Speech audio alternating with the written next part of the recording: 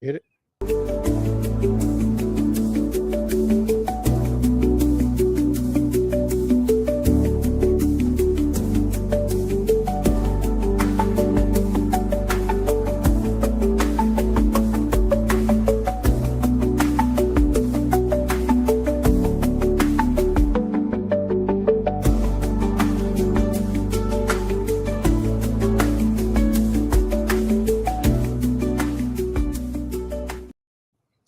They not like us. They not like us. Boy, that there got so much to do with what today's lesson is all about. So much to do. Shabbat Shalom, family, and welcome to Beulah Land at Temple Kifarim. They not like us. Boy, there's so much to cover in this.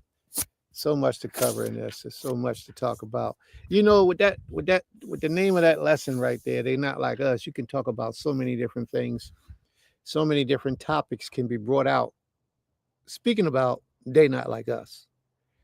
You know, the imposters have impregnated the world with the concept and the ideal that they are the Most High's children, that they are the children of Israel. And we sitting here, and no matter how they try to portray themselves as being us, it's almost impossible for them to pretend to be us. We're going to read today in our scriptures today how our forefathers used to take baths. How we used to bathe our clothes and wash our clothes. In the scriptures, that's present. So that's one thing how you know they not like us, because that wasn't them. They weren't taking no bath. They was dying in England of the Black Plague for so long because they would take a bath twice a year, and they was proud of taking a bath twice a year. That was an honor for them, you know. And when the women would get married, when the young ladies would get married, you know that little pagan thing that y'all do when you get married, you throw the bouquet of roses behind you. They had a bouquet of roses, reportedly. They had a bouquet of roses to hide the stench from their bodies, their stinky parts. You know, they were stinking just that bad because they barely washed their behinds. They not like us. Believe me, they not like us. Our forefathers been cleaning this next to the creating this for a long time, even though that ain't scriptural. Don't hold me to that. That ain't scripture. But that's what we've been doing. We've been all through the scriptures to see what we wash, we bathe, we cleanse ourselves.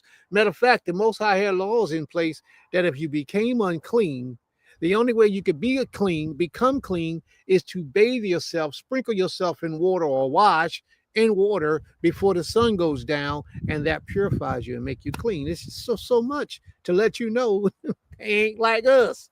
They ain't us.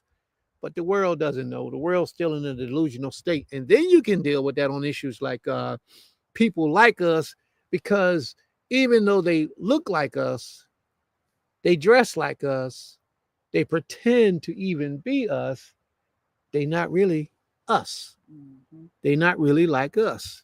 But you know, you find it out through people's actions, through people's doings, their deeds, and how they move. But it's very difficult in the earth today to really recognize that deceptive spirit. Is difficult. But just keep in mind, they not like us. You know, what they did do was those people who took our place, what they did do was they dressed themselves up with the Torah, and then they came out with their own books because they not like us. The Torah was the only book we were supposed to live by, but then they got all these other books and they started living by the teachings of man, the doctrines of man, separating themselves from the doctrines and teachings of the Almighty, saying things is cool that wasn't cool scripturally. For example, one thing they have is if a child is less than the age of 9, young female, that it's cool for you to marry and enter her sexual intercourse with her if this is in their Talmud. You got to look it up. It's in their Talmud. I believe it's 5 or 51, I believe it is. In their Talmud, they tell you these things, you know. They not like us. And in the other book with those other people that and I'm talking about everybody right now. In that other book with the other people, their prophet married a child, a girl, at the age of 6. She was 6 years old when he married her. And then you would think that he would wait till she became an adult before he consummates the marriage. But no, he waited till she was 9 years old and consummated the marriage, had intercourse with her at the age of 9. What could possess you? What could possess you to try to have intercourse with a 9-year-old? And I think at that time, I think he was 30 something years old. He could have completely I destroyed think he her. was 30 something years old at that time. I can't recall exactly verbatim his exact age. But these are the incredible things that these people do. Why? Because they're not like us. There's a difference. But we're going to read about some other people. Brother named Sanballat. Anybody know who Sanballat is? We're going to read about a brother named Sanballat. Another brother named Tobiah, you know. And these individuals that we're about to read about was supposedly walking and enemies and trying to defeat and destroy and tear down what you was trying to build. But they not like us. So we're going to get into it, y'all. This is our portion of the day. We're going to get into it. But right now, this is the time of day in our Shabbat service. I say welcome, shalom to everyone. Sister Aisha, Shabbat shalom. Ima Sukari, Shabbat shalom. And the other 700 people in the room, Shabbat shalom. May the Most High be praised. May the Most High be praised. Ishi, you supposed to be here, Ishi. You supposed to be up on the platform, girl. What's going on with you? All right. May the Most High be praised. We're going to do this today, y'all. We're going to do it. It's a very interesting lesson. And then we're going to pick up in the book of Genesis. And I believe we're on chapter 22 today in the book of Genesis. We're going to pick up on Genesis chapter 22. You know, we go up to the temple this morning to get everything rocking and rolling up at the temple, and the lights off. All the electric in the temple was shut down. And I don't know why. All the lights in the temple was shut down. And it looks like all the electric in that area might be off. I don't know, but we got to figure it out because we can't be doing this. So we'll figure it out in time. The Creator will reveal what's going on. So we had to be outside today, y'all. We are outside on the land, enjoying the beautiful air, watching the trees blow. You know, it's a beautiful thing, man. It really is. It's a blessing to be in the presence of the Most High's creation, nature. I pity y'all if y'all behind them closed doors, behind them walls in them rooms, looking at sheetrock, drywall, and all that type of stuff. I feel sorry for y'all, but you could go outside in the backyard, sit on the porch. You could do anything you can do to get out in nature and enjoy it. And when you get out there, make sure you take your shoes off so you can get some of those, what they call that stuff, grounding, the electric energy coming from the earth. Make sure you get out there so you can enjoy that as well. But those brothers sitting up in the concrete jungles, I feel sorry for y'all. But it's okay because I'll be sitting back in there next week if the Creator allows it to be. But if not, I'll still be here out in the sun, enjoying the sunlight, the moonlight, the stars, and what are these trees? Pine trees and pine needles. Shabbat shalom. Shabbat shalom, Abba. Shabbat shalom, my prince. Shabbat shalom, princess. You looking sharp and nice and royal, boy. Look at you. What's going on, man? You look good. I want to be like you when I grow up. Oh man, I'm still trying to be like Moshe and Aaron and Dawid and Solomon. So let's chase together, man. Let's do it together. Absolutely. Yeah, let's chase together. It'd be a wonderful thing. Okay.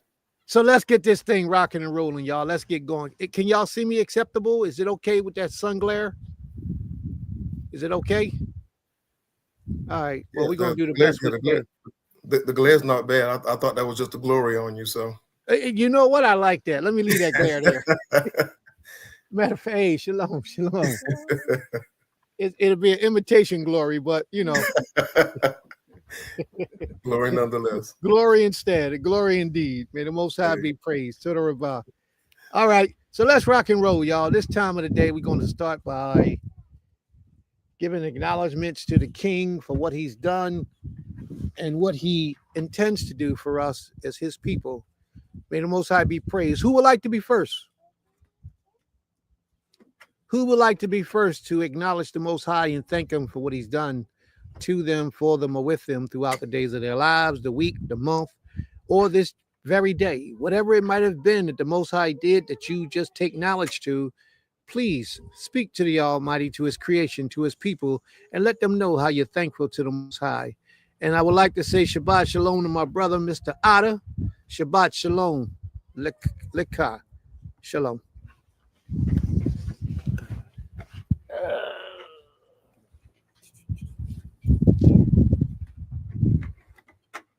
You want to go first? Yes. Is your mic off?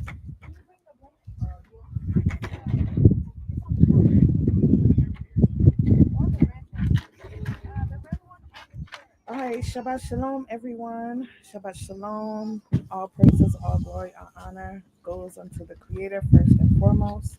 For He and He alone do I give all my glory, all my thanks, all my praises to Him. I honor Him.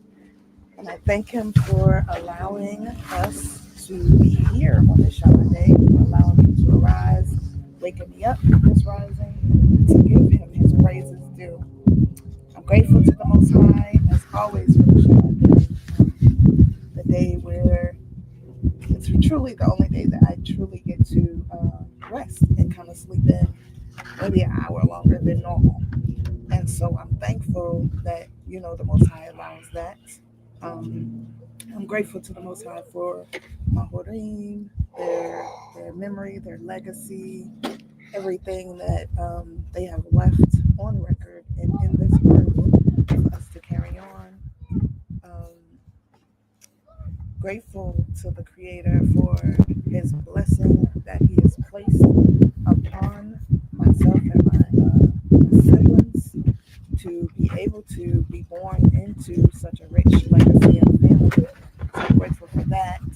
I do believe I'm one of those believers that when you're out there, before you come upon this earth and are placed in someone's womb or a man's space, that you choose your families, and I do believe that I chose. And I was actually meditating on that the other day, how we don't think about that, but I truly feel like I chose, and I also feel like the Most High allowed me to choose and place me in a family that that He knew my spirit needed to be a part of.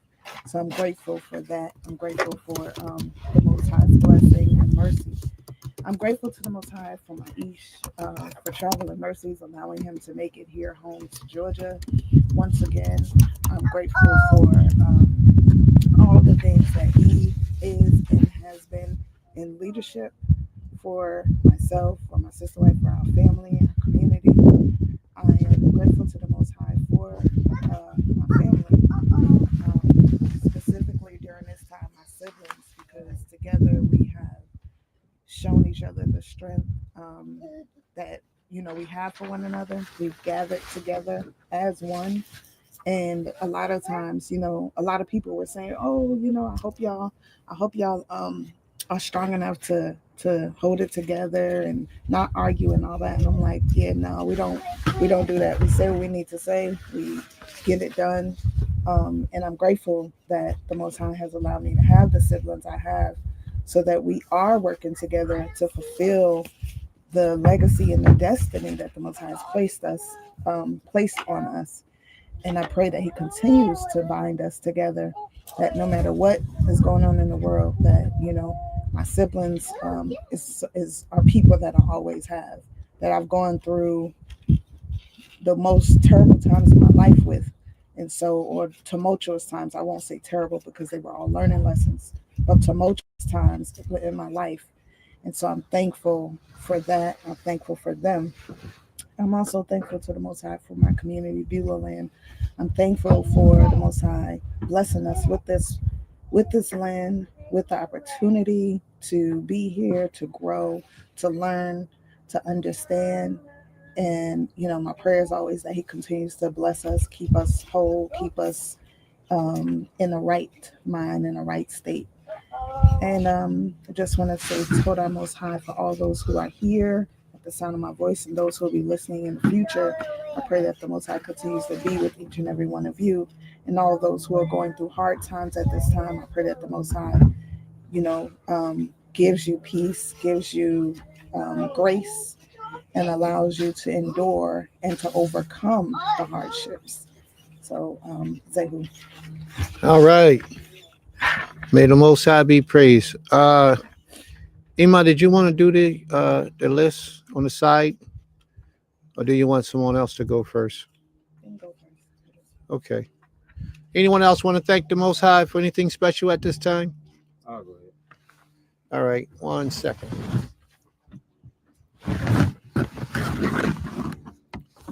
Shabbat shalom, everyone. First, I'd like to give all honor, praise, glory to the Most High, who has always been, always will be the head of my life. Today, I want to say that I'm thankful for life, my health, the strength that I have.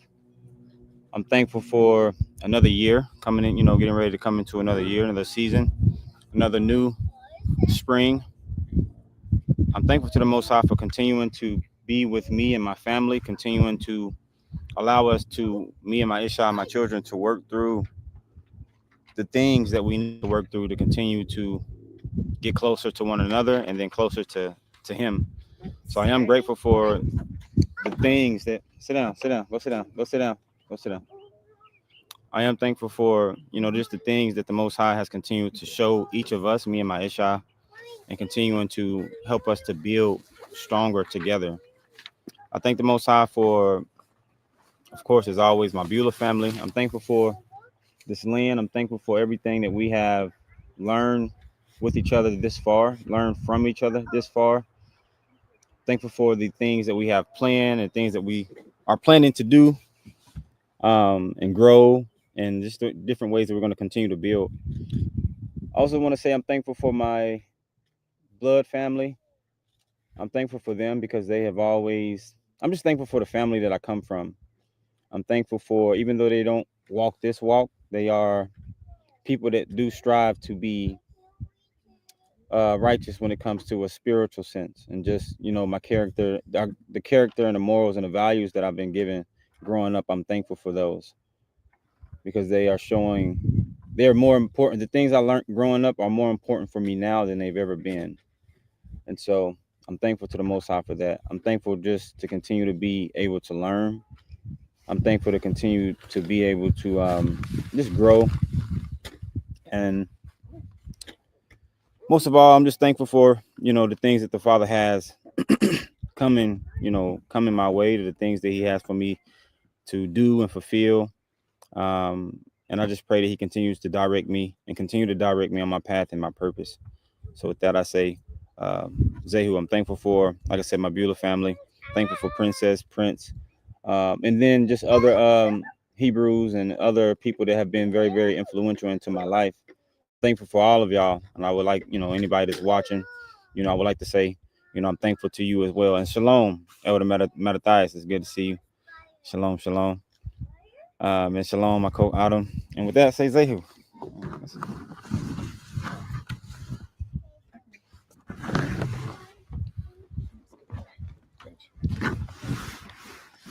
Shabbat shalom, family.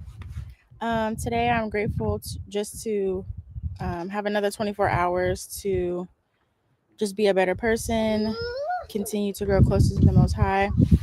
I'm also grateful for my family, my friends. I'm grateful for my children. I'm grateful for my Ish. I'm grateful for Beulah land, grateful for Princess and Prince, all the things that I've learned being on this land. Grateful for Amuna. Shout out to her. I miss her. Grateful for her whole entire family.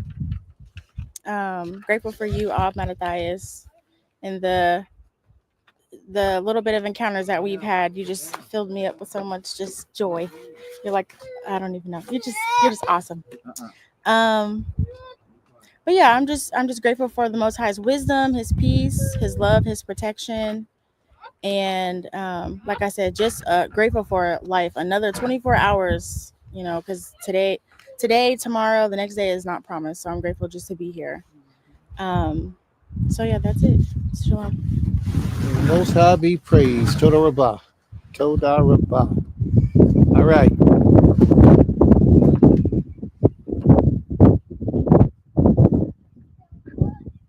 might have to close that up.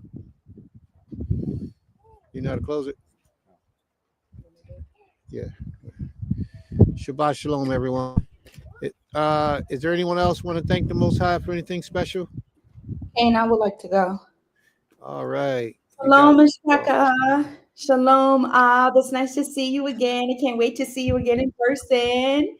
Shabbat shalom, everybody. I am extremely grateful for the health and life of my loved ones, myself, our son. I'm extremely grateful for the healing and the restoration that my mom is having. My Ima, she had a surgery not a few days ago. A few days ago, and I think it's been about three or 4 days. And I'm not going to say what she had. I don't know if she wants me to reveal that information, but she did have a surgery, and everything did go well. That'll make a difference. Oh, I'm sorry, baby. Huh? Okay. Kane, she had a surgery, and I'm really grateful that the surgery actually went well. And she actually had before she was discharged from the hospital, they found a clot that was next to where the incision was. It wasn't traveling up her body, because y'all know blood clots travel, and it can lead to way worse things. But they found the clot right where the incision was on her body, and they were able to get it out before she was released, which is a great thing. I'm glad that they were able to catch that. I'm glad that the surgery went well, and that she's at home with my bonus dad and my sister. They're taking care of her, and she's healing up. Most High willing, she will heal up as good and to 100%. As much as he sees fit, but I pray prayerfully it would be 100%, 110%. So she's at home right now, and if she hears this, I'm so grateful that you're at home resting, mommy. So that's my biggest blessing this week, just the health of my mother. Anytime family or loved ones, friends go into surgery or anything like that, I just always get nervous. I feel like a lot of people get that way, but I just wasn't sure what was happening. So, and you never know. Anytime you're traveling, anything like that, you just never know. So I'm grateful that the Most High spared her and saw fit that she is still with us and nothing drastic happened. That is my biggest takeaway. I'm grateful for my family, my husband, my sister wife, my Beulah family. I'm really grateful for the opportunity to come down there in about a week or two to witness and be a part of my sister wife's father's Baba Bilal celebration of life. I'm really looking forward to it, and looking forward to BK coming on the land and seeing everybody, seeing my sister Yoel. I can't wait to see you again, and everyone else on the land. And I'm looking forward also to Passover too. It'll be baby Kaz's first Passover. Yeah. It'll be his first Passover, so I'm really excited about that too. So I'm glad that you guys are out in the land in the sun. It looks beautiful. It sounds beautiful. Yeah, Shabbat Shalom. Yeah. Zehu. May the Most High be praised. Toda Rabbah. Toda Rabbah. All right. Is there anyone else? Anyone else like to thank the Most High for anything special? Okay, Shabbat Shalom, beloved Mishpachah. I truly give praise to the Most High for another Yom Shabbat. I'm truly thankful for what the Most High is doing in this hour, in and through me. Thankful for Prince Kez and Princess Madaya, Occult Autumn for baby Kez. I hear my nephew back there just giving his Shabbat Shaloms, and for Van Azante and Daniel and Bati Yoel. I'm just thankful to the Most High for what he's doing, for Chief Malak, for Coach Sakari, for Aunt Qatar, for Coach Sean, for everyone that's here. Fiata, I haven't met you as of yet, but I'm just thankful for what the Most High is doing in this hour, for the things that he's revealing, for a renewed sense of vim, vigor, vitality, and motivation. I'm just appreciating what the Abba is doing, and for the people that he's connecting me with, and and even connected with already. Because I truly believe that it's not just a cute scripture that when we say that iron sharpens iron, it truly does. And I'm persuaded that um, um, unequivocally that whenever we as the people of the Most High come together, every time we part company, we should be better for it. And so I truly do appreciate the Abba for being able to kind of finally have my voice back to where I'm not sounding like sound like a cartoon character. For his healing. Today is Jalen's birthday. Jalen turned 16 today. My baby's 16. Oh, yeah. Yeah, my baby boy is 16. So Oh, I just appreciate the celebration of life, and even the life of those that have gone on for my late Isha. May her memory eternally be blessed. And for Baba Bilal, I think about him often. I look at the pictures, and I was truly blessed to be able to have his impartation in my life. I never forget whenever I hugged him, and the second time I hugged him and embraced him, when he was laying in bed, and I hugged him, and I'm leaning over, so I'm trying to make sure that I wasn't mashing him, and so as I was embracing him, I was just about to get up, and he said, "No," he said, "just a few more seconds." He says, "Just a few more seconds." And he said, because when you hug someone, you need to hug them for at least 30 seconds. And he was talking about the transfer of energy and I was like, wow. I mean, the wisdom that we gain from our elders is just, oh my gosh. I mean, even what people would consider the simple and the mundane things are some of the most profound things. And so I appreciate the Most High again for the simple things. And because even when we find, even on the negative sense, that it's the small foxes that spoil the vine. So in the hour that we're in now, we can't let little things come and dissuade us from this walk and from living and standing upright for the Most High, and for just truly giving him thanks and praise for all that he's doing. It's a blessing to see all of you all.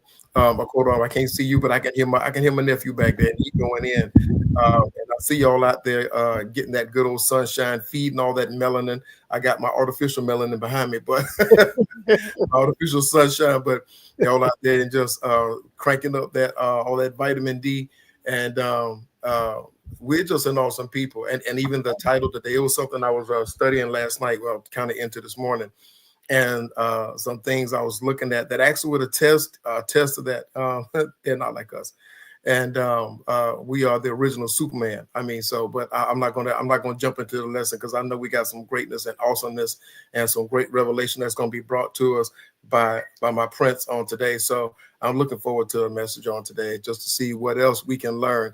And and baby Kel's got his bottom teeth. He got that rice in his mouth now. So now he gonna be biting y'all.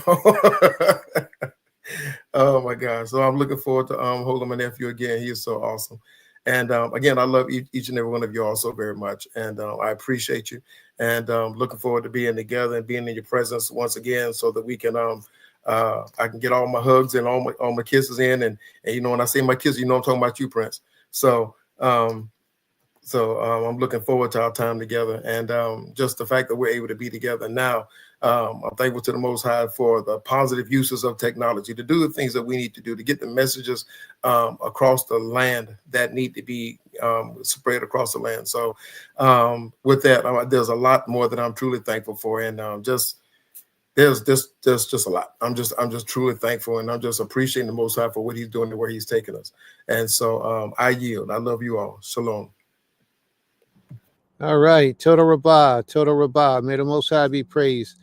So much to be thankful for. Did you want to run down the list now? All right. Here you go. Oh. Okay. Go ahead. You got it. Shabbat shalom, Okay, everyone.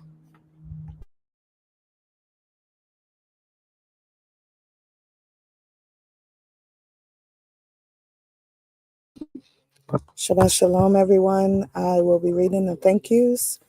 Chief Malak says, thankful to the Creator for the life of my parents. Thankful to the Creator for once again coming through for me and my family this week. Thankful for the life of my brother Zuriel and for allowing him to live past.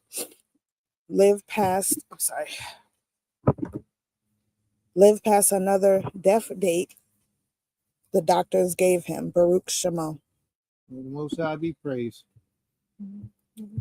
Zaquina Sakari says, grateful to the Most High for the support, healing, and strength, the motivation and care that helps me rise to be among family and friends. May the Most High be praised. Toda Rabbah.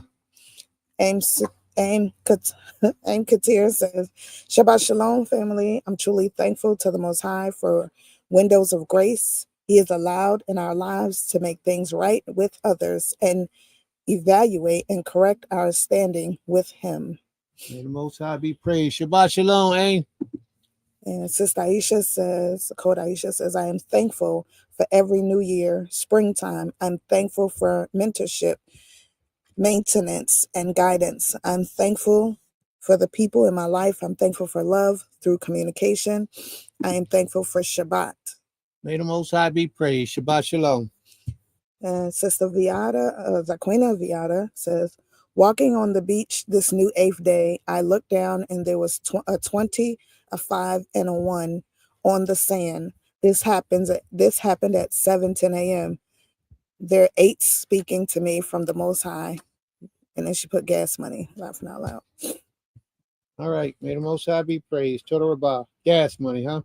Okay. My gas a little bit more than that, but I'll use that too. You're going to get it to me. You can put it in the mail, sis. I'll take it.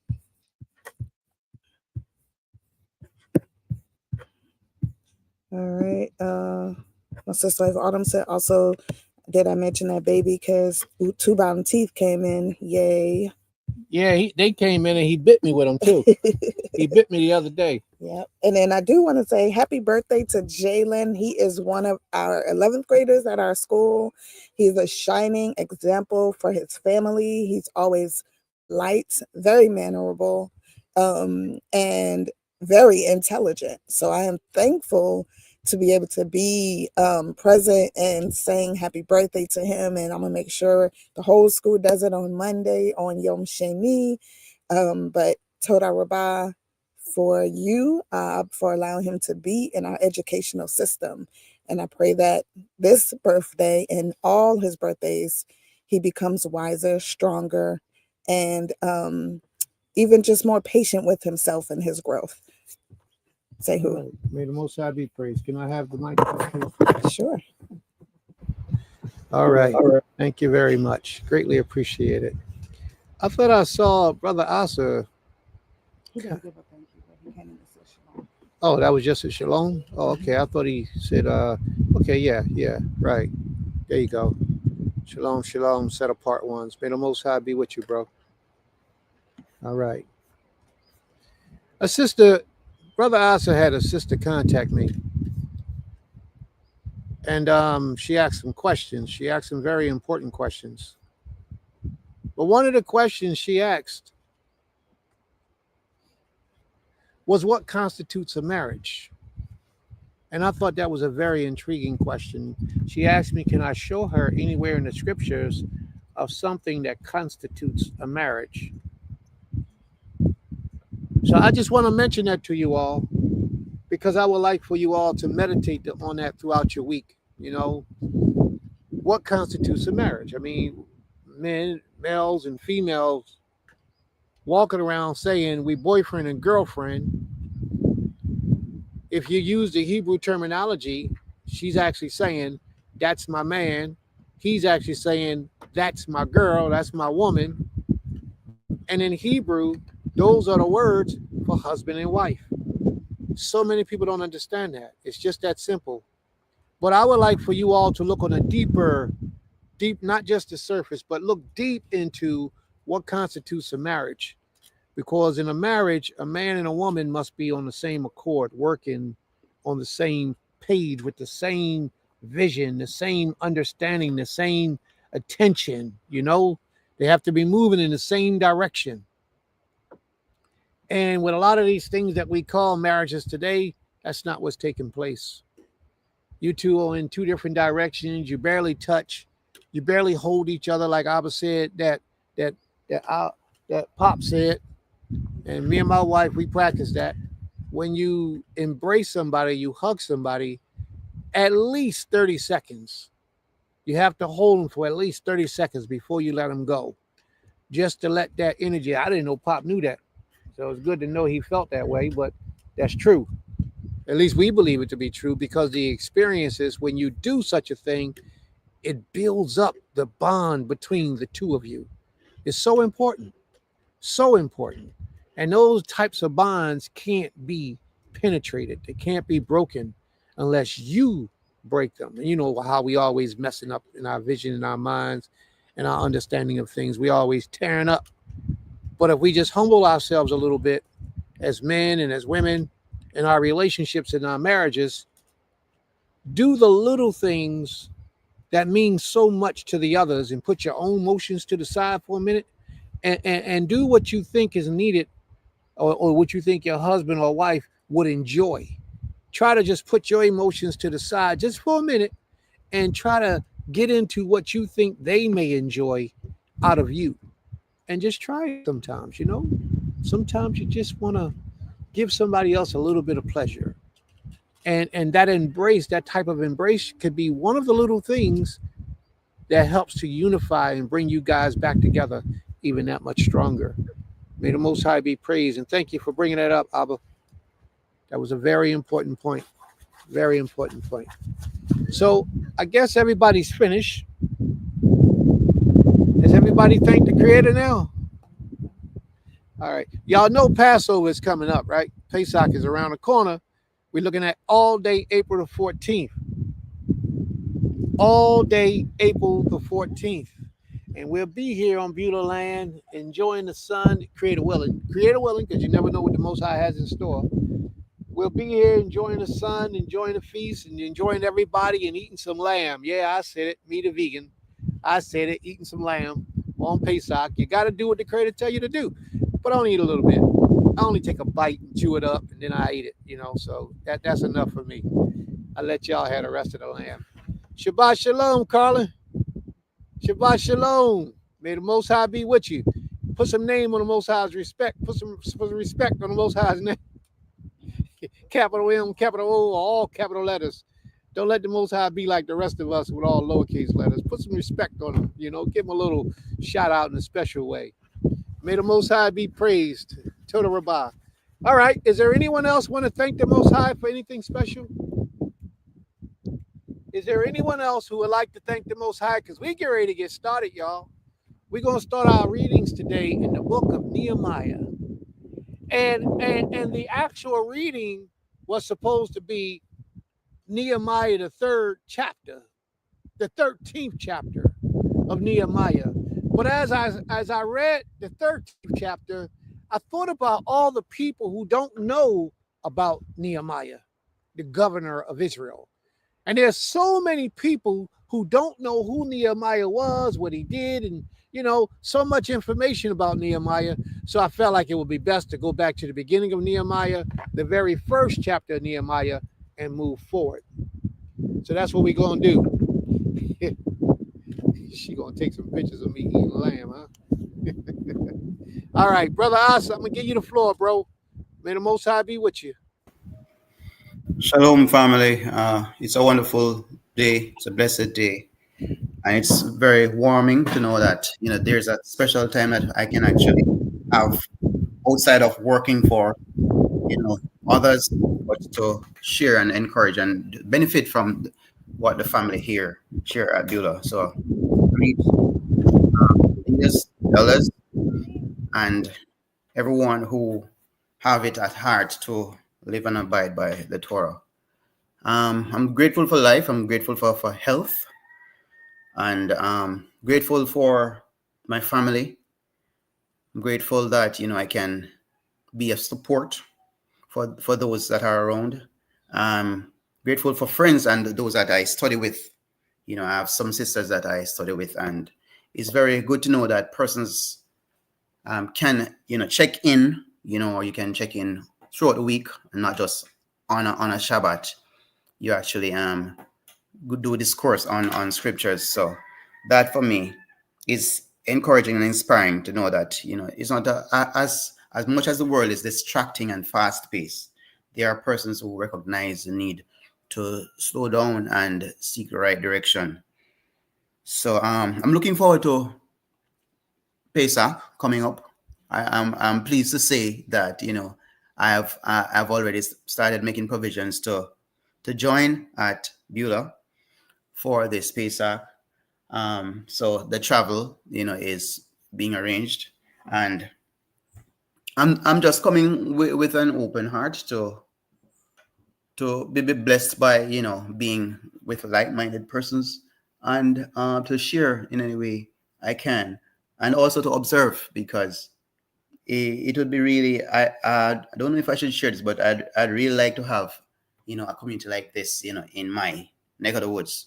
And so your model that you have, it, even though I don't fully witness it, it's something that is encouraging, and I want to come and take notes and learn, so that I can actually be instrumental in spreading righteousness in any land that I'm in. I had my reservations about traveling because what's going on in the US, but I know the Most High is with me, so once I abide by righteousness, then I should not be intimidated by whatever governmental arrangements are being done at this time. But it's good to be mindful of it, right? But we serve the most powerful, and he, whatever his will is for us, no man can stop it, right? So I'm just looking forward to that. Good to get take some time from work. It's a time of the year that I ensure that I can secure for divine appointments. It's not something to be approached lightly. And even sharing with my sisters about my my plans for Pesach, they have also expressed interest. But I've shared the videos and everything, and it's natural. I got some questions that are very interesting. Among the questions that I got was, how do they do it? What program they will have for the week? How do they know that the men are clean? How will they know that the women are clean? What is their view on marriage? So it's quite a lot of questions, and I was very encouraged by those questions. And I'm thankful that Prince could actually take some time out of his week to actually, join with us on a group call and share with us, about the vision and mission of Beulah, and, the plan to actually continue this great work that he's doing. Yes, so I'm looking forward to learning more today, so I can share it with others and also to share in any way possible. Shalom. May the Most High be praised. Toda Rabbah. Toda Rabbah. Thank you. Beautiful thing. Go ahead, Emma. I can read from you.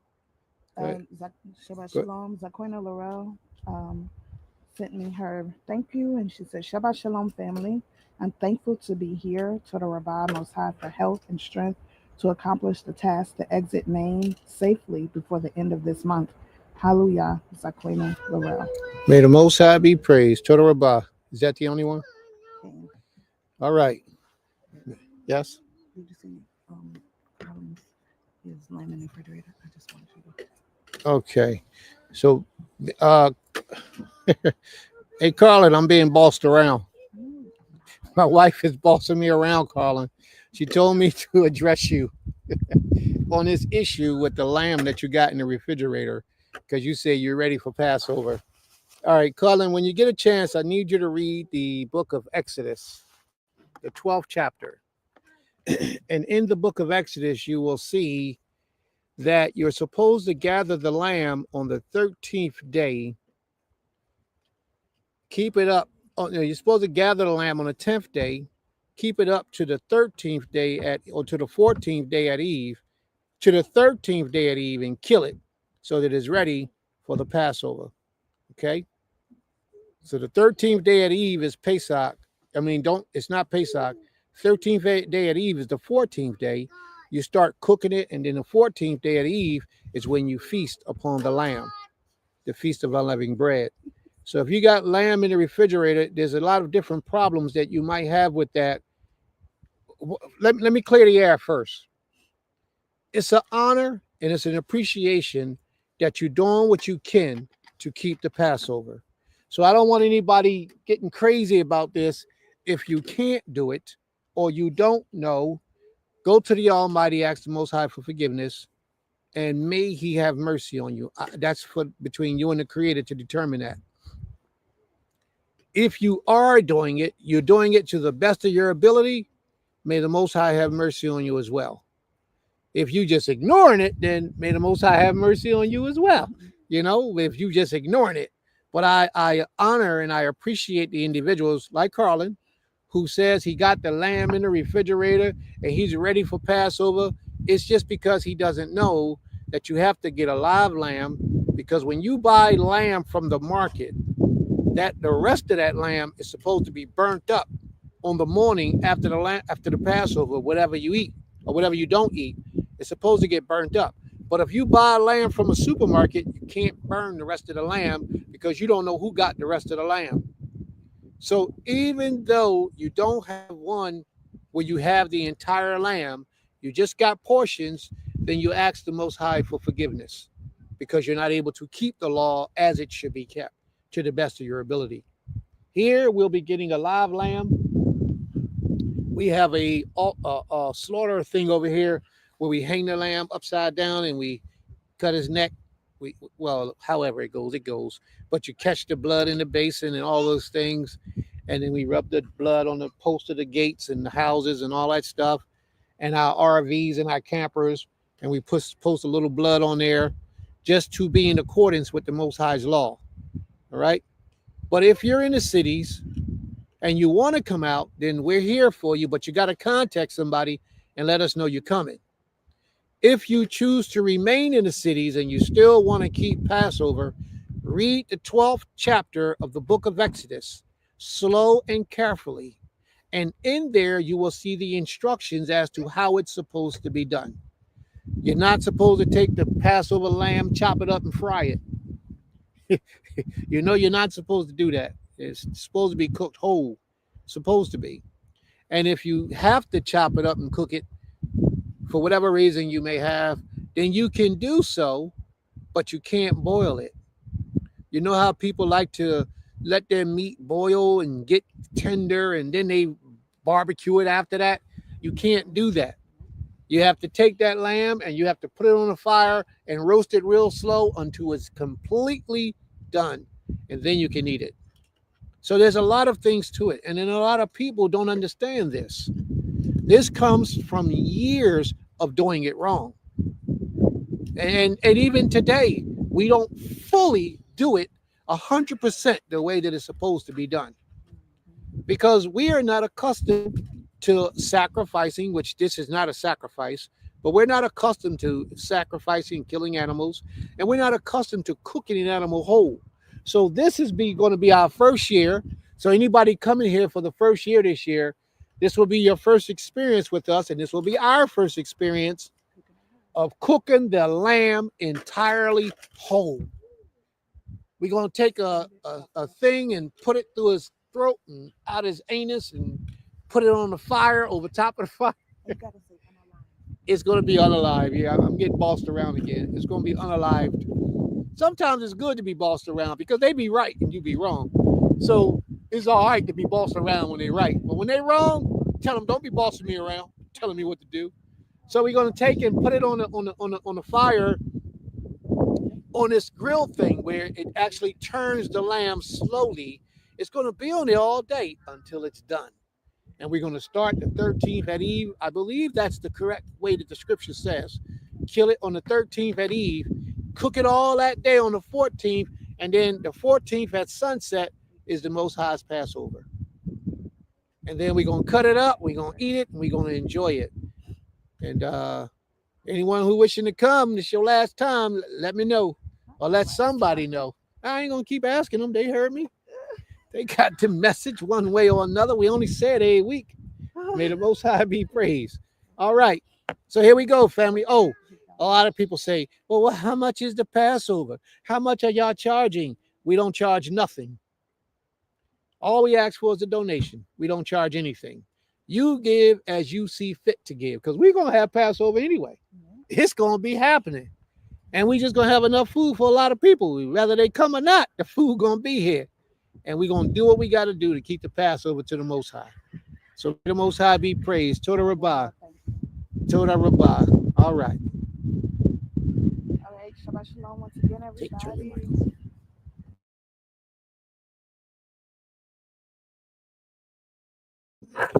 Shabbat Shalom once again, everyone. I will read the Sister Higdalia sent her thankful. She says, I am thankful for the ability to earn blessings.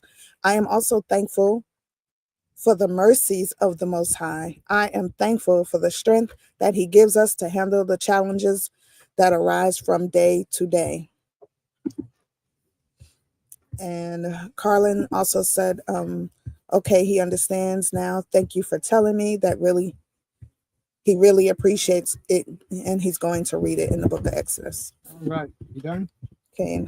All right. May the Most High be praised. May the Most High be praised. I wanted to talk a little bit before we even start our class, but I thought this was important because this is something that is ignored through Israel for a lot of time. So Sister Higdalia, Shabbat Shalom to you, and tell my brother I said Shabbat Shalom. I tried to call him, but that number I got didn't work. So I need a new number for him. If you get a chance, and have him give me a call so we can talk. We got a few things to talk about. Not nothing major, just a few things. So yes. So I wanted to talk about what my sister just put up here. She put, I am thankful for the ability to earn blessings. That's powerful. Because so many of us Israelites, we believe that things are just supposed to be given to us. And we expect that things just supposed to be given to us. But she didn't say it that way. She didn't say, I'm thankful for the blessings of the Creator. You know what she said? I'm thankful to earn blessings. And I think you remember that last week we were talking about that. Earning blessings from the Creator, as opposed to just thinking that the Most High is just going to drop it out the sky and give it to you. You earn blessings from the Creator because of the sacrifices you make in this walk to be obedient to Him. That's how you earn blessings from the Creator. So I just wanted to single that out because that's a powerful statement right there that a lot of us have lost focus on. Living our lives in a dedicated way to earn what we get from the Most High. And that's how we're supposed to be. All right. Are there any other comments or questions, family, before we move forward? And while y'all thinking about the comments or questions, does anybody want to volunteer to read for us today? Because we got some reading to do today. If I did the reading and the speaking, we're going to be, my throat going to be gone. I ain't going to be able to talk. So, is there anybody who would like to volunteer to read today?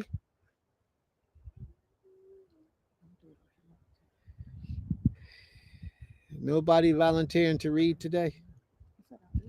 I don't want you to read. We got some men here. Maybe the men will stand up and take that part. I'm just waiting for a brother. Maybe a brother say something. All right. Nobody wants to read. All right, let's get ready. Because y'all know how I do. If y'all don't volunteer, I'll take it over and do it myself. May the Most High be praised. All right, let me get you. Have a blessed day. What's this? On purpose. All right, Carlin got something he want to put up. Shabbat Shalom. Have a blessed day on purpose. Ecclesiasticus NLT. Two people are better than one, for they can help each other succeed. If one person falls, the other can reach out, and that's a beautiful thing. And that's very needed and necessary in this day and time. Two people are better than one. May the Most High be praised. Toda Rabbah. And that's a beautiful thing and a very timely thing that you mentioned. May the Most High be with you. All right. So here we go, family. We're going to talk about they not like us. We're going to cover that in our lesson today. And as I get prepared, please forgive me, but I got to adjust my screen. Bang. Just so that y'all can follow along with me as I read. All right, here we go. So Nehemiah chapter 1. There's going to be a lot of reading and a lot of talking. but we gonna get through it. All right. So a lot of people may not know, but the book of Nehemiah follows right after the book of Ezra. All right. Nehemiah and Ezra walk together around the same time frame. So you can put either one of those books in the front, one in the back, but they actually all took place around the same time frame. Nehemiah and Ezra. Nehemiah, excuse me, if I'm not mistaken, I believe Nehemiah was from the tribe of Judah. He was born of the tribe of Judah. He was a Judite. Doesn't necessarily make him a king, but it makes him of the tribe of Judah. Whereas Ezra was a priest. He was a priest of the Most High. So they had two distinct different jobs, but yet they lived around the same time frame as each other. So let's invoke, let's indulge, let's bring about the spirit of our forefathers as they worship the Most High in the most holiest way. Brother Asa, what? He's up there if he reads. Is he reading? Hold on for a second, please. What am I doing wrong? I said Brother Asa's on stage. Is he reading? Brother Asa, are you reading?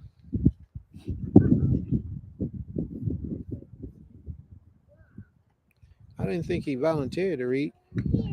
Brother Asa, are you reading? Yeah, he ain't said nothing. Oh, he said yes, he's reading. I didn't know that. All right, let me all right, bro. You got to open your mic if you're gonna read. Yes, I'll read. All right, let's rock and roll. So we are in Nehemiah. Yeah, I'm trying to orchestrate the okay, there we go. What All right, chapter? go ahead, bro. Nehemiah chapter 1.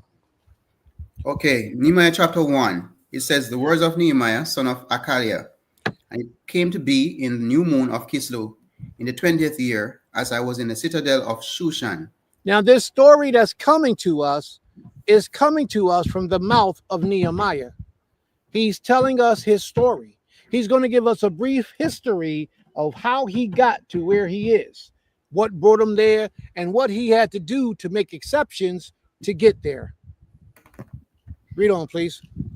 Verse 2, that Anani, one of my brothers, came with me from Yehuda, and I asked them concerning the Yehudim who had escaped, who had survived the captivity, and concerning Jerusalem. And they said to me, the remnant who are left of the captivity in the province are there in great evil and reproach, and the wall of Jerusalem is broken down, and its gates are burned with fire. Now let's stop for a second.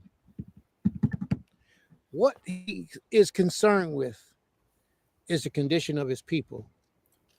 I want y'all to notice, but Nehemiah was living a life. Nehemiah was good. Nehemiah wasn't suffering.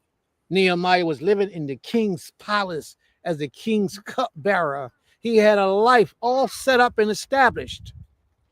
But you know what's going to happen? He's going to give all that fabulous and luxurious life up to go live in the gutters with his people. Why? Because he loved his people. His people were suffering. It's not to say that Nehemiah was filthy rich or had a whole lot of money to do things. What it says is that Nehemiah loved his people, that he was willing to sacrifice his own peace, his own comfort, his own happiness to meet the needs of his people and to help uplift them and take them to the next level. This is a powerful piece. Remember, the children of Israel, of Judah particularly, because this is talking about Jerusalem. That's where Judah lived. Remember, the children of Israel, Nebuchadnezzar had just come couple years earlier and sacked Jerusalem, destroyed the city, burnt up a lot of the houses, tore the walls down, and took a lot of our young men out back to Babylon with him to serve him in his kingdom. And that's how we get the story of Daniel, Meshach, Abednego, those four brothers. We get that story of them coming out of this situation while the story of Nehemiah is going on. So all this was happening. Some of our people had returned home. Some of the people never left. But a lot of new people was now in our land. Nehemiah comes in and he's going to set judgment, boundaries, and take over. Somebody always got to make decisions for the masses of the people. It can't be 4, 5, 6, and 7 because you'll have 4, 5, 6 different opinions. That's why the nation of Israel, almost since we've been in existence, had one man showing us what to do. But that one man had a connection with the Creator that was unlike the rest. So let's watch and let's see. And this is what Nehemiah took, what he did, and how he approached this situation. Read on, please. Nehemiah 1 verse 4. And it came to pass, when I heard these words, that I sat down and wept, and mourned certain days, and fasted, and prayed before the Elohim of heaven, and said. Now hold. Don't tell us what he said yet. Watch this part, y'all. When I read this, it touched me. All that I just said why Nehemiah did that was for the people. He took himself from a life of luxury for the people of the Most High. And when he heard how his brothers and sisters was living, he gave up that luxurious life and went to live in the slums, in the suffering, in the epitome of negativity. He went to do that and live with his people. But you know what he did before he even went? He says, I sat down and I cried.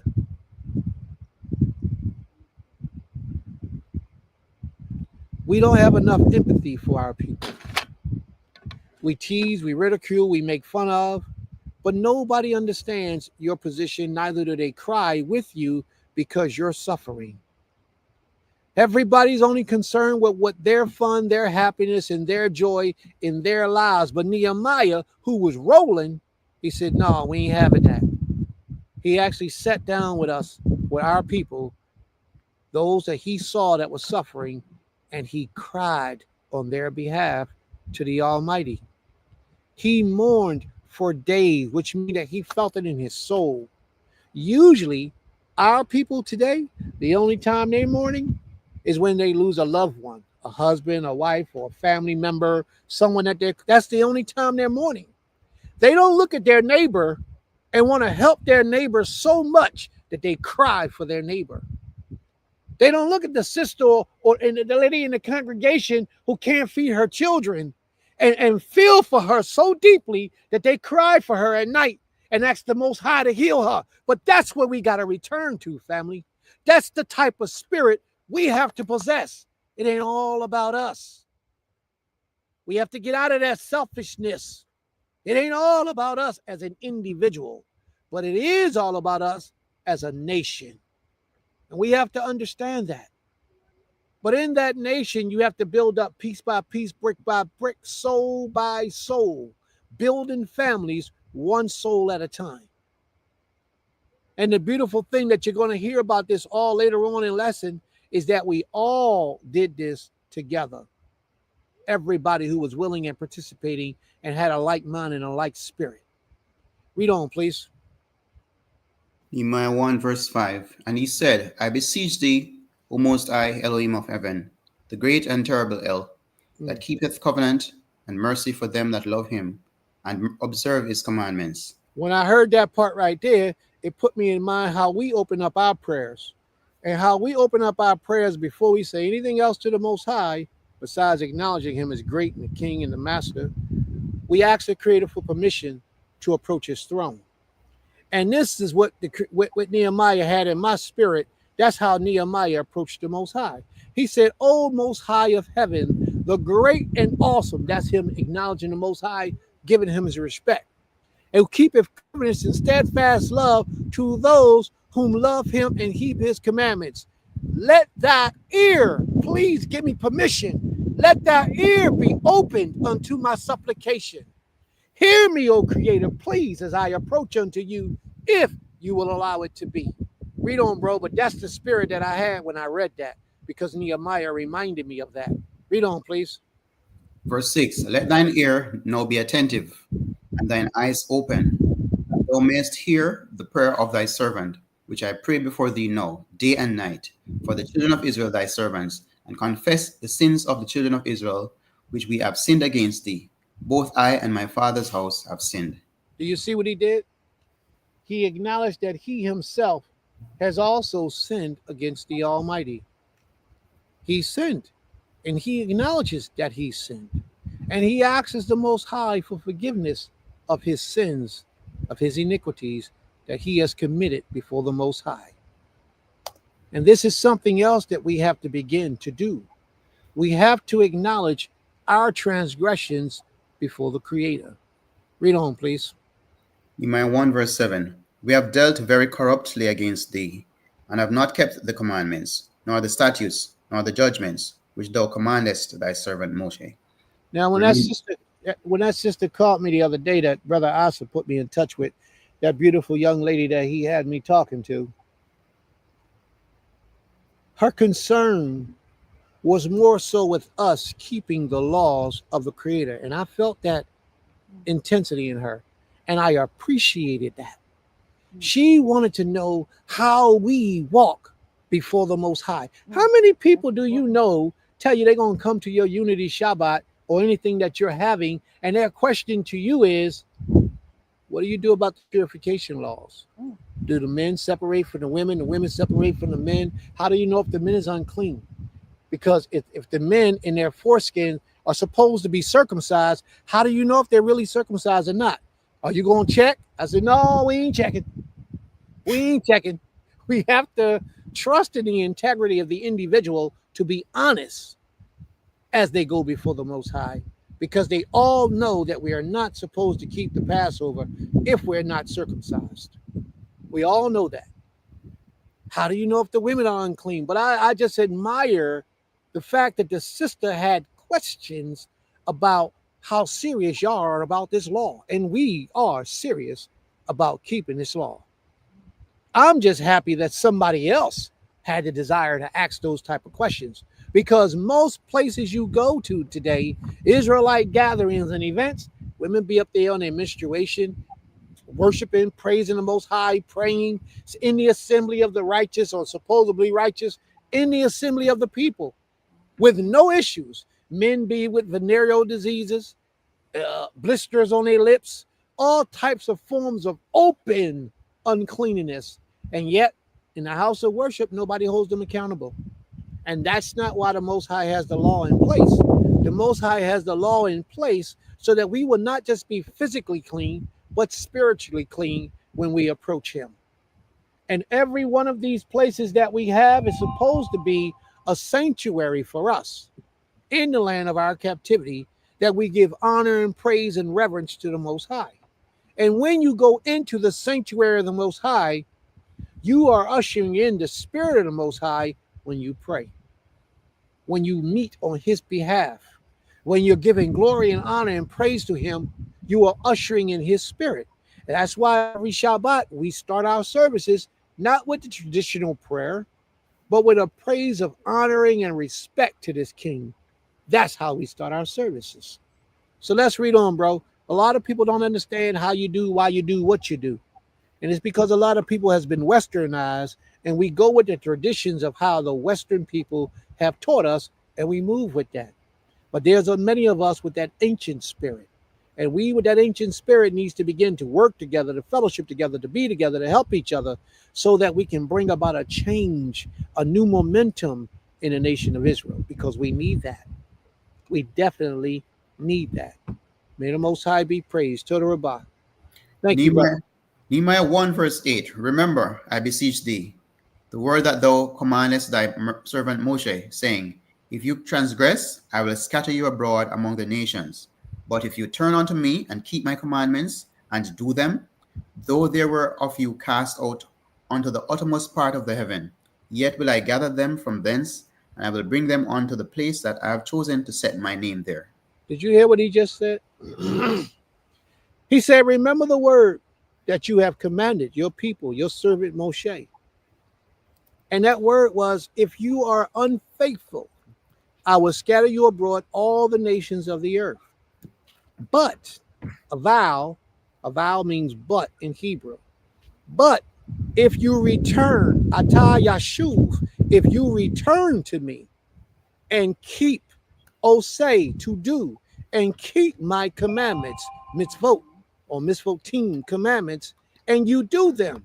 So the only way you can keep the Most High's commandment is by doing them. Where do we have where the Most High said this to his people? Do anybody know where that's at?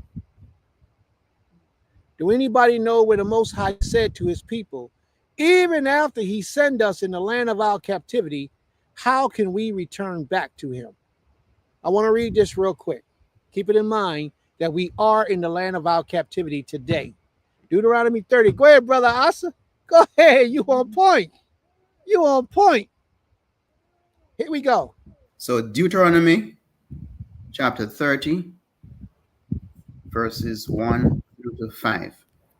And it shall come to pass, when all these things are come upon thee, the blessing and the curse which I have set before thee, and thou shalt call them to mind among all the nations, whither the Most High thy Elohim hath driven thee, and shalt return unto the Most High thy Elohim, and shalt obey his voice according to all that I command thee this day, thou and thy children with all thine heart, and with all thy soul, that then the Most High thy Elohim will turn thy captivity and have compassion upon thee, and will return and gather thee from all the nations, whither the Most High thy Elohim hath scattered thee. And that's all he commands of us. 1 second, please. That's what he commands of us. That's all we need to do. Humble ourselves, pray and seek his face, return back to the commands of the Most High, and laose, to do them. There are many of us who learn them, but very few of us who actually do them. Do you love your brother? Do you love your neighbor? Do you provide for your neighbors? And you love your brother and you love your neighbor don't mean you got to tell them I love you. It's what you do for them, to them, and with them that shows that compassion and that love. Because that's what the Most High commands of us. Share with the poor, the fatherless, the widows. Provide for them. Help them. This is a powerful thing. Then the Most High will have compassion upon you and turn your captivity from darkness to light and return you back to the home. Read on, please, bro. Deuteronomy 30, verse 4. If any of thine be driven out unto the utmost parts of heaven, if any of yours go crazy and lose their mind, read on. Yes, and from heaven, from thence will the Most High thy Elohim gather thee, and from thence will he fetch thee. And the Most High thy Elohim will bring thee into the land which thy fathers possessed, and thou shalt possess it, and he will do thee good and multiply thee above thy fathers. Now, when I read that part right there, man, I was amazed. I was like, man, Nehemiah is going to repeat that in a different way. Nehemiah is going to say he bring them back to the place where his fathers are buried. And it put it in my mind for a moment, when we go back to the land of Israel, our ancient forefathers are in the ground underneath of the earth there. So many years ago, they're there. And then we're rekindling with that ancient spirit once again when we return there. For anybody who hasn't been there, you might want to make that journey. You might want to make that trip. It's a powerful thing, family. Let's get back to the book of Nehemiah, please. Nehemiah 1, verse 10. Now these are thy servants and thy people, whom thou hast redeemed by thy great power and by thy strong hand. O Most High, I beseech thee, let now thine ear be attentive to the prayer of thy servant, and to the prayer of thy servants, who desire to fear thy name, and prosper, I pray thee, thy servant in this day, and grant him mercy in the sight of this man. Now, this was a powerful portion of his prayer. What he says was that his servant that's there this day praying to him, that the Most High will grant him favor or mercy in the sight of this man. Who is this man? These people who run this earth. He's praying that the people, when they go into captivity, the people who are running the land, the kings and emperors, because they wasn't of us. They're not like us. They were other people.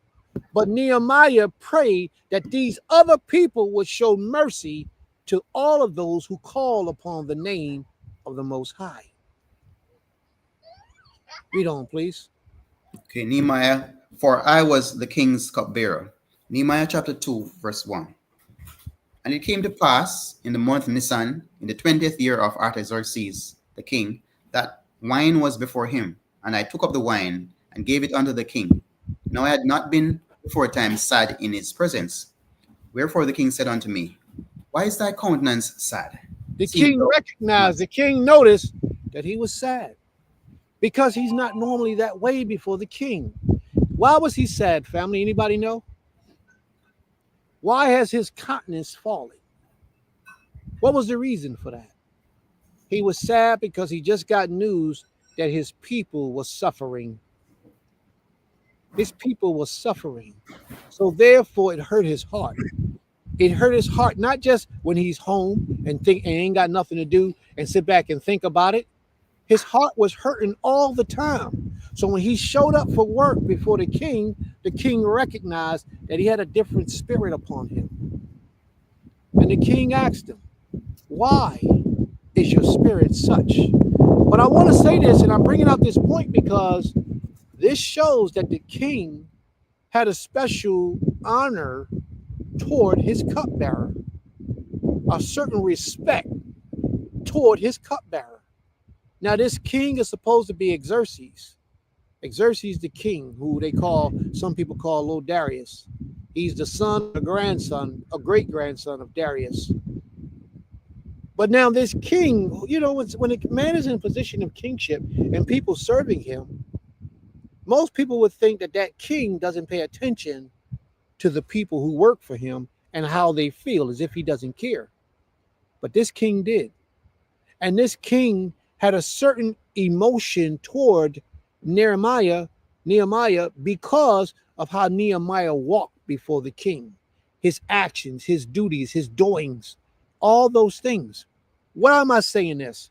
Because I need you to understand that they not like you. They not like us.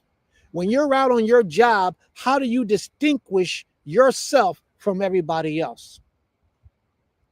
It's bad enough that we wear their clothes.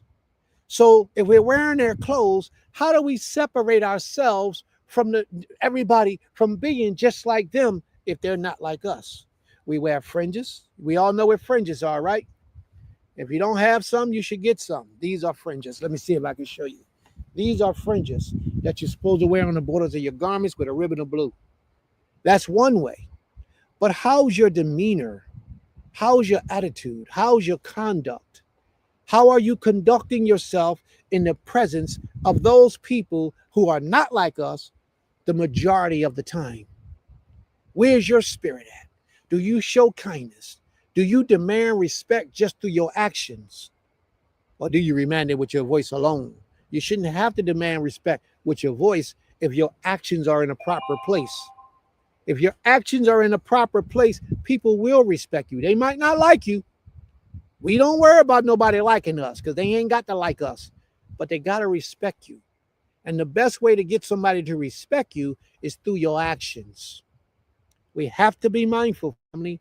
They not like us. So why are you acting like them? Hating on your brother, hating on your sister, hating on your sister, hating on your brother. Why are you acting like them? Read on, please. Why is thy countenance sad, seeing thou art not sick? This is nothing else but sorrow of heart. Then I was sore afraid. Verse 3. And said unto the king, Let the king live forever. Why should not my countenance be sad, when the city, the place of my father's sepulchres, lieth waste, and the gates thereof are consumed with fire? Now, several things I want to talk about. This is verse by verse, but there's so much in here. It's so much that's contained in here that we need to pay attention to. We read these books and we run through them and we don't get the meat of the subject. There's so many lessons of our forefathers in how we are to conduct ourselves in this book. It's ridiculous. But we ignore so much of this. Listen to what Nehemiah said. The king, the leader of his people, asked him a question. The average person would have just started talking and running his mouth. Nehemiah didn't do that. Nehemiah paid respect to the king first. Let the king live forever. That was a way of showing honor to leadership. How many people today show honor to leadership? I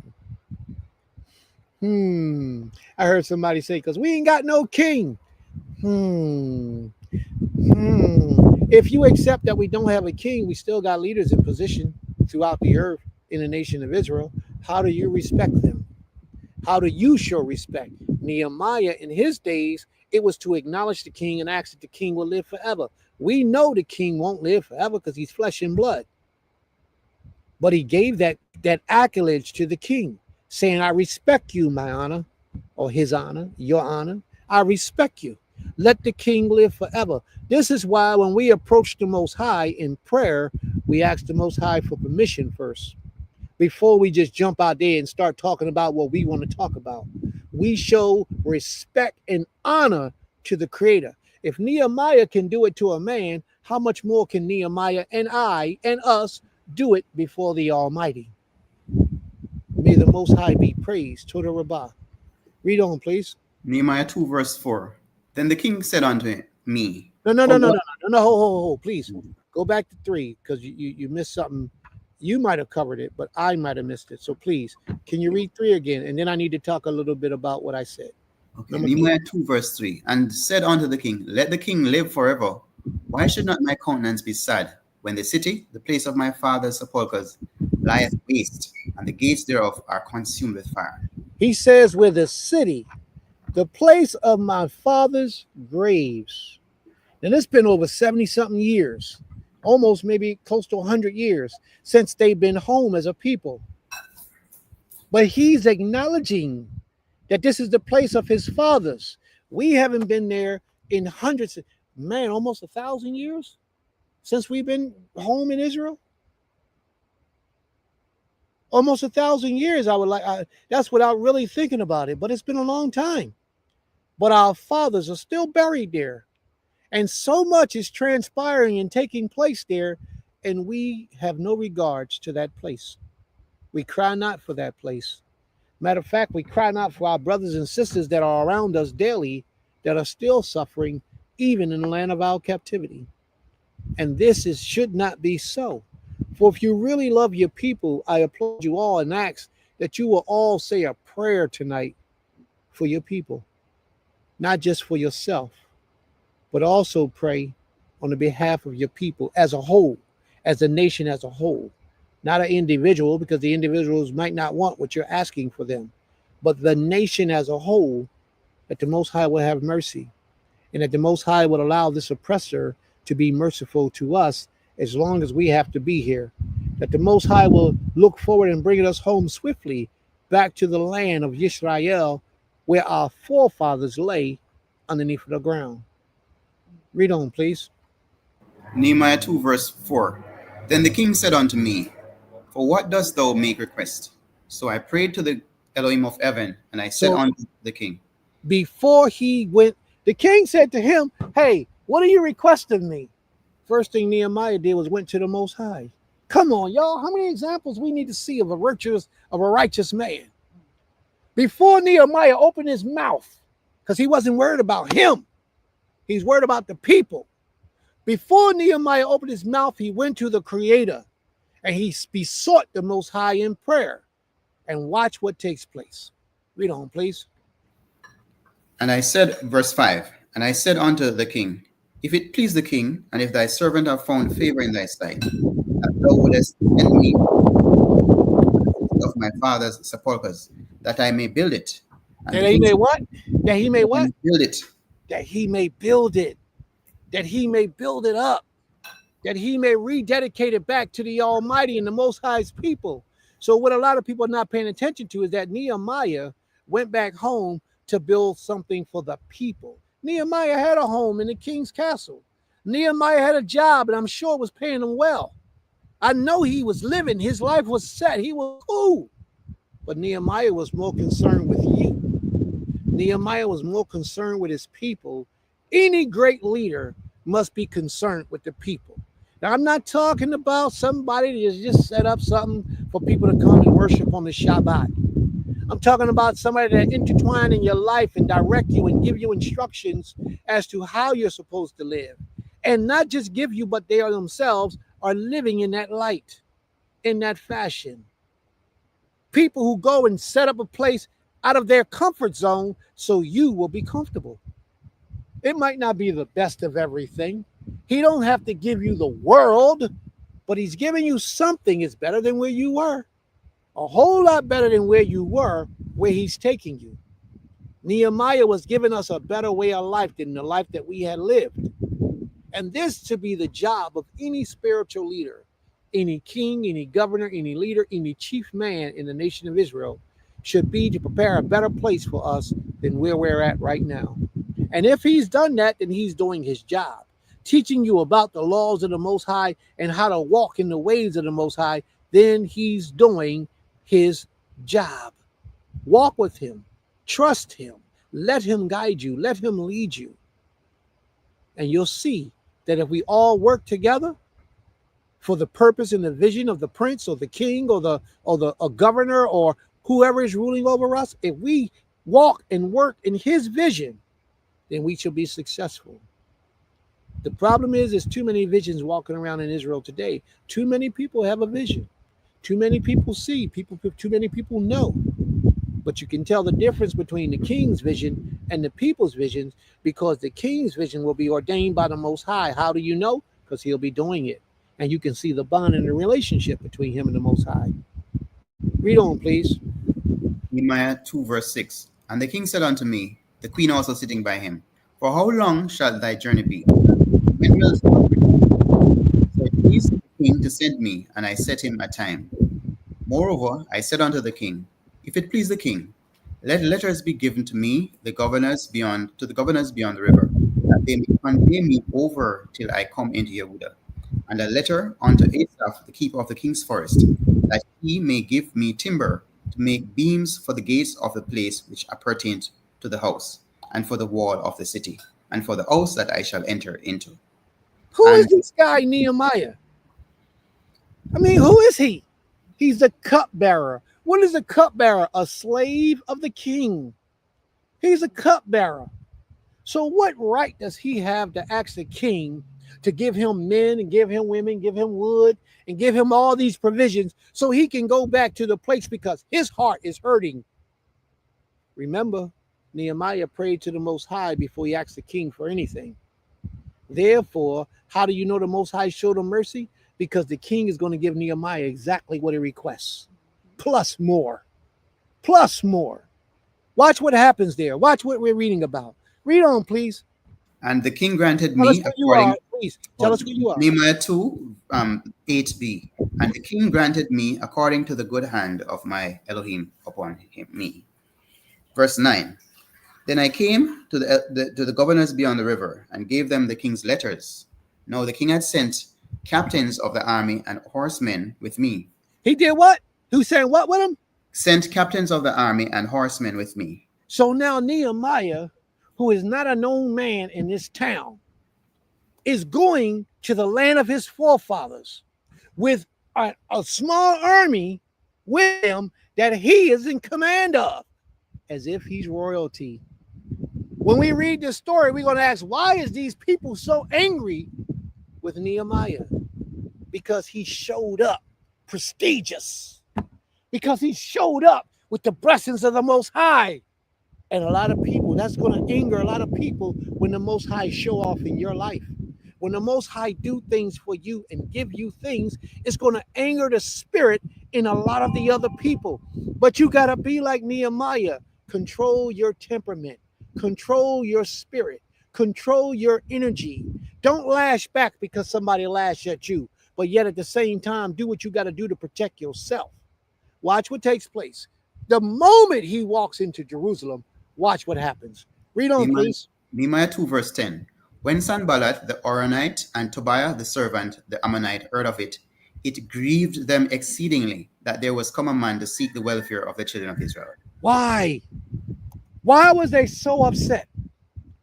Why was they so angry? What part of it was that they was envious because he was the man. You see, because something you don't know about Sanballat was like a governor to the people in Samaria. Sanballat was a high, powerful official. Sanballat had servants. One of his servants was Tobiah.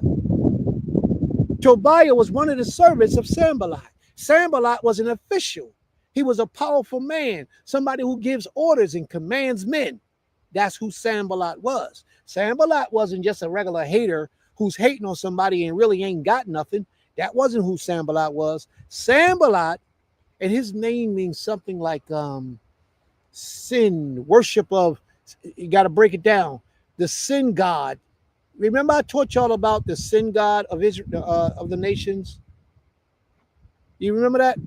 We talked about the sin god, sin, and we talked about who he was and all the different things about who he was.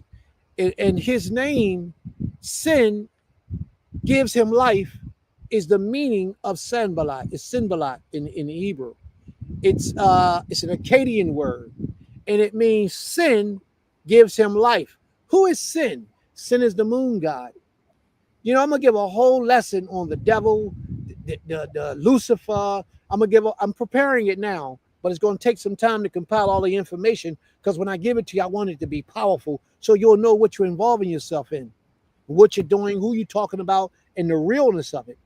Sanballat means sin.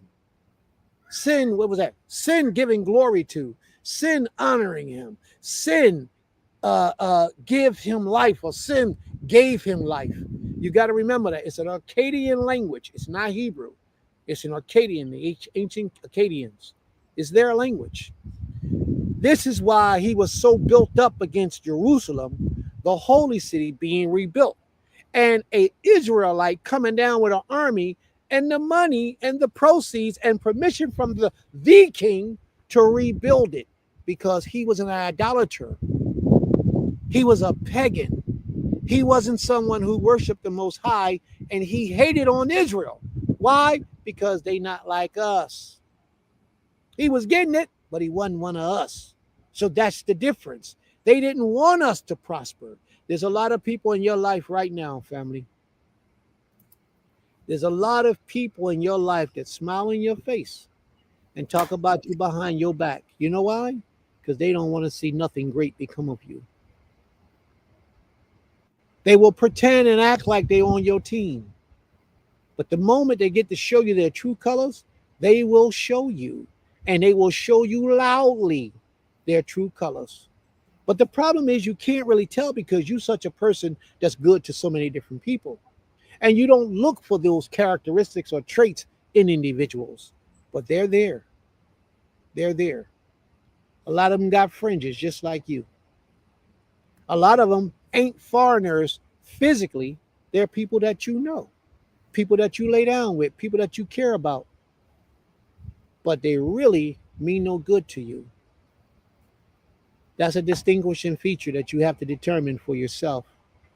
But this guy, Sanballat, Tobiah, even though Tobiah is a Hebrew name, and Tobiah means the Creator's good, Tob is good, Yah, that's supposed to be an attribute for the Most High. So Tobiah means that the Most High is good. And he's called an Ammonite. Do anyone knows who the Ammonites are? Do anybody remember who's the Ammonites, Ishi? One of Lot's sons. That's right. One of Lot's sons, Ammon and Moab. And these people you're going to read about a little bit later. Tobiah was an Ammonite. The Ammonites throughout history was known to be the Israelites' arch enemies. But yet they're our cousins. So just because somebody's in your family, don't mean they're going to love you and embrace you. Just because they're in your family, don't mean they're going to love you and embrace you.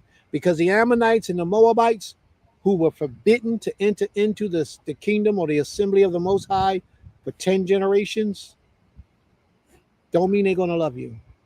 They had a reason to be angry with us, and that's because the Most High favored us. Read on, please.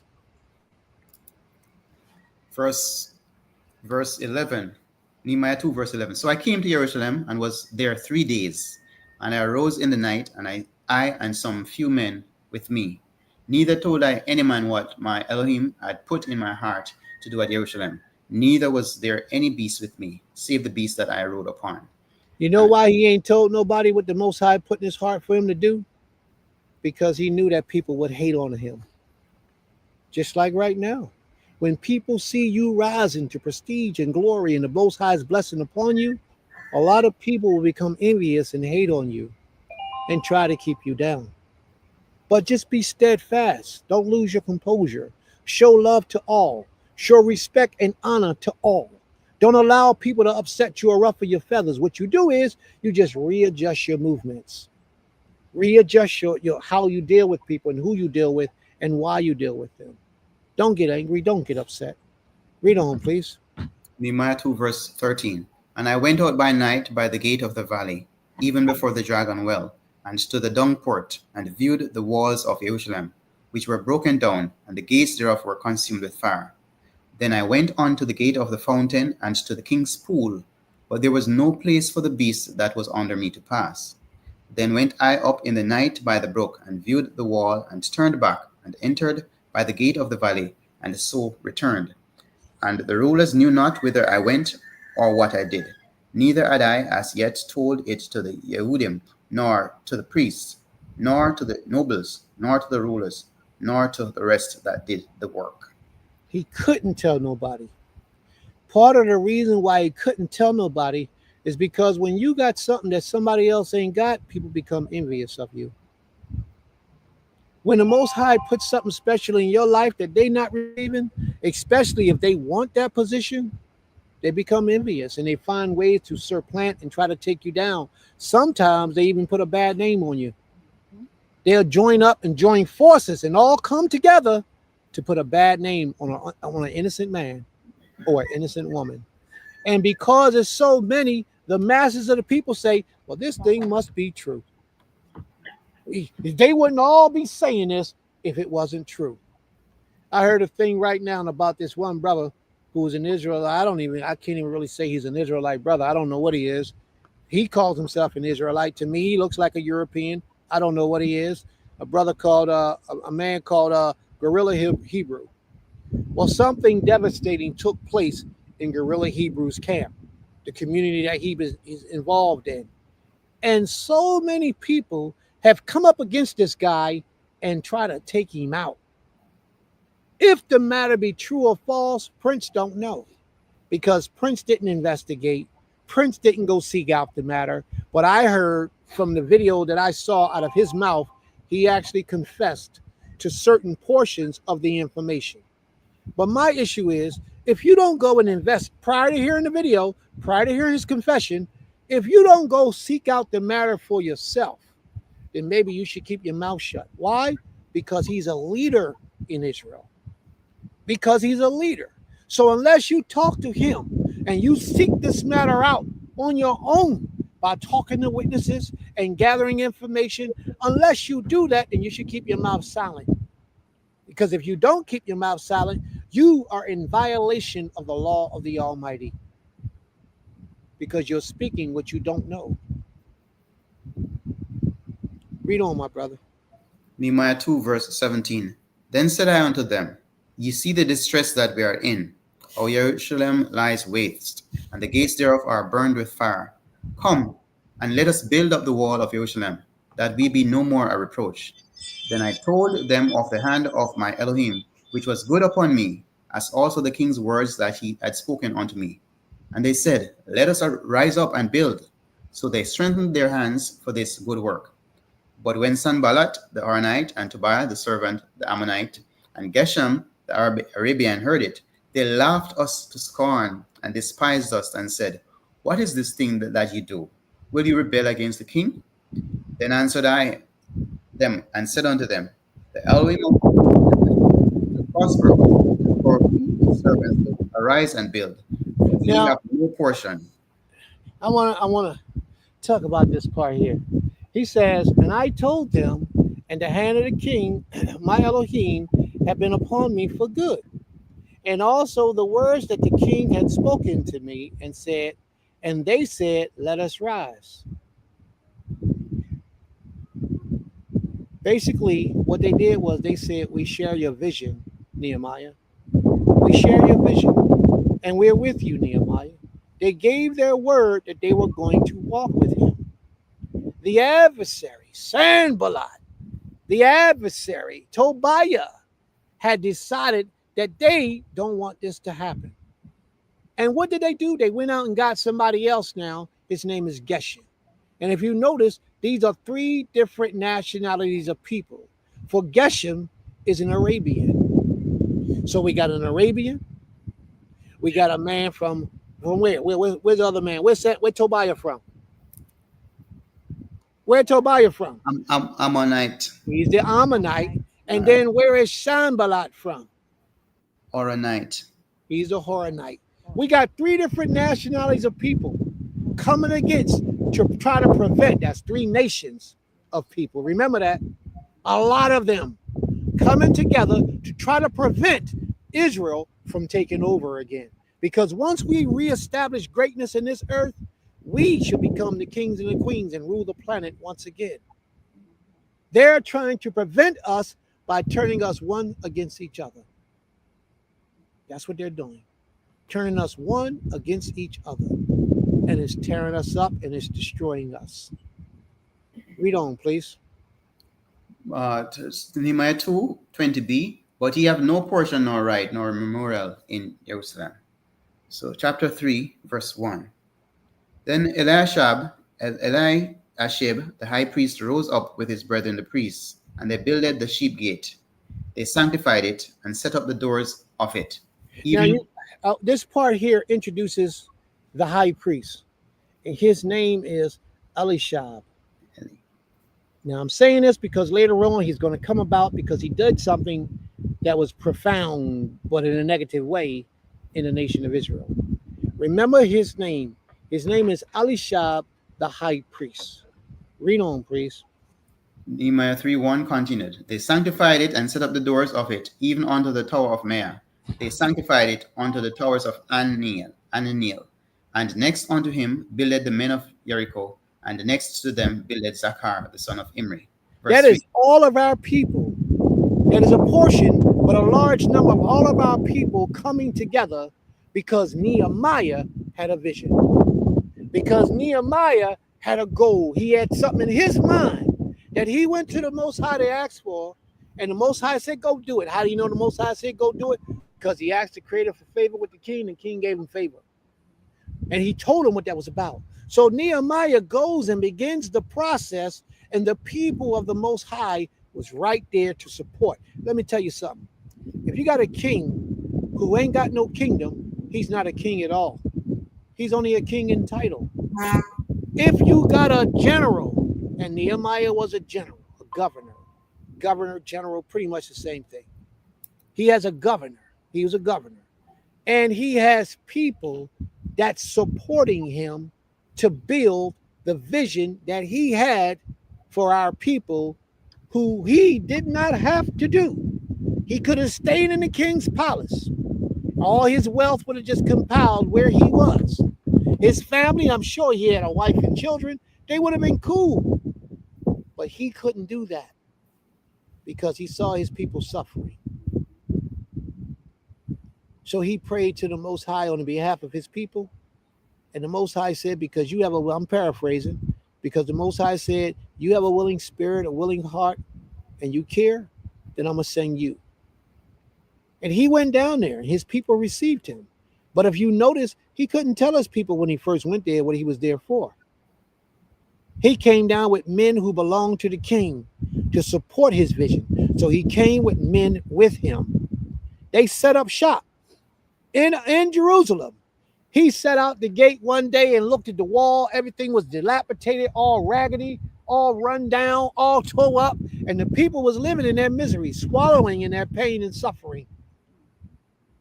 And he looked at all that pain, all that suffering, and he cried for the people. And the Most High blessed his hands. But when he get to Jerusalem, enemies, the adversary, Sanballat, the negative satanic spirit, rose against him. And this satanic spirit didn't even bother to camouflage itself.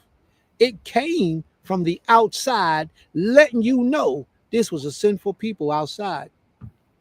Sanballat means what? Sin what? Sin brought him about, basically. Sin raised him. Came from sin. Yeah, sin brought him about. Sin raised him. That's where he come from. Sanballat. He gave glory and honor to Venus. You know, Venus is another name for sin, the moon god. He has several names. And then he has several genders. Sometimes he's a man God, sometimes he's a woman God. Look him up, Sin. So any of our Israelites who believe that commandment says you cannot mention the name of any other deity, neither let it be heard out of your mouth. For any of our Israelites who teach that that means you can't say the name of any other deity, then you cannot say the word sin. Because sin is a real name of a real deity that they really worshipped many years ago. Sin. It was an ancient Mesopotamian deity that our people, even our people, worshipped. Look it up. I am not under the understanding that you can't mention the name of any other deity out of your mouth. My understanding of that scripture is in reverence, in honor, and praise, you don't mention the name of any other deity out of your mouth.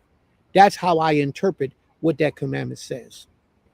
So if you're praying to this deity, you're reverencing, you're honoring, you're praising it, that name is coming out of your mouth. The Most High is saying, don't do that. Don't worship anybody. Don't praise anybody but me. And that's where I get that from. Read on, please. Nehemiah 3, verse 3. But the fish gate did the sons of Asaniah build, who also laid the beams thereof, and set up the doors thereof, the locks thereof, and the bars thereof. And the next unto them repaired Meremoth, the son of Urijah, the son of Koz. And the next unto them repaired Meshulam, the son of Berechiah, the son of Meshes Abel. And the next unto them repaired Zadok, the son of Bahana. And the next unto them the Tekoites repaired, but their nobles put not their necks to the work of the Most High. Verse 6. Moreover, the old gate repaired Jehoiada, the son of Paseah, and Meshulam, the son of Besodahar. They laid the beams thereof, and set up the doors thereof, and the locks thereof, and the bars thereof. And next unto them repaired Melatiah the Gibeonite, and Yadon the Meronite, the men of Gibeon, and of Mizpah, unto the throne of the governor on this side the river. Verse 8. Next unto him repaired Uzziel, the son of Ariah, of the goldsmiths. Next unto him also repaired Ananiah, the son of one of the apothecaries, and they fortified Jerusalem unto the broad wall. And next unto them repaired Rephaiah, the son of Or, the ruler of half of part of Jerusalem. And next unto them repaired Yediah, the son of Aramath, even over against his house. And next unto him repaired Atush, the son of Ashabniah, Alkiah, the son of Arim, and Ashub, the son of Moab, repaired the other piece and the tower of the furnaces. Next unto him repaired Shalom, the son of Alohesh, half part of Jerusalem, he and his daughters. Now, why was that needed and necessary for us to know that information? Say it again. It is history to know who did what, but if I ask you a question, what did one of them do, would you be able to tell me? It doesn't tell us what they actually did. But what it does tell us is the person's name and that they was next to somebody else while this person built this, but it didn't say what. And then that person built this, and then that person did that. That person did that. Why was it needed and necessary? Because it's showing that we worked together. It's showing the collaboration of the nation of YISRAEL working together. And then it tells us that this man was a goldsmith. This other guy was a perfumer. They tell us the different things that these people was good at, because when a person has a special talent and a special gift, there's no question about who does that thing. If I'm not a perfumer and we need a sweet smelling perfume made, why wouldn't I go to the brother that's a perfumer to get that perfume made? We have too many people trying to be spiritual leaders who are not spiritual leaders. We have too many people trying to be teachers in this way of life who are not worthy to be a teacher. This is not their calling. They're not meant to be spiritual leaders. Too many people trying to feed the dogs and they don't know how to treat the dogs. We got to be careful, family. Find out your niche, what you are good at and what you're called to do in the nation, and that's where you remain. Go there, be there, do that. And stop trying to go and do where you're not supposed to, that doesn't fit right in you, that is not a part of your spirit. There will be confusion, chaos, turmoil, and suffering. Do what the Most High has made you to do. Those things that you have mastered, those things that you are good at, and remain there until something comes to you to show you that you're better at this than you thought. Then you move on. But I like what Brother Asa did today. Brother Asa put something real powerful out, and I don't know if y'all seen that or heard that or even recognized it. But Brother Asa said he wants to teach his people where he lives. He wants to be a teacher, right? But what he did was he said, and I want to learn how to be a teacher. I come with questions. Not enough people move in that type of spirit. A lot of people go watch a video, YouTube video, and read one book. And then they open up a YouTube page and they teach in the nation of Israel. I knew one brother, I didn't see him do it. This is only what was reported to me by his people. His people. So I ain't going to use no names because I can't speak on the brother and I'm not sure. They said that the brother started being a teacher in Israel. And what he would go and do is watch YouTube videos, take notes, and come back and teach them the videos that he watched on YouTube. My question is, if this was true and this brother did this, it would be more simpler for the brother to get all his people together and play the video and just let his people watch the video and him not try to stand up and be a teacher or a leader. Leadership, you have to be born with that talent. That's not something that you can just be given. Leadership, you must be born with that innate ability to lead the Almighty's people. Everybody ain't going to like your leadership because a lot of people want to live a sinful life and they don't want nobody telling them what to do. So just because you're a leader, don't mean people are going to like your leadership. If you're a righteous leader and most of the people are wicked, then the people are going to follow wickedness. Believe me, and you'll be leading by yourself. But if you're in the midst of a righteous people and you're a righteous leader, then you can take it so much further. So much further. You can achieve great heights and great depths in this planet, in this day and time. You can do so much. But the problem is there are very few people that are really about righteousness. Very few people that are really trying to give the Most High the best of them. How do you know that? You can use the laws of the Most High as a measuring stick. How much inside of them is really desiring to walk toward the Most High's laws and according to the Most High's laws? Or are they willing to do what is comfortable and pleasing to them? You have to, just one way of you seeing. If you know that the Most High says that you should not judge unrighteously and you're a leader, but then when your children get into a situation, all of a sudden the judgment is changed now.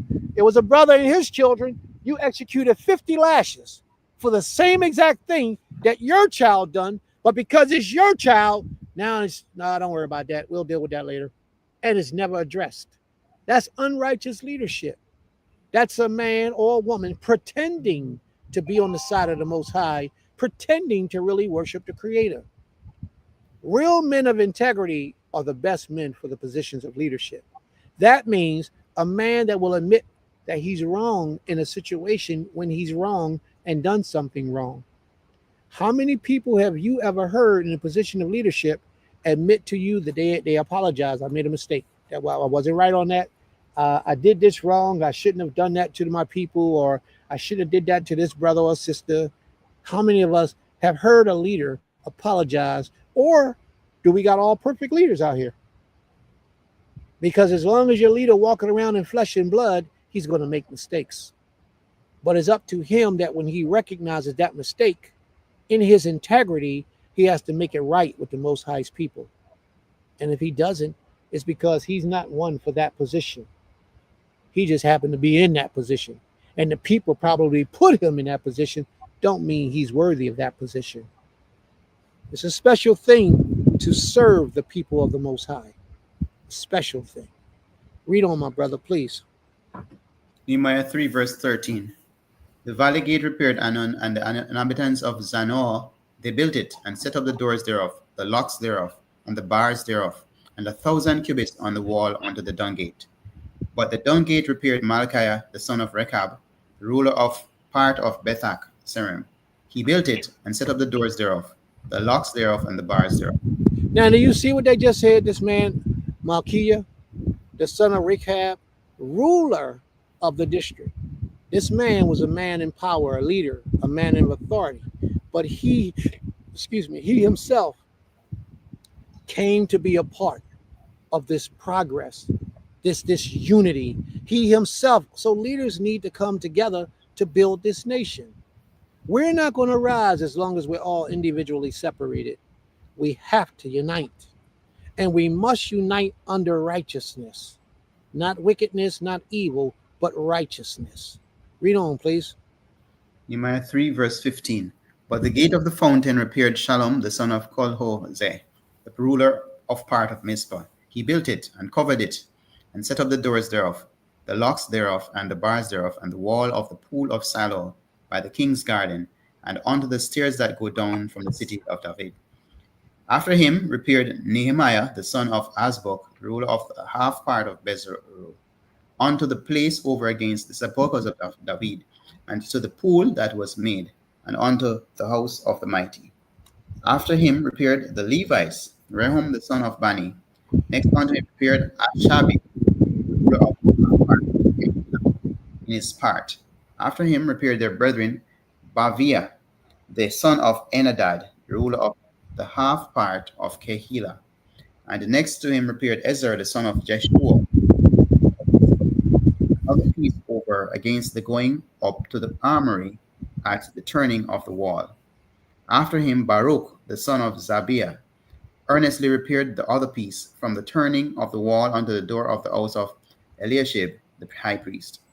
After him repaired Meremoth, the son of Uriah, the son of Koz, another piece from the door of the house of Elishab, even to the end of the house of Eliashab. Verse 22. And after him repaired the priests, the men of the plain. After him repaired Benjamin and Ashub over against their house. After him repaired Azariah, the son of Maaseiah, the son of Ananiah, by his house. After him repaired Benua, the son of Enadad, another unto the turning of the wall, even unto the corner. Palal, the son of Uzziah, over against the turning of the wall, and to the tower which lieth out from the king's high house, that was by the court of the prison. After him, Pedaiah, the son of Parash. Moreover, the Nethinim dwelt in Ophel, unto the place over against the water gate toward the east, and the tower that lieth out. After them, the Tekoites repaired another piece, over against the great tower that lieth out, even unto the wall of Ophel. From Now, above, yes. keep in mind, family, this is our people showing a combined effort to bring about greatness in our nation. We have to stop all this division, all this separation. Now, if these people are not walking after the Most High, that's one thing. If they don't desire to walk after the Most High, that's one thing. But we're not talking about worshiping. We're talking about building, constructing something for our people. So you don't have to worry about how righteous this individual is. Most of those men were probably not righteous. Most of them probably wasn't righteous. But the simple fact is that everybody played a part to the puzzle. And everybody came together to build the walls of Jerusalem again. Y'all follow me? Mm-hmm. Do you know that when King Solomon built the temple, the first temple, he had people who, Ammonites and all types of people who were unrighteous, building certain areas in that temple. And this temple was being dedicated to the Most High. He had all types of people building in the temple of the Most High. It took him 7 years, I believe it was, to build this temple and his house and his wives' houses and everything else. It took him a long time. But he had people donating wood and donating material that was not worshipers of the Creator. Keep that in mind, family. Keep that in mind. Because we got a lot of building to do, y'all. We got a lot of building to do. And we got to get it done. Just for what's about to take place in the earth real soon. We have to come together, work together, build together, be together for what's about to take place. In preparation, let's get ready, family. Let's get ready. Read on, please. Nehemiah 3, verse 28. From above the horse gate repaired the priests, every one over against his house. After them repaired Zadok, the son of Immer, over against his house. After him repaired also Shemaiah, the son of Shechaniah, the keeper of the east gate. After him repaired Ananiah, the son of Shelemiah, and Anon, the sixth son of Zalaph, another piece. After him repaired Meshulam, the son of Berechiah, over against his chamber. After him repaired Malchiah, the goldsmith's son, unto the place of Nethinim and of merchants, over against the gate Mifkad, and to the going up of the corner. And between the going up of the corner unto the sheep gate repaired the goldsmiths and the merchants. Do you see, once again, so many different people putting their hand to the works of a dream that they didn't even have, of a vision that wasn't even theirs? It was one man's vision, but today, in this time, a righteous man can stand and have a vision, and people will try to tear him down. In the ancient days, particularly this time, people saw the benefit of that vision. This would restore our city. This will give us a safe place to live. We got to build up these walls. Our people was out building walls. There was bricklayers with a sword in one hand and a brick in the other hand. That means they was on guard while they was working. They didn't have time to be laughing and playing and giggling and they did it from sun up to sundown. They was serious about the work. That's not for everybody to do. A lot of people don't want to be serious about the work. What they do is they got their hand out and they want you to give, but they do very little when it comes to the work that's needed to maintain and build what we're trying to build. That's not good, family. We have to understand that we all have to have our hands out for whatever our talents are. Whatever you are good at, be a part of that. Bring that to the community.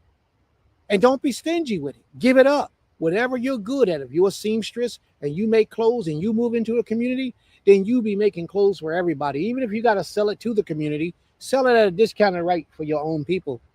But yet do what you got to do for the community. If you're a farmer and you move into the community, then go into the community and be the best farmer that you could possibly be.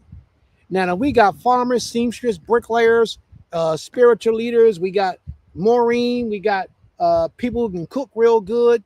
What's some of the other stuff, Abba? What's some of the other stuff they need to build a nation? What? Builders? Yeah, builders.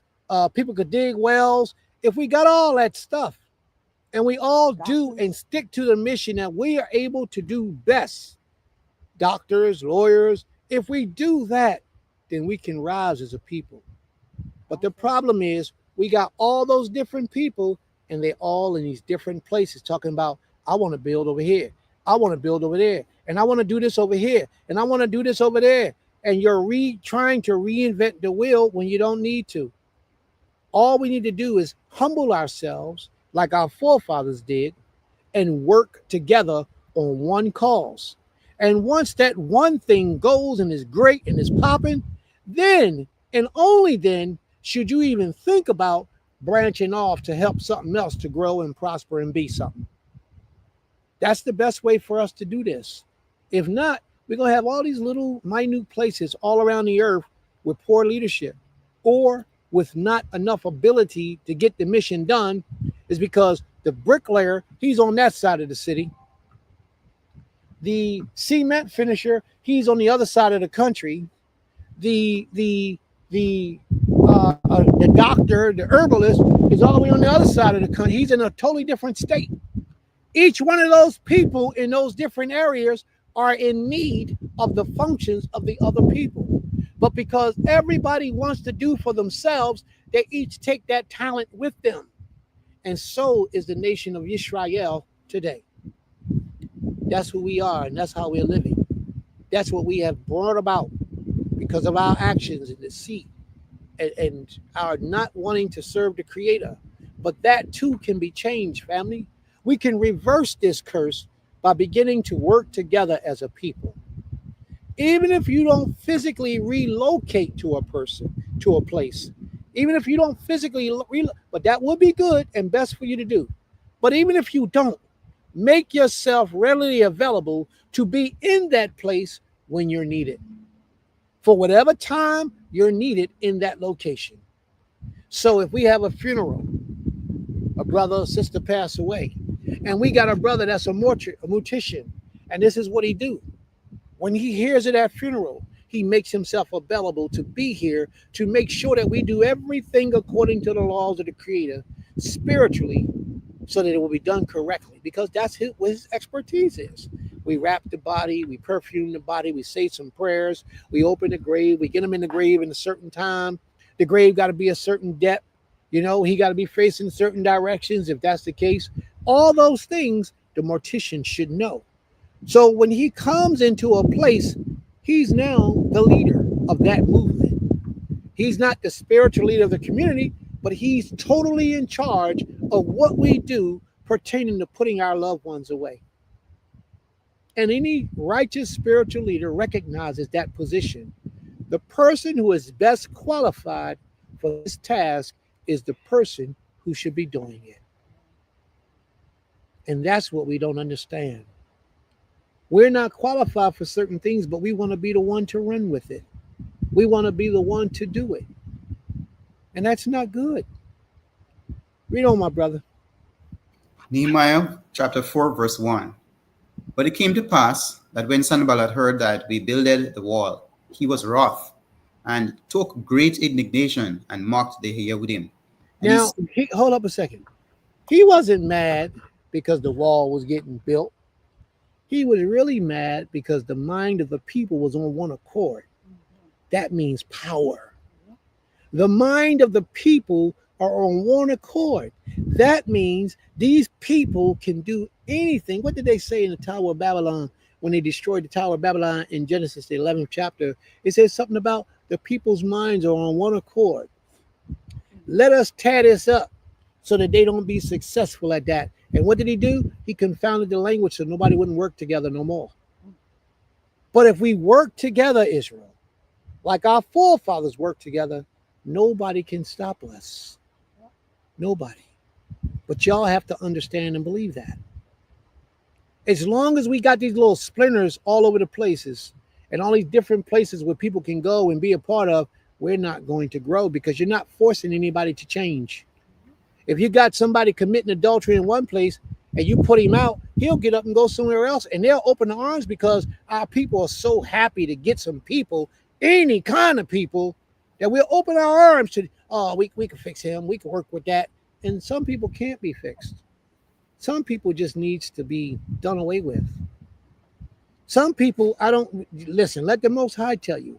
There are certain sins that you can commit. The Most High has no way back for you. He says death is what you're supposed to have.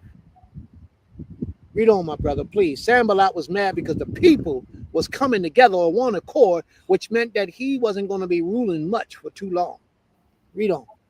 Nehemiah 4, verse 2. And he spake before his brethren and the army of Samaria and said, what do these feeble Yehudim? Will they fortify themselves? Will they sacrifice? Will they make an end in a day? Will they revive the stones out of the heaps of the rubbish which are burned? Now Tobiah the Ammonite was by him, and he said, even that which they build, if a fox go up, he shall even break down their stone wall.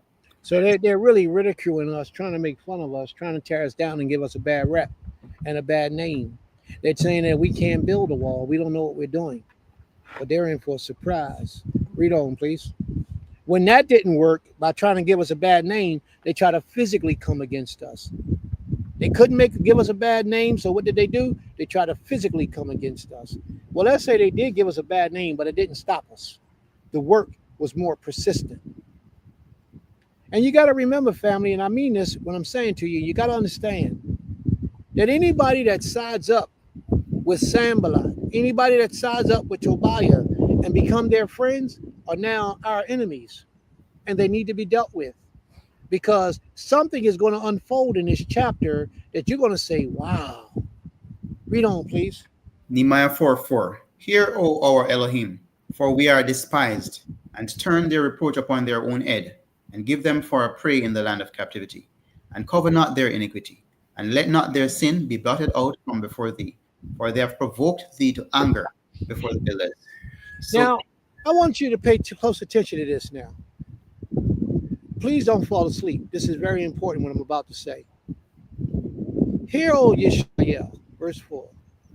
For we are despised, turned back, they taunt on their heads and give them up. Turn back their taunt on their head. So all that negative that they're saying to us, Most High, turn that back to them.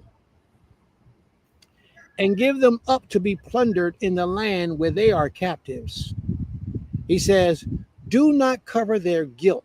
Now, this is a righteous man praying for the demise of another people. I have to bring that out to y'all. See, we living in this world where a world of illusion where the Europeans have infiltrated our consciousness. A world of illusion. Oh, don't pray for your enemies. Bless them. Pray that the Most High protect them and bless them. We subconsciously believe that. And even in the New Testament, it says, pray, be obedient to your slave masters. Why? If our forefathers heard that and lived by that, we'll still be in slavery today. But that's what the New Testament teaches. Slaves, be obedient to your master. Well, wait a minute. What's wrong with Nehemiah praying for the destruction of the people who's trying to destroy his people? Nothing. But yet in our so righteous minds that we have today, because we've been westernized, we'll see that as wrong on the behalf of Nehemiah. We're not supposed to pray for the destruction of anyone else. The Most High said to our father Abraham, he said, I will be a blessing to those who bless you, and I will be an adversary to those who are against you and try to harm you.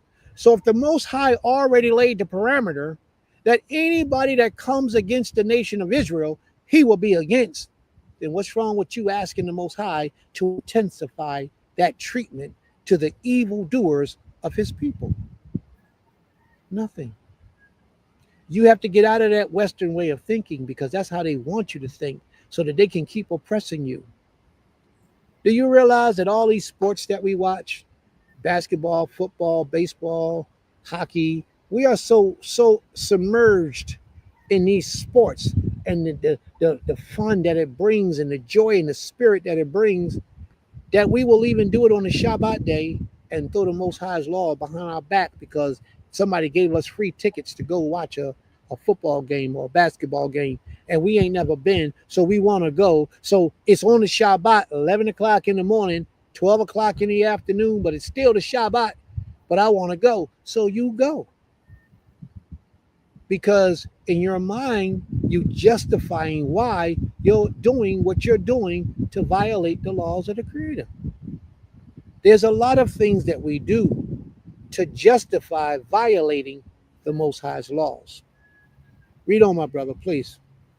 Nehemiah 4 verse 6.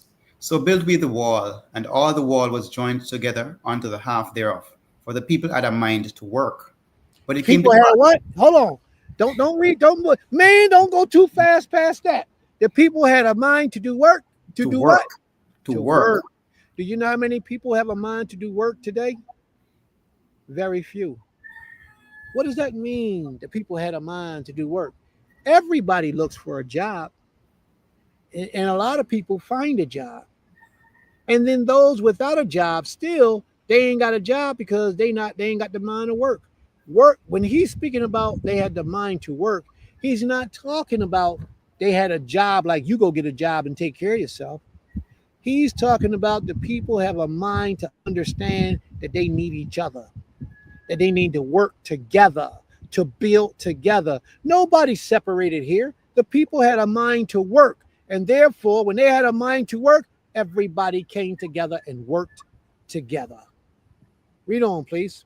Verse 7. But it came to pass that when Sanballat and Tobiah and the Arabians and the Ammonites and the Ashdodites heard that the walls of Jerusalem were made up, and that the breaches began to be stopped, then they were very wroth, and conspired all of them together to come and to fight against Jerusalem and to hinder it. Nevertheless, Whoa, ho, ho, ho, ho, ho, ho, ho, ho. And they plotted together to come and fight against Jerusalem. Watch this. And to cause confusion, to call Toa to come in the midst of us, to cause confusion to come in.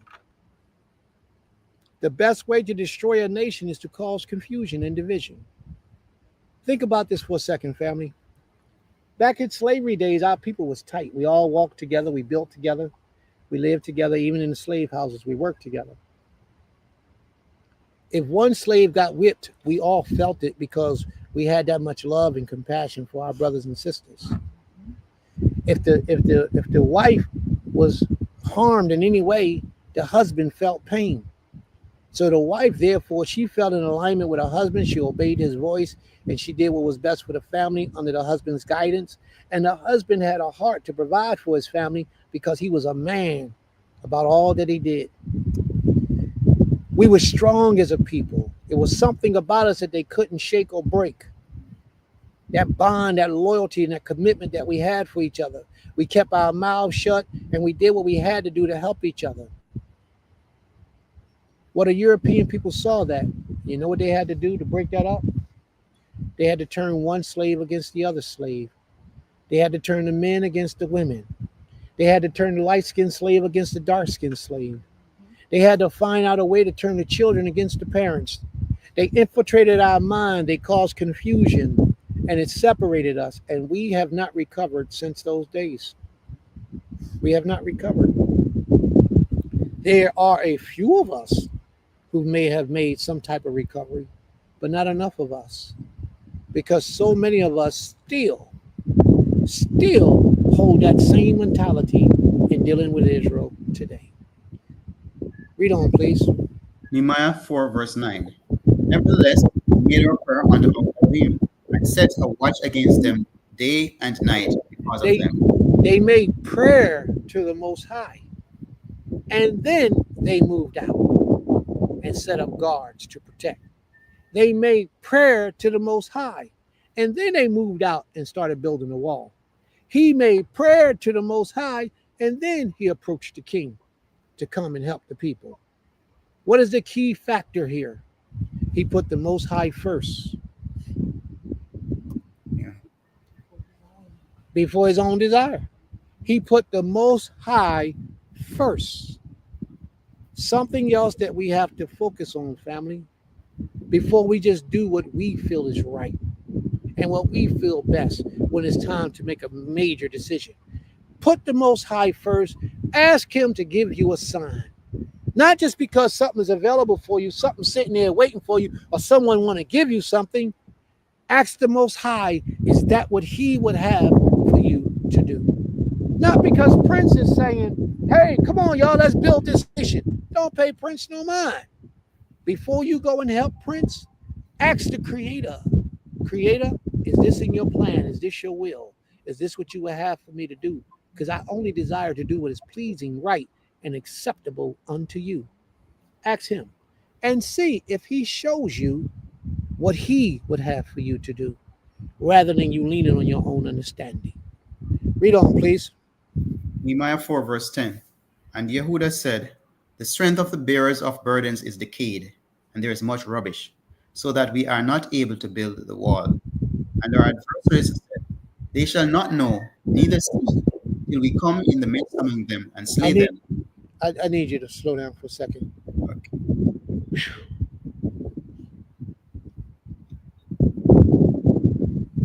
Sanballat and his crew just said that they were going to fight against us by causing confusion in our midst.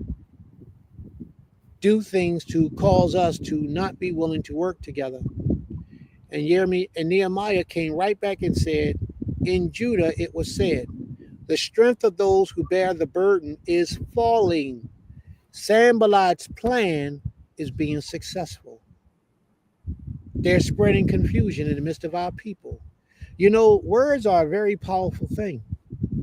And if you got an enemy, the best way to destroy his army is to cause his army not to trust him again. Cause confusion to come in the midst of them. And anybody that's weak, anybody that's not fortified in their minds will gravitate toward that. And that's what took place. The proof is in the pudding. The people who do the buildings started their desire started their strength started falling. There is too much rubble, begin to say. By ourselves, we will not be able to rebuild the wall. But wait a minute, that wasn't the attitude they had just a little while ago. They knew they could do it. Matter of fact, everybody was out doing it. Everybody was contributing. Everybody was working hard to get it done. But now, all of a sudden, because the adversary has devised a plan to make us fall by turning the tall against the short, the light skin against the dark skin, the fat against the skinny, the husband against the wife against the husband, the children against the parents. They devised a plan, but that's not how our Israelite culture used to move until slavery right here in America. Read on, please. Verse 11. And our adversary said, "We shall not know, neither see till we come in the midst among them and slay them and cause the work to cease." See what I mean? They not like us. They said we won't know. We won't even see it.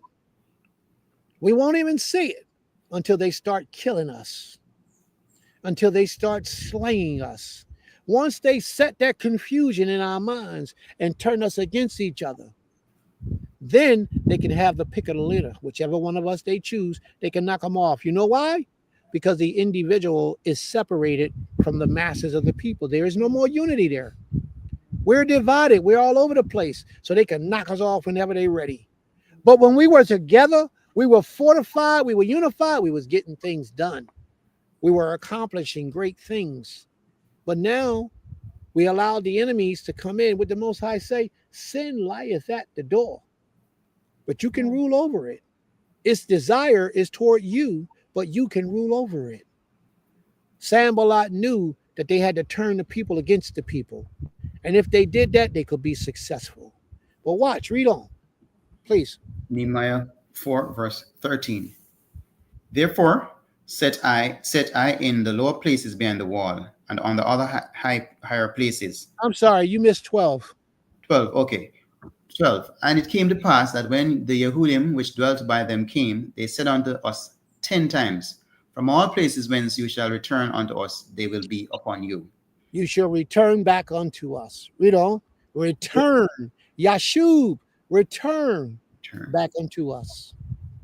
Therefore set I in the lower places behind the wall, and on the higher places I even set the people after their families with their swords, their spears, and their bows.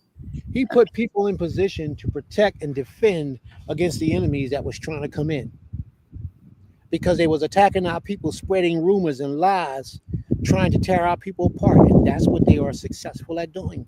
We got a lot of Sanballats walking the earth right now with fringes on.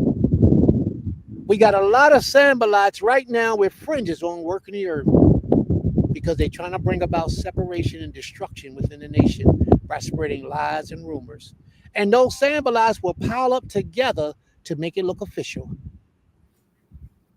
And there is no officiality within them, no righteousness within them. Read on, please.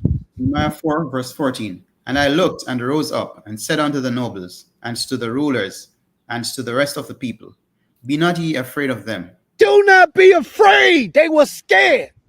They heard these rumors. They were petrified. And it caused division in the midst of the people. Nehemiah encouraged them. Be not afraid. Be not afraid, because the Most High you trust in, he's going to be our protector. Read on, please. Verse 14. And No, I looked. Go ahead. And I looked and rose up and said unto the nobles and to the rulers and to the rest of the people, Be not ye afraid of them. Remember the Most High, which is great and terrible, and fight for your brethren, your sons and your daughters, your wives and your houses. Fight for who? Fight. What did it say there, Brother Asa? Fight for who? Your brethren. Tell me one time it said fight for yourself. What did it say there, brother? Please read it again. Fight for your brethren, your sons. Brothers. Fight for your brothers. Your sons, your daughters, your wives, and your houses. One time did it say fight for yourself? No. So why are we so selfish as a people? Why everything we do as a people got to be about me and my immediate household? It's about the nation. And that's what you don't understand. A lot of us don't understand that. Too many people want to be running a show. They want to be in control of things. They want to be the dictator. They want everything to go their way. And that's not the position of true leadership. That's not how it goes. Read on, please. Verse 15. And it came to pass, when our enemies heard that it was known unto us, and Elohim had brought their counsel to naught, that we returned all of us to the wall, every one unto his work. It wasn't until after the Most High caused their plans. Now, they was already scared, so their plans went into effect. But some kind of way, they were able to begin to work together to reinstitute proper order and justice within the midst of us. And then, once they got that together, the people started being less and less fearful. But they still worked with their swords in their hands and their bow and arrows by their side and wrapped around their necks while they laid the bricks. Read on, please. Nehemiah 4, verse 16. And it came to pass from that time forth that the half of my servants wrought in the work, and the other half of them held both the spears, the shields, and the bows, and the aberjons. And the rulers were behind all the house of Yehudah. They which builded on the wall, and they that bare burdens, with those that laded, every one with of his hands wrought in the work, and with the other hand held a weapon.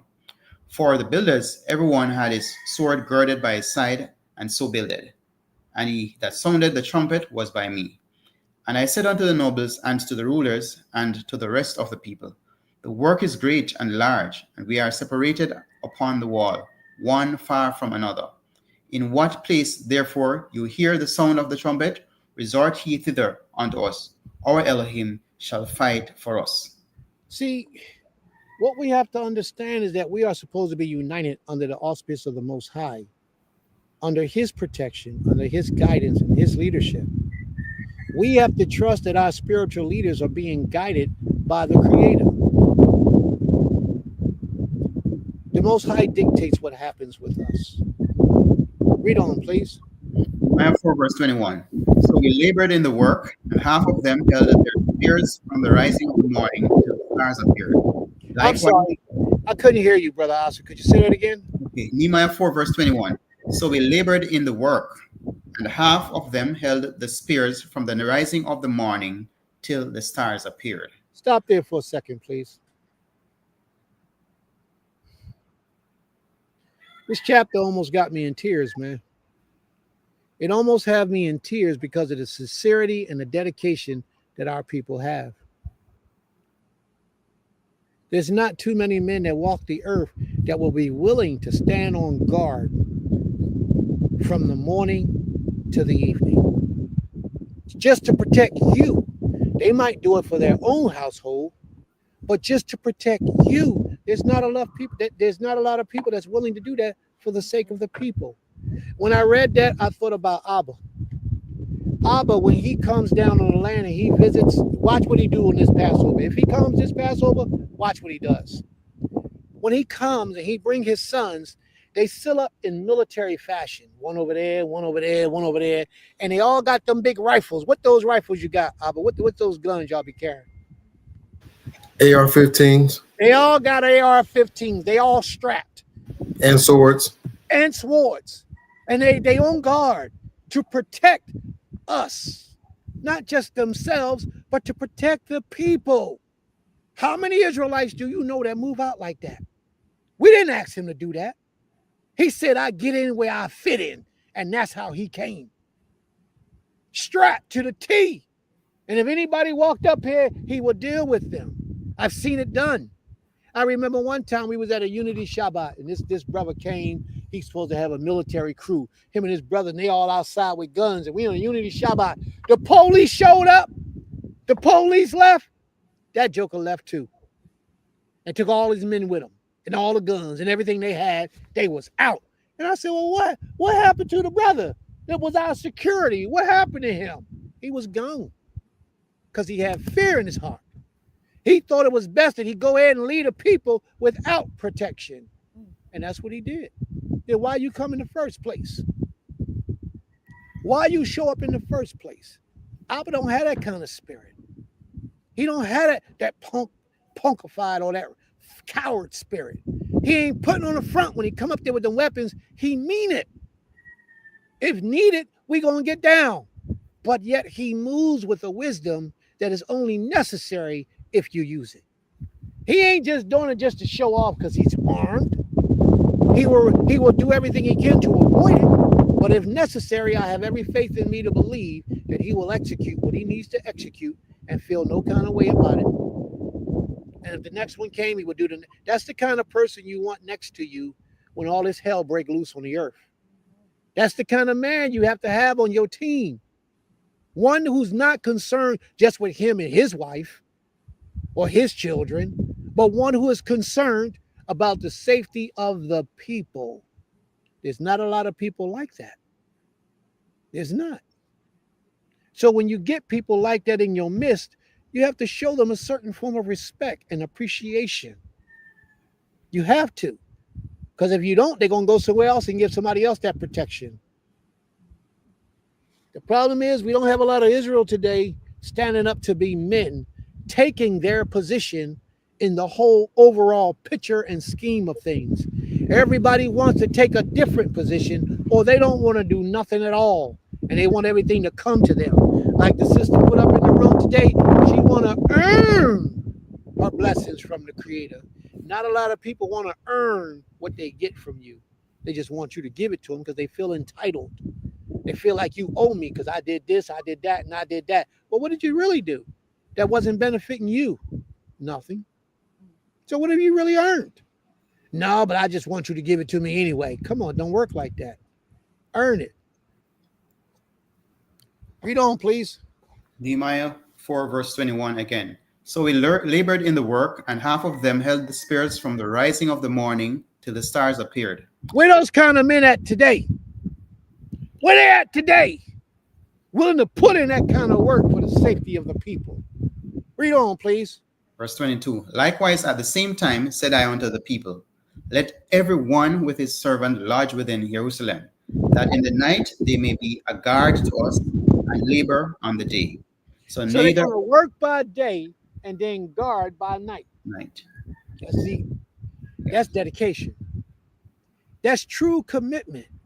No, man, I want to watch TV tonight. I want to listen to my radio. I want to play my video games. That's what I want to do tonight. I don't want to watch. I don't want to guard. I don't want to protect. I want a day off. I want to go take a vacation. I want to go away for a little while. And that's what they do. Read on, please. Verse 23. So neither I, nor my brethren, nor my servants, nor the men of the guard which followed me, none of us put off our clothes, saving that everyone put them off for washing. So that was the part I was talking about. So neither I, nor my brothers, nor my servants. Now he got servants. He does. The king gave him a bunch of men to go back with him. Each one of them were to serve him. That's another problem in Israel today. Every man wants to do what's right in his own mind. We have forgotten what leadership is about. You do what leadership tells you to do. That's why he's there. That's why he's called the leader. The leader's supposed to be out in the front. The leader is supposed to be doing what's best for the people.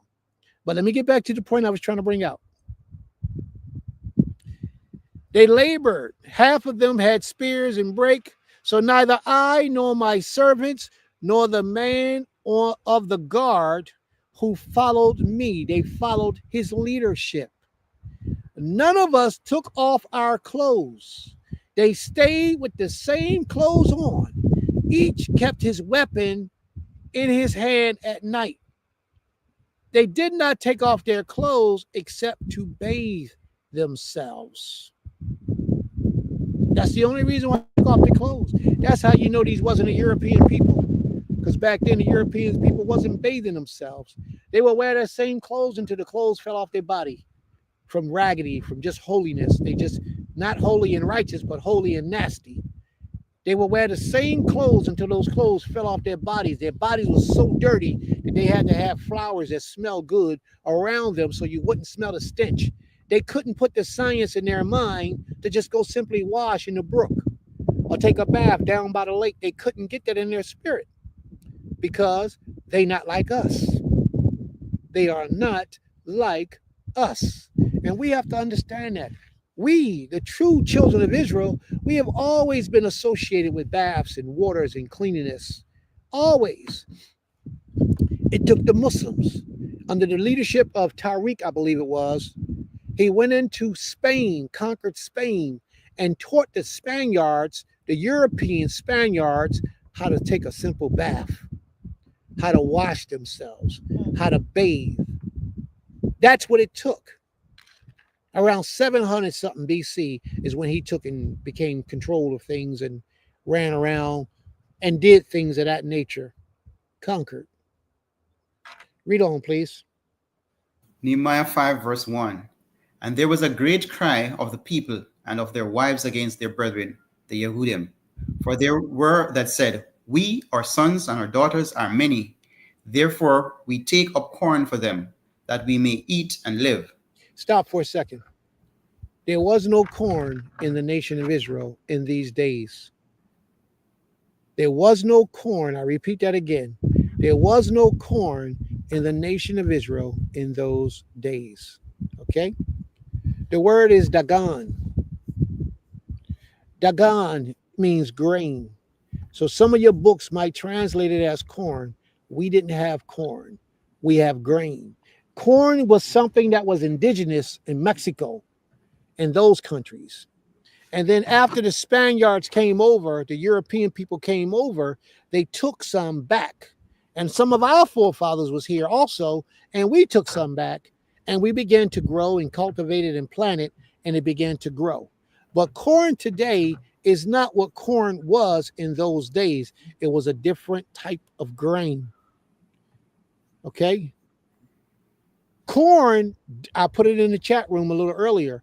Corn does not naturally grow in America or anywhere. Corn is a hybrid of something else. Corn is a hybrid of something that we have grown up and made. Naturally, you mean wild? Yeah, corn doesn't grow wild. Corn cannot exist in the wild. It will be destroyed. Nature would destroy it. But the thing, I forget the name of the actual thing, Teruli,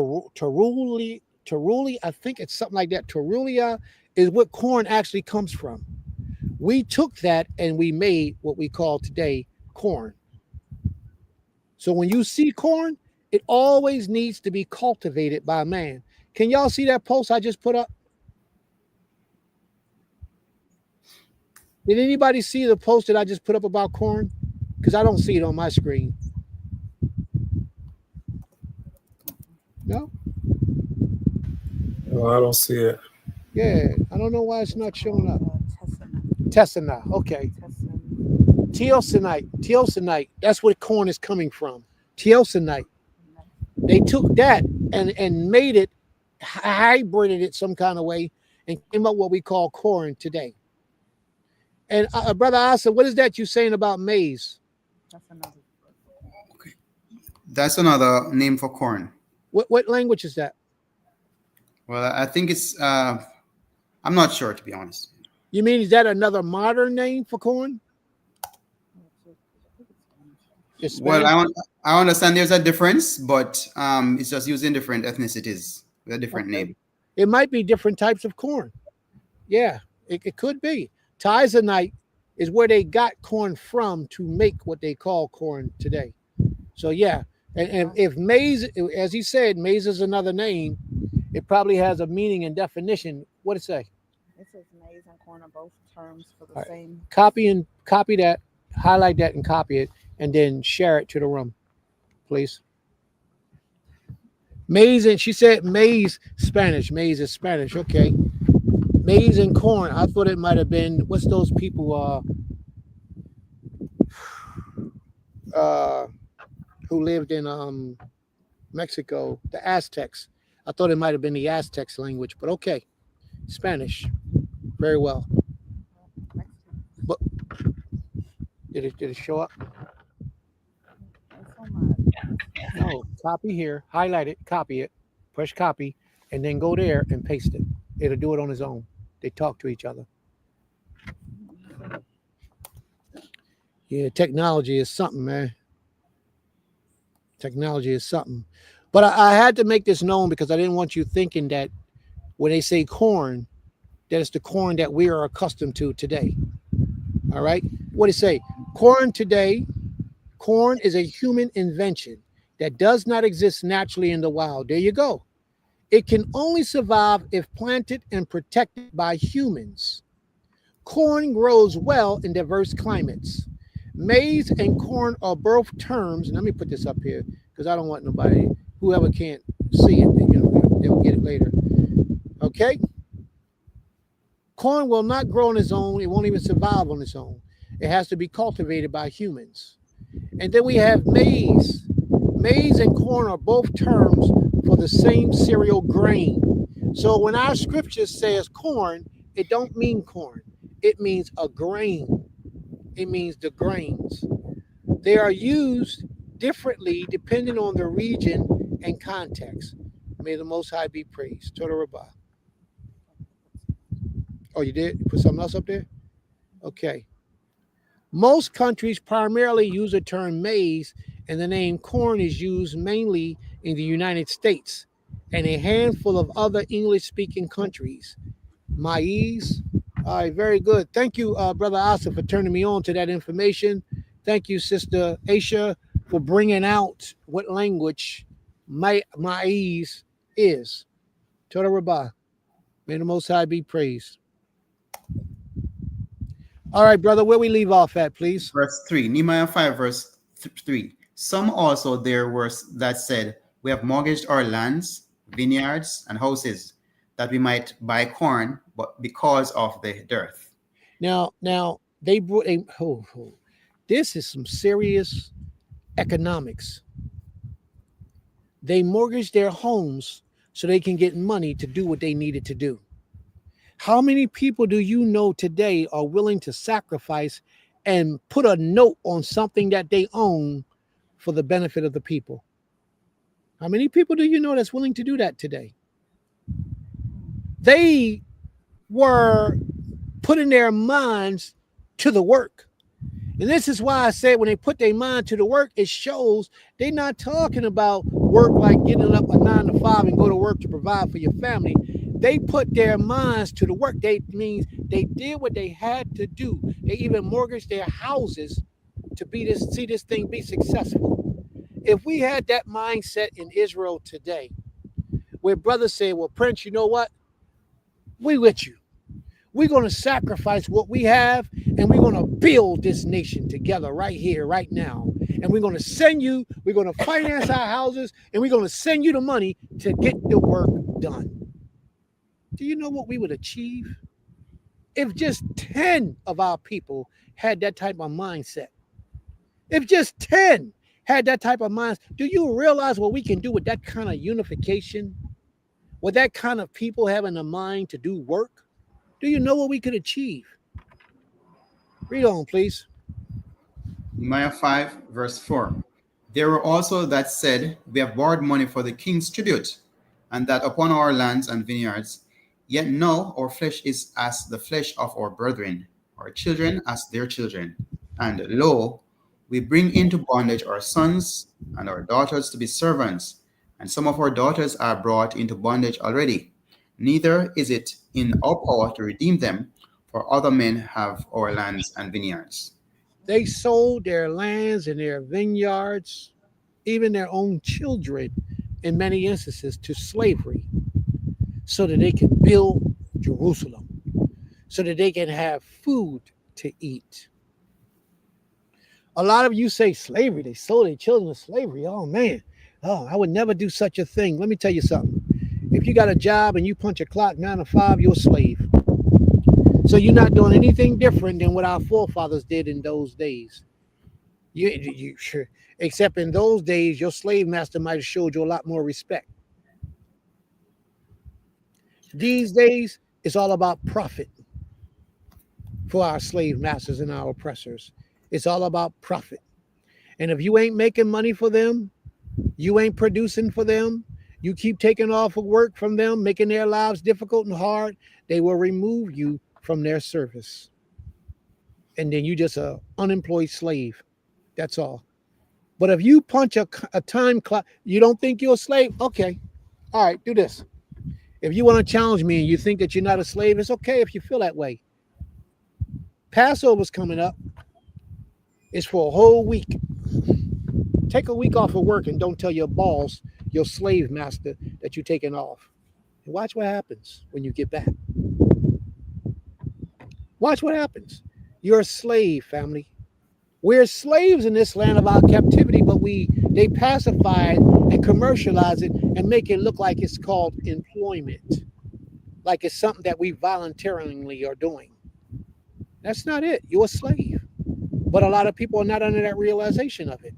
Take off for a week. I just said a week. That's just 7 days. Don't call your boss and tell him you're leaving, that you ain't gonna be there. Take off a week if you don't think you're a slave, and you'll see.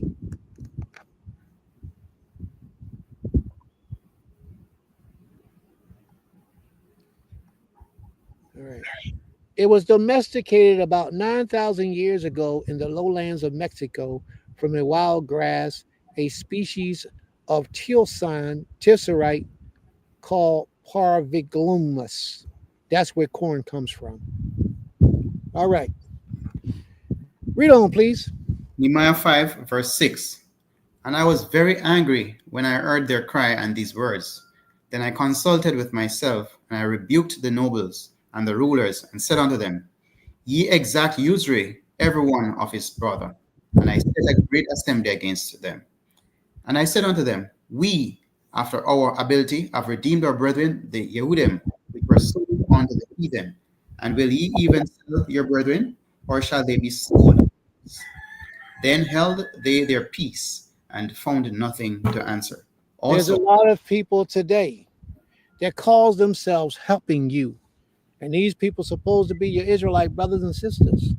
So you run down on poverty. You're hurting right now, and you need a favor from your Israelite brothers and sisters. So you call your brother up, who you know got a couple dollars, and you say, well, at least you believe he has a couple dollars. You say, bro, I'm in a bond right now. I need $5,000 to help. And you tell them what it's about. I ain't talking about y'all who try to borrow money and don't say what it's about. I'm telling y'all who exposes what's going on in your life to your brother or sister because you need some help.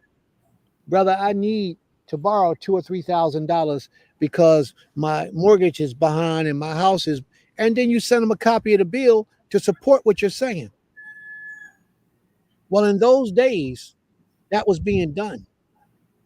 But when they gave you that $2,000 or $3,000, they want $2,500 back. They want $3,500 back. They got an extra $500 on that bill for loaning you that money for X amount of time. Nehemiah said you can't do that to your people. And Nehemiah was right. Nehemiah was quoting the laws of the Most High. Thou shalt not exact usury upon your people. There are a lot of people who will pretend to help you in one way, but really what they're really doing is they're using you for their benefit. And if you're not wise enough, you'll fall victim to it. Read on, please. Nehemiah 5, verse 9. Also I said, It is not good that you do. Ought ye not to walk in the fear of our Elohim because of the reproach of the heathen of our enemies? I likewise, and my brethren and my servants, might exact of them money and corn. I pray you, let us leave off this usury. Let us leave off the usury. Let us leave off the usury. Stop charging interest to your brother. The house that next door to you where the children didn't have anything to wear and you sent a couple dollars over there because you just got your income taxes. So you gave them $200 or $300. Don't expect $200 or $300 plus back. If I would tell you not expect anything back. I would say if you're able to give, be grateful and thankful that you were able to share and leave it alone. But if you give, and if they say they're going to pay you back, then you should expect that. Some people will owe you and pretend they don't owe you and leave town. And you won't know where they're at. And they'll skip out on you, owing such a large debt. And you'll never hear from them again unless you call them or go search them out, seek them down and say, yo, bro, what about that cash you owe me? The Creator teaches us that we should never go knock into a person's house when they owe us. We should never go, but that's only dealing with people of integrity. Because a lot of people who doesn't have integrity, they will owe you, know they owe you, and live life as if they don't owe you. And that's wickedness. But these will be the same people who consider themselves to be righteous. And that's not how we're supposed to live this life. If you owe someone, you should be able to say, yo, bro, I ain't got it, but I'm going to make payments, even if it causes me $1 a day to give you what I owe you. I know I owe you. You did this, you did that, and you did this, and I'm going to pay you back because I'm a man. It just takes me longer because I'm not on my feet right now. You can respect that. But the one who dips out and runs and pretends as if he don't owe you something, and I'm talking about thousands and thousands or hundreds and hundreds, I'm talking about hundreds of thousands. He owe you money. Money is money. And as men, you know you're supposed to pay your way. Earn your way, like the sister said. She can teach a lot of us a whole lot of good things about earning. Earn your way. But people, I don't know why we are like this with ourselves. And this is why so many people of color, black men today, has such bad credit. Because we don't pay our debts. Not to our brothers or to the enemies.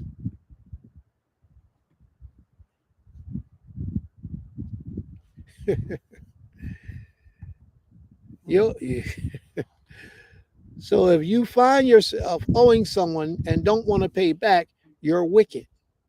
Very easy to be wicked. And that's true. May the Most High be praised. But we can fix that too. My brother, please, read on, please. Nehemiah 5, verse 11. Restore, I pray you, to them, even this day, their lands, their vineyards, their olive yards, and their houses, also the 100th part of the money, and of the corn, the wine, and the oil that you exact of them. Then said they, we will restore them, and we will require nothing of them. So that's how it's supposed to be done. If you're in position to help your brother, do so. Do so. And don't look to be getting nothing extra back. And if you want to be the type of person that's looking for a return or your money back, then you can look for, there's nothing wrong with you looking for your money back. But at the same time, don't look for an increase on your finances. Read on, please.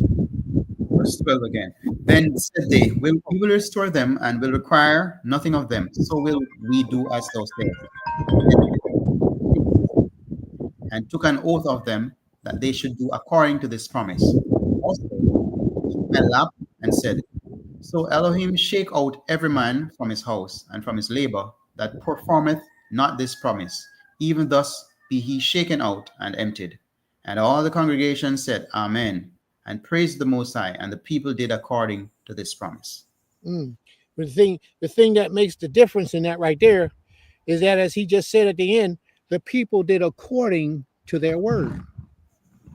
They did according to that. And this was his word that he said, and they agreed to do what he said, and they kept to it. It's also an important thing that you be a man or a woman of your word. When you give your word, hold your word. Your word is supposed to be bond. You got people swearing their lives and loyalty to individuals under the auspices of the Most High, under the covenant of the Creator. And then, so you just lied to the Creator as well. So you're just a liar, depending on the situation you're in, depending on where you find yourself today or tomorrow. There's so many of us who have taken that oath that we will walk, we will obey, we will serve, but then we flee. Because in this land, nobody holds you captive. But I want you to know that the Most High heard the words of your covenant. He heard them. And we owe it to the Almighty to be truthful. All right, I think we have a question. 1 second, my brother. Shouldn't increase be freely given if the person who's paying a debt off wants to give an increase? My close friend returned a payment to me, a little extra. I told her the extra wasn't necessary. She felt like integrity told her to give me a little extra. Well, to begin, you should be thankful to the Most High that you was able to give to someone else something. Second thing is, if she felt like she wanted to give you some extra, that's in accordance of the law. The problem is you can't charge extra. You can't give to her saying, "Yeah, I'm gonna give you $5, but I want $5.50 back." That's a violation of the law, right? So yes, if she wants to give back and she got a little extra, then let it be. But that's cool. May the Most High be praised. Question. Yes. What if the person is not an Israelite brother? It doesn't matter. Do we Charge accept the interest? non-Israelites. You can charge non-Israelites interest, but you can't charge each other interest. There's a difference. Thank you. But this particular person she's talking about was an Israelite sister. She might not be in the way knowing herself as an Israelite, but she's one of us, unless she's just deceiving us. You know, she looks like us. Let's put it like that. All right. Okay. May the Most High be praised. Toda Rabbah. Nehemiah 5, verse 14. Moreover, from the time that I was appointed to be their governor in the land of Yehuda. Get that far? Mhm. Wow. 14? Yes. Yeah. Okay. My apologies. Sorry for interrupting you. Fine. Moreover, from the time that I was appointed to be their governor in the land of Yehuda, from the 20th year, even unto the 32nd year of Artaxerxes the king, that is 12 years, I and my brethren have not eaten the bread of the governor. No. What is he saying? What? This is important. Nehemiah said, since I've been here in my prominent position, I didn't act like I was better than you. I didn't live off of your back. I didn't charge you to provide and take care of me, which the governors do, but you didn't do it to me, and I don't care. I haven't eaten the bread of the governors. He's saying, I work just as hard as you. I get out in the fields and get dirty just like you. That's what Nehemiah is saying. He's saying, although I'm the governor and I've been this way for 12 to 14 years, I don't put myself in that position to be hurting my people. That's another thing about leadership. Leadership ain't supposed to come up off the back of the people. That ain't what this is about. Leadership ain't supposed to serve the people for his own benefit, his own glorification, and his own honor. Leadership is supposed to look out for the people, take care and provide for the people. So if you're an individual and you consider yourself to be a leader and you're listening to this message, or if you know people who are standing in a position of leadership, now you have an idea of what true leadership looks like.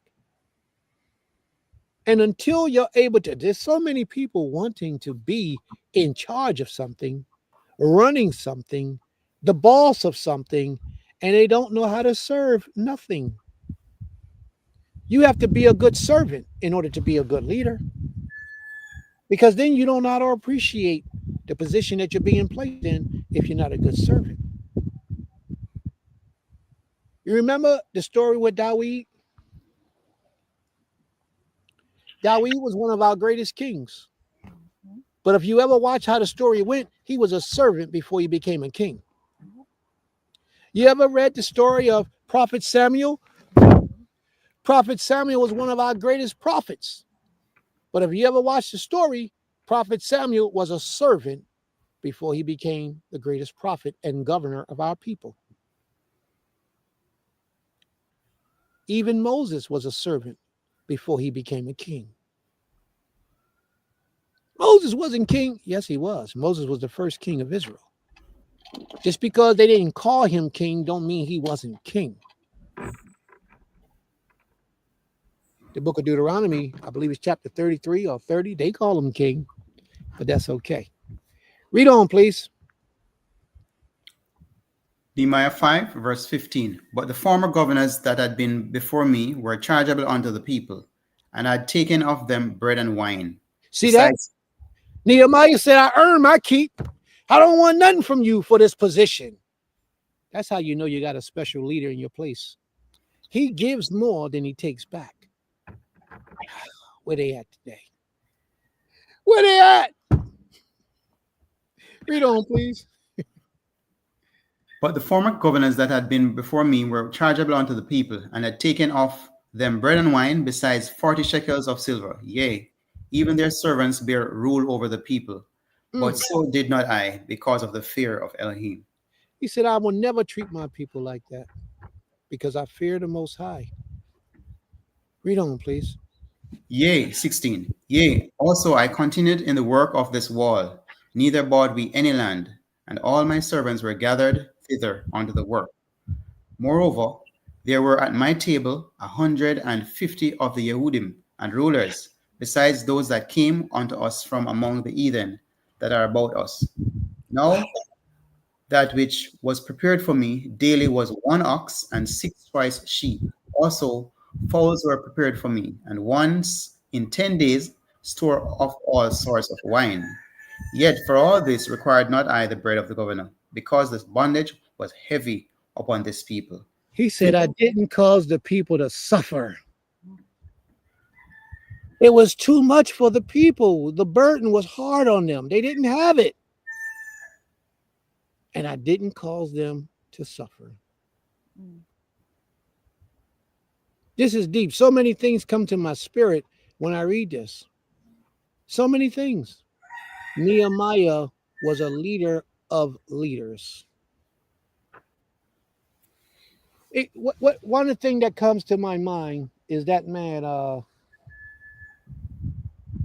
who's that man? I want to say Castro, but it wasn't Castro. Who's that man? Nicaragua. Gaddafi. Fidel Gaddafi. Yeah. Any of you ever, are any of you familiar with Ammar Gaddafi? Any of you ever are familiar with him?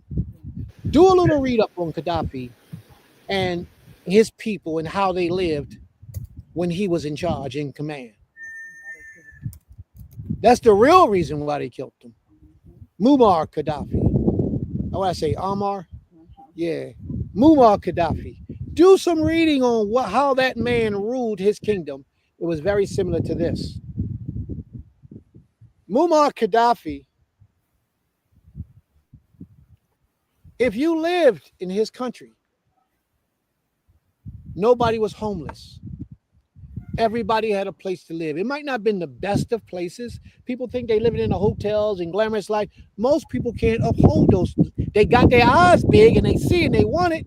They wait for they get their income checks and they take it, but they can't keep it because it's beyond their means. You follow what I'm saying? Muammar Gaddafi set it up so all the people would have a place to live. There was no homelessness in his country. Muammar Gaddafi set it up so that you can go to college and not have to pay a dime to go to college. You probably had to pay your transportation to get there every day, but you did not have to pay a dime to go to college.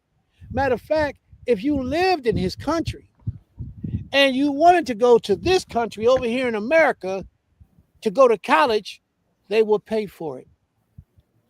He would pay for you to go to college in America just as long as you brought that knowledge and enrichment back to the country of your homeland.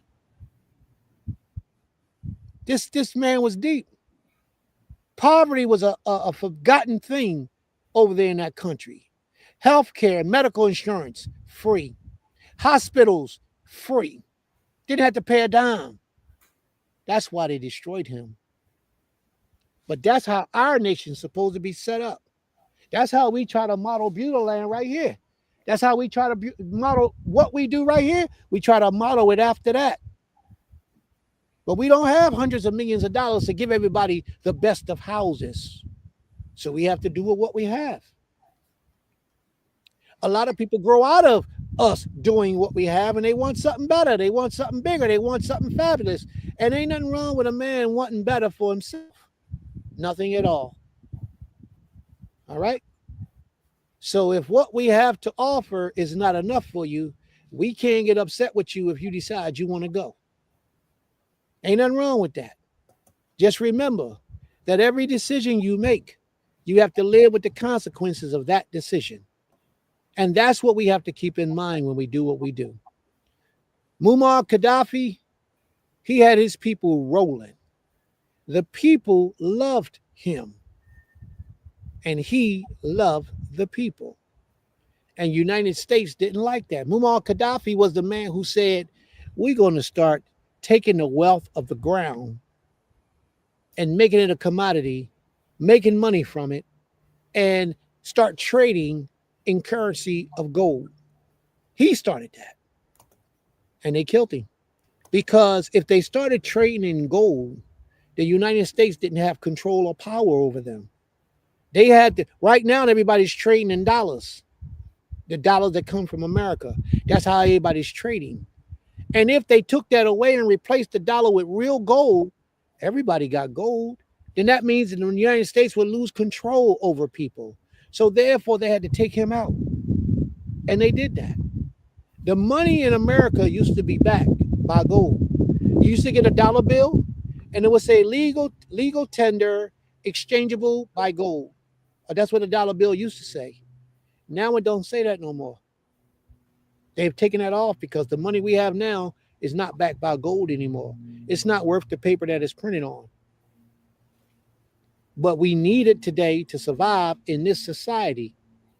Muammar Gaddafi was the one who initiated that all the African countries got together and worked and lived and exchanged gold within themselves and with other nations, foreign nations, as opposed to working and exchanging the dollar bill. So they killed them.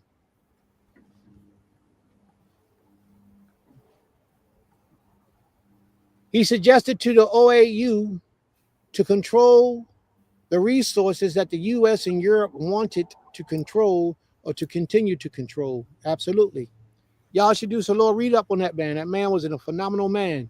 He had a brain that was unbelievable. And when you do certain read ups on him, they will have him pegged as a heinous person, a crazy man, a tyrant. They will peg him as so many different things, as they normally do for people that loves the Most High's people. They will give you all kind of names, all kind of titles. They will come up against you. They will try to bring you down. And all you have in your heart is love for your people. But they don't want that because they don't want to see something prosper. And a lot of our people look like us. They're not like us. And you can tell them because of their actions and how they do, how they act, how they treat.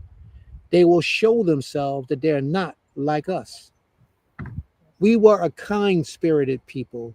We had love for each other. And we looked out for each other. Read on, my brother. Nehemiah 5, verse 19. Think upon me, my Elohim, for good according to all that I have done for this people. Chapter 6, verse 1. Now it came to pass, when Sanballat and Tobiah and Geshem, the Arabian, and the rest of our enemies heard that I had builded the wall, and that there was no breach left therein, though at that time I had not set up the doors upon the gates, that Sanballat and Geshem sent unto me, saying, Come, let us meet together in some one of the villages in the plain of Ono. But they thought to do me mischief. So they thought he was stupid. They thought he was a fool. Hey, come, let us talk. Come on. Meet us down here and we're going to have a conversation. But he's wise. And he understands that his enemies has nothing good for him to talk to him about. Read on. Let's see what happens. Nehemiah 6, verse 3. And I sent messengers unto them, saying, I'm doing a great work, so that I cannot come down. Why should the work cease whilst I leave it and come down to you? Yet they sent unto me 4 times after this sort, and I answered them after the same manner. Then sent Sanballat his servant unto me in like manner the 5th time, with an open letter in his hand, wherein was written, It is reported among the heathen, and Gashmu saith it, that thou and the Yehudim think to rebel. See what I mean? They got to spread a bad word about you. They got to try to do something to tear you down. They got to turn the people against you. So they're spreading false reports to tear down the respect that others might have for him. And they're going to do it in large numbers. But notice when they try to get him away from everybody else, they figured if they kill the head, the body will crumble. And then Israel will return back to who they were. So when they realized he wasn't coming, so then they try to tear up the people with rumors and bad words against them. And a lot of people are going to fall for the okie doke. And separation is going to accrue, and that's going to set the nation back even further. But there's a lot who remain strong and loyal to the cause and will never defer from standing strong next to their leader. Read on, please. Nehemiah 6, verse 6 continued. For which cause thou buildest the wall, that thou mayest be their king, according to these words. And thou hast also appointed prophets to preach of thee at Jerusalem, saying, There is a king in Yehuda, and now it shall be reported to the king according to these words. Come now, therefore, and let us take counsel together. Then I sent unto him, saying, There are no such things done as thou sayest, but thou feignest them out of thine own heart. For they all made us afraid, saying, Your hands shall be weakened from the work that it be not done. Now therefore, O Elohim, strengthen my hands. What did he say? He says, no such thing as you have said has been done, for you have inventing them out of your own mind. But because so many people was behind it, a lot of people fell for it. A lot of people disassociated. A lot of people didn't want to walk with. A lot of people started making noise and chattering and couldn't trust because a lot of people fell for the imaginations of their own mind. But the Most High knew that this matter wasn't true. Read on, please. Nehemiah 6, verse 10. Afterward, I came unto the house of Shemaiah, the son of Delaiah, the son of Mehetabeel, who was shut up. And he said, Let us meet together in the house of Elohim, within the temple, and let us shut the doors of the temple. For they will come to slay thee. Yea, in the night will they come to slay thee. And I said, Should such a man as I flee? And who is there that, being as I am, would go into the temple to save his life? I will not go in. And lo, I perceived that Elohim had not sent him, but that he pronounced this prophecy against me. For Tobiah and Sanballat had hired him. What did he just say? Why did he come up against him? Because Sanballat and Tobiah had hired him. This man was a prophet, and he spoke vash out of his mouth to Nehemiah with a plan that they had devised to try to get him to get away from the people by going into the temple under the pretense of preserving his life. Tobiah saw through that. Nehemiah saw through that and said, that's not who I am. What kind of man am I to run and hide? That's not going to happen. And then he realized and he discovered that this one who was pronouncing this prophecy was hired by the enemy. Remember, family, they got ways to get into the minds of the people that walk with you to destroy them from being in association loyally unto you. They have minds. And usually the way that they do it is by offering them things that they don't have, offering them positions that they don't have, giving them some type of prestige or title or wealth in some kind of manner that they don't normally possess or couldn't possess on their own. And because of the greed of man, we say men don't even know what loyalty is about today, man. Because of the greed of man, and we see how we can prosper or get something for us, not thinking about how it's going to hurt the nation. We only think about how we're going to benefit or how we directly are going to prosper. We don't even think about how our future generations will profit from it. We don't. We only think about us right now. And that's why so many Israelite nations in this earth today don't prosper, because too many people only worried about them. The adversaries, Sanballats, are all around. They're all around us today. And they're coming up with plans and ways to destroy us, to prevent us. And some of the Sanballats look just like us. Just like us. They'll see you doing good and see what you ain't got, and then get in the ear of your individuals that walk with you and say, hey, I know how that can get done. I know how we can achieve this. I know how you can get that. And then it's over, because that's truly what's in the heart of a man Anyway, but let's go. Let's rock. Let's see where we at. Nehemiah 6, verse 13. Hey, Therefore, before we go on, do you know that's a lot of men steal women from men? The man will have a wife for 10, 15 years, but he doesn't have much money. So the only thing he can offer her is the bare minimum. A brother come around with a whole lot of money, flash some of that money in front of her face, and she'll go with him because he promised her a house, a car, the things that you gave her, but they wasn't the best of things. You gave her a house, you gave her a car, you gave her a little backyard, but the man who got the money now gave her a big house, gave her a big car, brand new house, brand new car, and she got a big backyard. So don't be upset when she leaves. When she leaves, you thank the Creator that you let her go. You thank the Creator that she's out of your life because she wasn't worthy. She wasn't worthy. She's not a woman that's worth having. So a lot of people don't understand what loyalty means today. A lot of us don't, but we need to, because it plays a major part in our development as a people. Read on, please. Nehemiah 6, verse 13. Therefore was he hired, that I should be afraid, and to do so, and sin, and that they might have matter for an evil report, that they might reproach me. They wanted him to do something wrong, to taunt him, so that the reports that they put out could look like they were correct.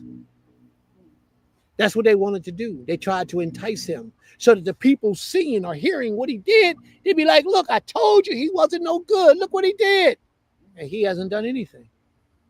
They wanted to look that way so they could remove him from a position of power. Read on, please. Verse 14. My Elohim, think thou upon Tobiah and Sanballat, according to these their works, and on their prophetess Nohadiah, and the rest of the prophets that would have put me in fear. So the wall was finished in the 25th day of the month Elul, in 52 days. And it came to pass that when all our enemies heard thereof, and all the heathen that were about us saw these things, they were much cast down in their own eyes, for they perceived that this work was wrought of our Elohim. So they were afraid. That's why it says that they perceived that the work was done by the Most High, because they was afraid. Because once the children of Israel become united, they rise. We were so united that we produced a wall. That's why not a lot is being produced in Israel today, because we have no unity. Do we have any schools? Do we have any hospitals?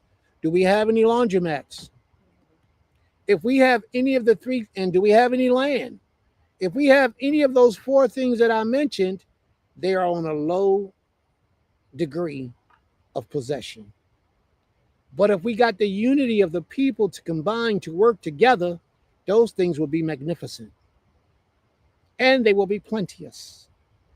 If we got the majority of the nation, just the minority of the nation of Israel, let's say it's 400,000 Israelites in America. If we got 50 to work together out of that 400,000, if we got 50 to have one mind and be on one accord, there's no stopping us. We can achieve great things. And by those 50 working together, the other ones who wasn't a part of that would gravitate to that because it's contagious. They would gravitate to that and become a part of it. And therefore we will grow. But when they gravitate and they become and we grow, they will also be being trained, because the 50 that was loyal is going to train them or not accept them at all. That's what we got to understand. Read on, please. Verse 17. Moreover, in those days, the nobles of Yehudah sent many letters unto Tobiah, and the letters of Tobiah came unto them. For there were many in Yehudah sworn unto him, because he was the son-in-law of Shechaniah, the son of Ara.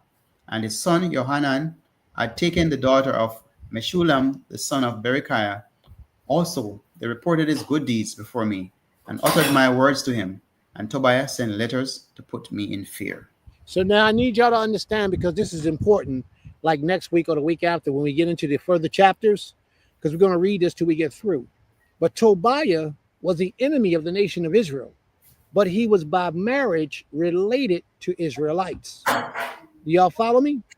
So he had a way to get in to speak to people and infiltrate people's mind because by marriage he was related to the children of Israel. He himself wasn't an Israelite. That's right. He was wise in what he did. But he's going to have a way in to infiltrate the minds of Israel and tear them apart. And that's what we do today. The enemy sees, the enemy seeks, and the enemy destroys from the inside out. From the inside out. So, family, if you're into a community, be in that community, keep your eyes open, keep your minds open, and let your spirit walk with the Most High.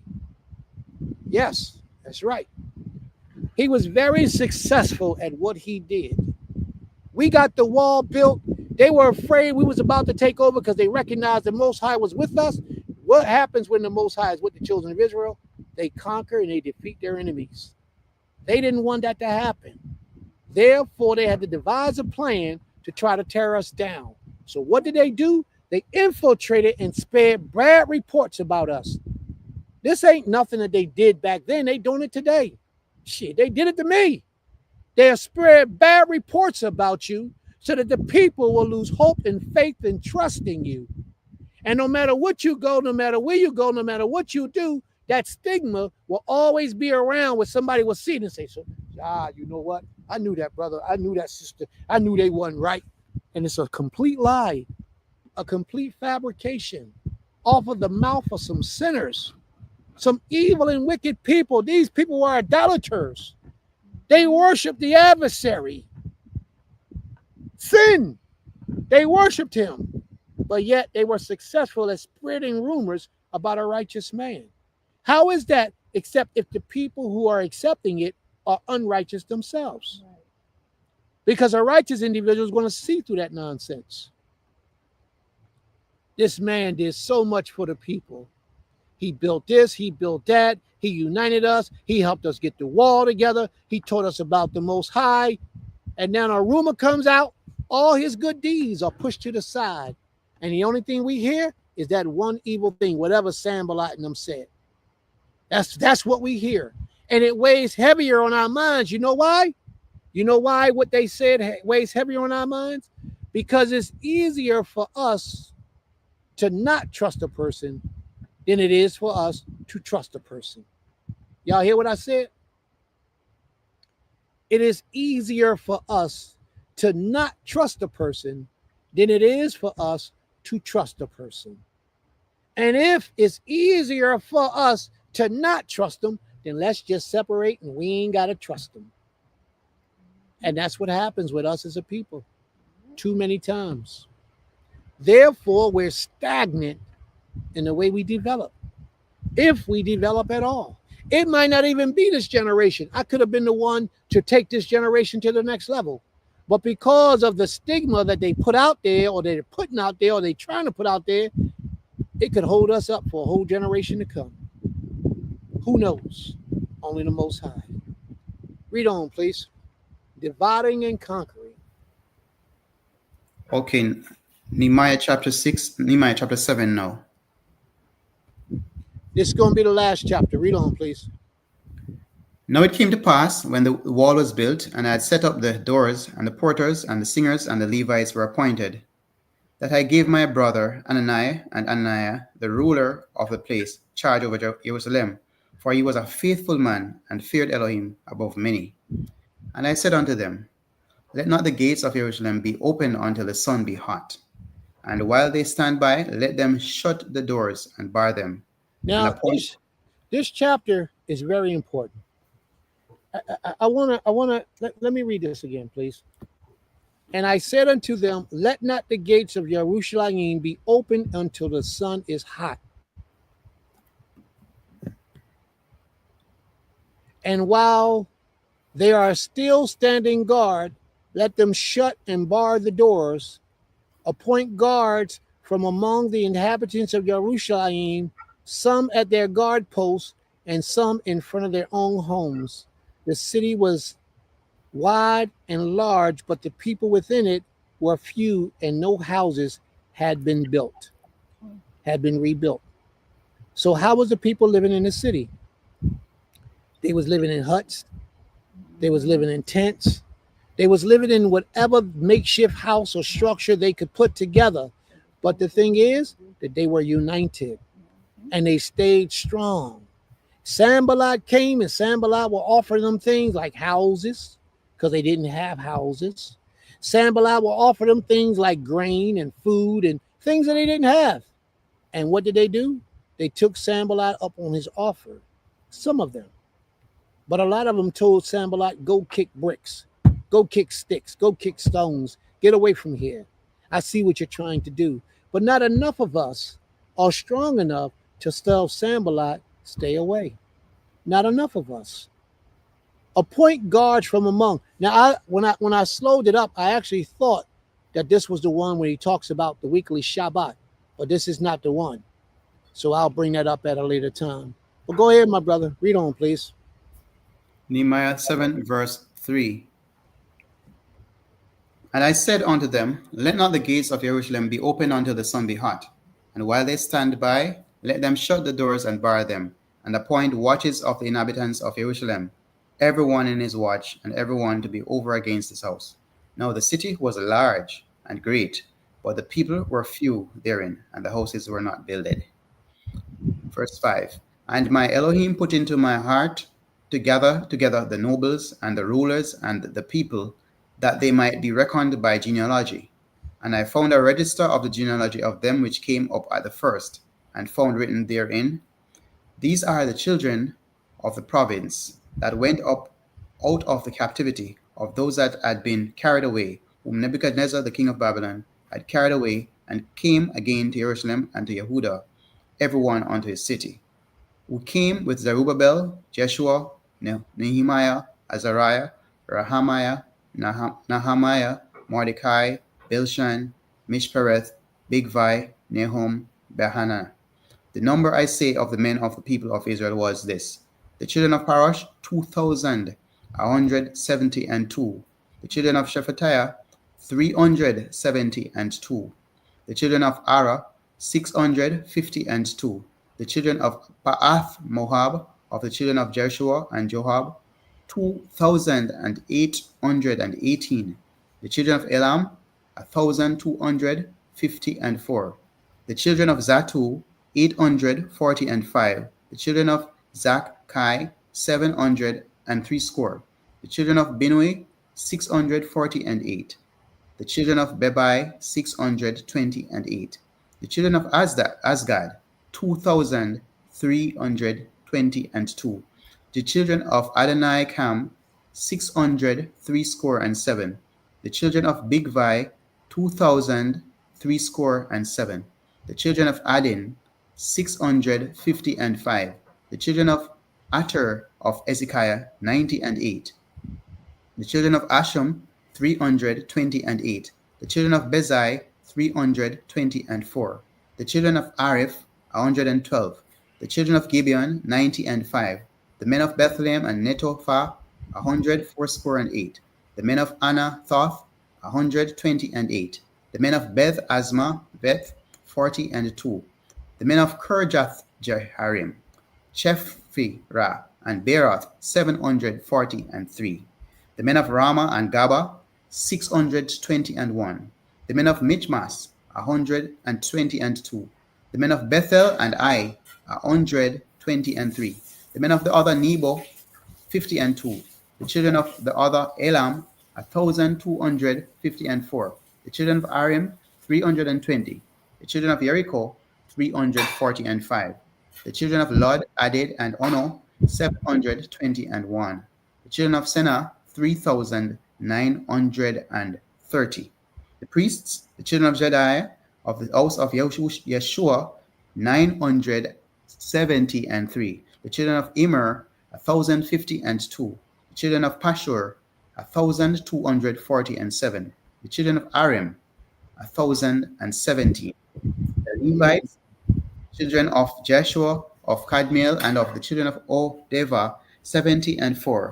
The singers, the children of Asaph, 148. The porters, the children of Shalom, the children of Ater, the children of Talmon, the children of Akob, the children of Atita, the children of Shobai, 117, the children of Ziha, the children of Ashufa, the children of Tabaoth, the children of Keros, the children of Sia, the children of Padon, the children of Lebanon, the children of Agaba, the children of Shalmai, the children of Anan, the children of Gidel, the children of Gahar, the children of Rehiah, the children of Rezin, the children of Nekoda, the children of Gazam, the children of Oza, the children of Pasia, the children of Besai, the children of Mehunim, the children of Nephish Esim, the children of Bakbuk, the children of Akufa, the children of Ahur, the children of Bazleth, the children of Mehida, the children of Arsha, the children of Barkos, the children of Sisera, the children of Tama, the children of Neziah, the children of Atifa, the children of Solomon's servants, the children of Sotai, the children of Sophireth, the children of Perida, the children of Jahala, the children of Darkon, the children of Gidel, the children of Shephatiah, the children of Atil, the children of Pokereth and Zebahim, the children of Ammon. All the Nethinim and the children of Solomon's servants were 392, and these were they which went up also from Telmilah, Telhar, Isha, Cherub, Adon, and Immer. But they could not show their father's house, nor their seed, whether they were of Israel. The children of Deliah, the children of Retobiah, the children of Nekoda, 642. Abiah, the children of Koz, the children of Barzillai, which took one of the daughters of Barzillai the Gilead to wife, and was called after their name. These sought their register among those that were reckoned by genealogy, but it was not found. Therefore were they, as polluted, put from the priesthood. And the Tersha said unto them that they should not eat of the most holy things till they were stood up a priest with Urim and Thummim. All right, stop there for a second. Because these people claim to be priests, and this is what my brother Mr. Otters would be so happy to hear right now. Because of these people claim to be priests, but could not prove their genealogy, they was put off from the priesthood. They couldn't verify it. And that's what Mr. Otter is saying today with a lot of people who say they're Kohanim. If you can't prove your lineage, don't say it. That's what he's saying. If you can't prove your genealogy, then don't say that you are a Kohen. You know what I mean? Now, let me explain to you the difference. A Levite means that you're the sons of Levi. Within the lineage of the Levites, you have what they call Kohanim. Kohanim is the priesthood. So within the lineage of Levi, you have Kohanim, or you have priests. The ones that are priests of the Levites had to be the children of Aharon. The children, the direct lineage of Aharon, his children, children's children, children's children's children's children, and so on, are what we call Kohanim, or priests. Priests. All right? A Levite is a beautiful person joined to the Most High is what it means. And they are prophets. They serve the Most High. They do all those things. But a priest is higher than a Levite in rank, in order, and respect. A Levite, everybody wanted a Levite to be in the midst of them so he can speak the word Most High's to them, the word of the Most High to them. But a Kohen was the high priest lineage, was in the Kohanim, was in the priest lineage. You had to be of the children of Aaron to be a priest. Although you can be a Levite and not be a priest, you cannot be a priest unless you're a Levite. And I pray that that's clear with everybody. Here in Nehemiah, they wasn't playing no jokes. You just don't call yourself something around here. You don't just act like you're something around here. You prove your pedigree or your lineage. You prove who you are. And we have to see, they call these people out by names. Your father's father's father's father's father's father's father's father, father, father, father, father. Remember, that was 100 years now, over 100 years. So they still had the records to prove who they were. Today, we don't have those records. We don't have those records. The only records we have is the collective records that are left on records about the slaves that came here to America and the prophecies that said who those people would be, what they would experience, and who they are today. That's what we have on record. We don't have my father. Some of us might have some information that lead back some years. They may. Some people might have some information. But the record that we have to prove our lineage is the information that's readily available by searching out the information collectively, who the children of Israel are. The prophecies that talk about where they would be and why they would suffer and how they would suffer, and they would be in bondage and they would go over there in slave ships. They wouldn't be able to free themselves. All those types of things are prophecies of us today. No other nation on the earth fits that prophecy 100% like we do. Nobody, just us. So like our forefathers used to use the documented information, our documented information doesn't show who our fathers particularly individually are, but it does show who they collectively are. May the Most High be praised. Toda Rabbah. I have a question. Yes. Regarding Exodus 19, verse 6, which references us as being priests. No, let's go there. Let's go there. Pull it up. That's a good point to bring out. Pull it up, please. Exodus 19 verse 6. Uh-huh. And I read it very carefully, real slow. Don't read it too fast. Yes. Uh-huh. Oh, it says, I'll read it now. It says, and ye shall be unto me a kingdom of priests and a holy nation. These are the words which thou shalt speak unto the children of Israel. And your question? Well, the question is the timing of this priest. Is it to be contextualized to say that we all will be priests, or he was saying to them at that time they are all priests in general view? Okay. What's the job of a priest? Anoint. What else? Conduct the ceremonial services.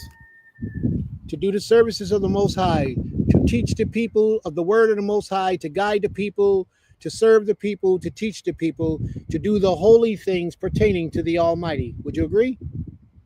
Agree. The priests are supposed to teach. They were the original teachers of this nation. If you wasn't a priest, you had no business teaching. They were the original teachers of our people. Let's go to Isaiah, the 42nd chapter, please. Isaiah 42:1.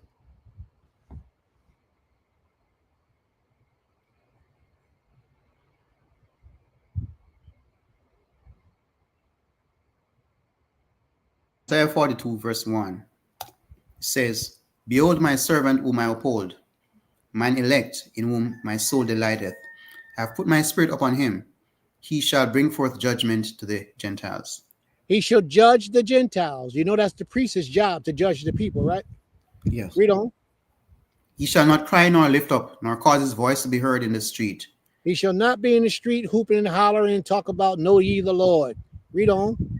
A bruised reed shall he not break, and the smoking flax shall not he quench. He shall bring forth judgment unto truth. He's going to be righteous and virtuous to all of those who deserve it. He's not going to, if you're already beaten down and downtrodden, he's not going to beat you down more. If you're already hurting and suffering, he's not going to suffer you more. He's going to want to raise you up. Read on, please. Verse 4, he shall not fail nor be discouraged till he have set judgment in the earth, and the isles shall wait for his law. He shall not fail or be discouraged, mean quit and give up and change loyalty. He won't do that until he's successful bringing forth judgment in the earth. Read on. Verse 5, thus saith Elohim, he that created the heavens and stretched them out, he that spread forth the earth and that which cometh out of it, he that giveth breath unto the people upon it, and spirit to them that walk therein. He says, what the Most High say? I, the Most High, have called thee in righteousness, and will hold thine hand, and will keep thee, and give thee for a covenant of the people for a light of the Gentiles. For To a open the light, blind. for a light to the Gentiles. You're Yes. supposed to teach the Gentiles. So we are supposed to be a nation to the whole planet. We're supposed to be a priestly nation to the rest of the planet. That's not like we're taking the place of the Levitical priesthood. But read on, it's going to say a little bit more. Verse 7. Verse 7, to open the blind eyes, to bring out the prisoners from the prison, and them that sit in darkness out of the prison house. Uh-huh. I am the most high, that is my name, and my glory will I not give to another, neither He my ain't praise giving his glory to nobody else. Nobody else. So nobody does this but the Most High. Don't say that's somebody else. That's the Creator talking this talk. Read on, please. Behold, the former things that are come to pass, and new things do I declare. Before they spring forth, I tell you of them. Keep reading. Verse 10, sing unto the Most High a new song, and his praise from the end of the earth, ye that go down to the sea, and all that is therein. The All isles. right. Now let's stop right there. Let's go to Isaiah 44. Let's see who that servant is that the Most High is talking to. 44. Isaiah Verse 44 and 1. Isaiah 44, verse 1. Yet now hear, O Jacob, my servant, and Israel. Who? Back up. Who's his servant? Jacob, My servant. my servant. Ovadi. My servant. So that servant that we was reading about is the nation of YISRAEL. Read on. And Israel, whom I have chosen. The Most High says that we are his servants. So what is our job? If we are servants of the Most High, what is our job in this day and time to do? We just read it. To open the eyes of the blind and those who are in the prison houses, to bring them out, to be a light to the Gentiles, to teach them how to live. The earth is out of course because we are not taking our rightful position and our rightful place. So now I need you to go all the way back to the book of Exodus, the 19th chapter, verse 6, and read from verse 5. Exodus chapter 19, verse 5. Now therefore, if you will obey my voice. Start at 3. Exodus chapter 19, verse 3. And Moshe went up unto Elohim, and the Most High called unto him out of the mountain, saying, Thus shalt thou say to the house of Jacob, and tell the children of Israel, Ye have seen what I did unto the Mizraims, and how I bare you on eagle's wings, and brought you unto myself. Now therefore, if you will obey my voice indeed, and keep my covenant, then ye shall be a peculiar treasure unto me above all people, for all the earth is mine. And ye shall be unto me a kingdom of priests and a holy nation. These are the words which thou shalt speak unto the children of Israel. All right, stop right there. We've been saying the same thing all day. We've been teaching the same thing. The scripture's been saying the same thing. We took them to Deuteronomy chapter 30. We took them to the book of Nehemiah. We took them to Isaiah 42. We took them to Isaiah 44. And we're back again at Exodus, the 19th chapter. We are supposed to be a nation of priests unto the people of the earth. So don't walk around right now talking about you're a nation of priests, because you're not. The reason why you're not is because most people skip over what verse 5 says. And verse 5 is the most important part, not just verse 6. Most people just repeat verse 6. But verse 6 doesn't come into existence until verse 5 is completed. And what does verse 5 say, my brother, please? Verse 5 says again, Now therefore, if you will obey my voice indeed. If we will do what? If you will obey my voice indeed. Most of us obeying our own voice. Some of us obeying the voice of Hasatan. Very few of us are obeying the voice of the Most High. Only when we come together and got one spiritual head are we obeying the voice of the Creator. Read on, please, and watch. Read on. And if you keep my commandment, we got to do what? We got to do what? Keep my covenant. Well, right now we say today is the Shabbat. And we say the Shabbat started last night at the sunset, when the sun went down last night. How many people kept the Shabbat last night when the sun went down? How many people kept the Shabbat when the sun came up? See, we all over the place. We believe one way, half of us believe another way, a third of us believe this way. We all over the place. How could we be a nation of priests when we ourselves are not walking in unison? Think about it, family. Well, you know what? I believe this is that and this is that, but I'm going to walk with you, but I still believe this is that and this is that. That's a mistake. Why? Because when it comes to the head, your heart, your soul, your energy, the proper spirit, it's not going to be in it. You're going to be somewhere else. It's hard for us to be a nation of priests to the earth because we all over the place. One person to teach us to do one thing, and another one of us is teaching us to do something else. Priests don't move out like that. Priests got one dictate for the people, and the people obey that one dictate. We don't have a priesthood established in the earth. We ourselves cannot be a nation of priests because we don't do what the Most High says for us to do. We got to obey his voice. We got to keep his covenant. He says, then you should be, after you do all that, then you should be a peculiar treasure unto me above all people, for all the earth is mine. Then he says, and ye shall be unto me a kingdom of priests. You got to get the first part of that down pat before you just move on to being a priest, a nation of priests. So many people always want what they feel is best. Very few people are ready to do what Sister Dahlia said and earn the blessings. The Most High is telling us in the 5th chapter, in the 5th verse of the 19th chapter of Exodus, that we have to earn the right to be a nation of priests to him and speak unto the world. And until we put all of our differences aside, come together and work for one common goal, set one spiritual leader in charge of us, and obey and walk loyally with that individual, then we're not going to achieve that status of priesthood. And even if we do it small, let's say Butylland, we get somebody to rally behind Prince and we all pledge our loyalty and allegiance to Prince. As he walked with the Most High, we're going to walk with him. If we get that type of thing, then we can start the process and it can grow, but we still won't be a nation of priests. We'll just have little pockets of individuals loyal to different individuals. And that's cool too, as long as we're showing progression. And as long as we're moving forward, that's a step in the right direction. You follow me? It's a step in the right direction. It's better than not doing it. It's better than what we got right now, because we ain't got nothing right now. We ain't got nothing right now. Everybody doing what's right in their own mind. And that's not how the Most High has for it to be. So yes, we shall be a nation of priests one day upon the earth to the Most High. But as you see, we got to obey his commandments.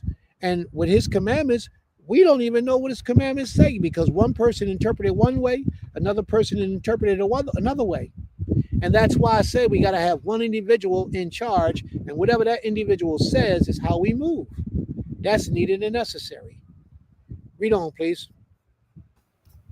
Verse 6. And ye shall be unto me a kingdom of priests and a holy nation. These are the words which thou shalt speak unto the children of Israel. All right. May the Most High be praised. Did that answer your question, brother? Indeed. Right. So back to Nehemiah chapter 7, verse 66. The whole congregation together was 42,303 score, besides their manservants and their maidservants, of whom there were 7,307, and they had 245 singing men and singing women. Their horses 736, their mules 245, their camels 435, 6,720 asses. And some of the chief fathers gave unto the work. The treasurer gave to the treasurer 1,000 drams of gold, 50 basins, 530 priests' garments. And some of the chief of the fathers gave to the treasurer of the work 20,000 drams of gold, and 2,200 pounds of silver. And that which the rest of the people gave was 20,000 drams of gold, and 2,000 pounds of silver, and stop there for a second. 7 priest garments. Stop there for a second. The people gave to the works of Nehemiah. Israelites don't like to give up and depart with their money. Even if they come and worship with you every Shabbat, they will go years and years and years without making any offerings or any donations to support what's taking place. We have to earn what we get. We don't do that. We expect the spiritual leader to provide for us. We don't want to provide for the spiritual leader.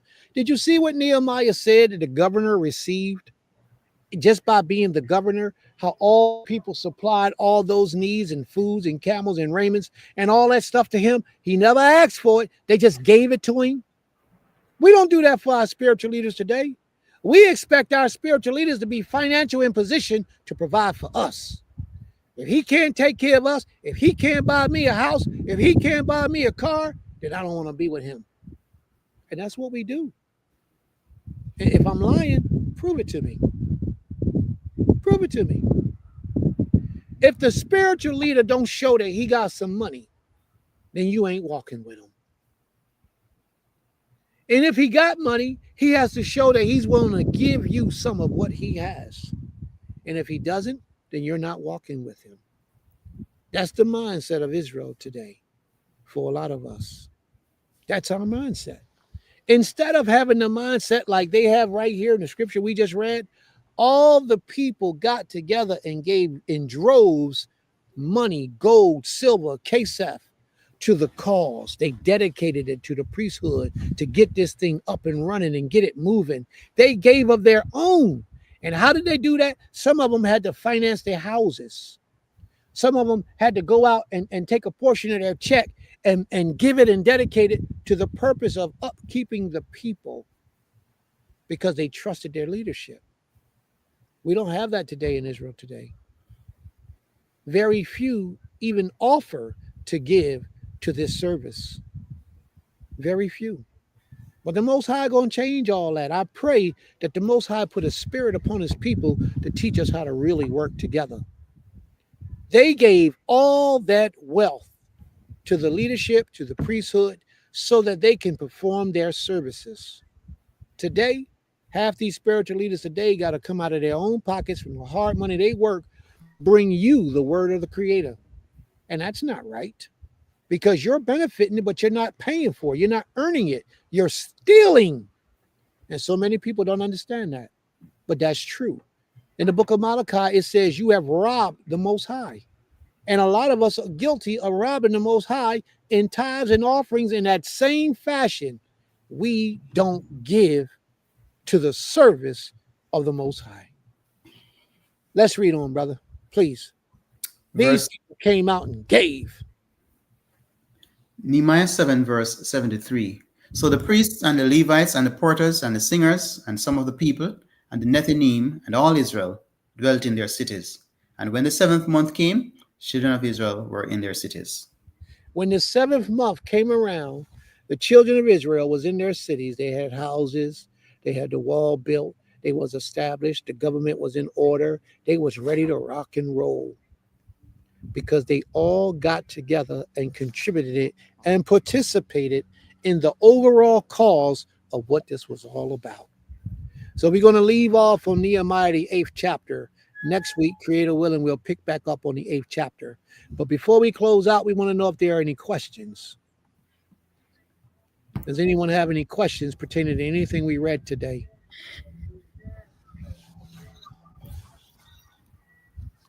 Did we spark some curiosity? Did we spark some curiosity in your spirit?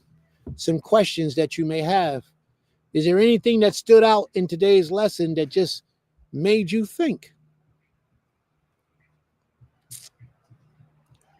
I could speak on that. Yeah, I can't. Oh, I'm sorry. Fully see the commandments. I mean, Oh. Okay, Abba. I'll say this. It was definitely a great lesson, Prince. I love Nehemiah because this is one of my favorite books because I love the fact and the thing that the key tenet to me that always stands out is the fact that the people had a mind to work. that and the fact of the level of situational awareness that they had, to me, was amazing, because they had a grip on the social atmosphere, and they had a grip on just the things that they had to face as a people, with Tobias and Sanballat just being the heinous Negroes that they were. I guess because of my background, a key thing that stands out with me was the fact that as they did the work, I love the fact that they were strapped, and they got the work done, and those two things stand out to me. Why? Because in the time and an hour that we live in, one of the things, I was looking over some videos even last night, kind of into this morning, as I was up studying, I was looking at some videos that my late Isha and I had done about preparation and some different things that we talked about building and doing things like that, and it shows the tenacity of the people. And it showed that even though one was a perfumer, one was a tanner, everyone had their own particular craft. Everybody was willing to put their hand to the work. Say, look, if I need to grab a shovel, I grab a shovel. If I need to dig a ditch, I can dig a ditch. If I need to help build a wall, I'm going to build a wall. I'm going to be a bricklayer today. So somebody that does, whoever the mason was, teach me how to do it. Show me how to do it. We're going to get the work done. And the fact that they were armed speaks to the fact that their level of readiness and their level of alertness, to me, was impressive. I'm thinking primarily because of my background, and because that I like to be armed at all times, because I realize that that when there's a task that needs to be done, it's one thing to prepare, it's one thing to build, but it's another level of preparedness that comes in. You have to be ready to defend what you build and what you prepare for, because you have those that do not prepare, you have those that will not build, you have those that will not work. And when the shizzy hits the fizzy, or whatever crisis hits their life, people will be quick to try to come and take what you have, and that is totally that would be definitely ill-advised. There was I reflect on a situation where we had some years back. There was a couple of young men that were coming to be a part of our community and to build with us. And one of the young men, while we're talking about preparation, while we're talking about doing the things that we need to do as a community to survive, and not just survive, but thrive. And this individual, out of their mouth, came and said, I don't even know. I know it had to be, well, I can't even put that on Shaitan, but because people, whatever's in their heart is going to come out. But right, Chief.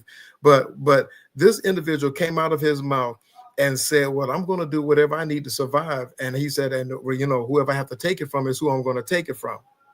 Now, I'm on air. I'm not going to say what I said to him, but I let him know that he would not do that. And if he did, he wouldn't do it again. So the fact that they were of the mind to work and to build and to defend that what they were building spoke to the stick-to-itiveness of our nation. Something that you had touched on earlier was the fact that there are many of us that, though we may not be physically in one place, you may not be here in South Carolina, we may not be there physically at Beulah right now, but you call, I'm coming. And anything I can put my hands to do, I'm going to do it. And I know I'm not the only one, but that the fact that we have a mind to work and a mind to build, and we have a mind to see each other succeed and prosper, that's enough to say, you know what, I will put down what I'm doing here, wherever I am. Come there, let's make this happen. Let's build this. Because the thing is, when we unify, when we put our hands together, we make things happen. And so and the thing I love about it, it doesn't take a long time to do it. Even if we have to do it, I mean, I don't care if we're taking baby steps. Progress is progress.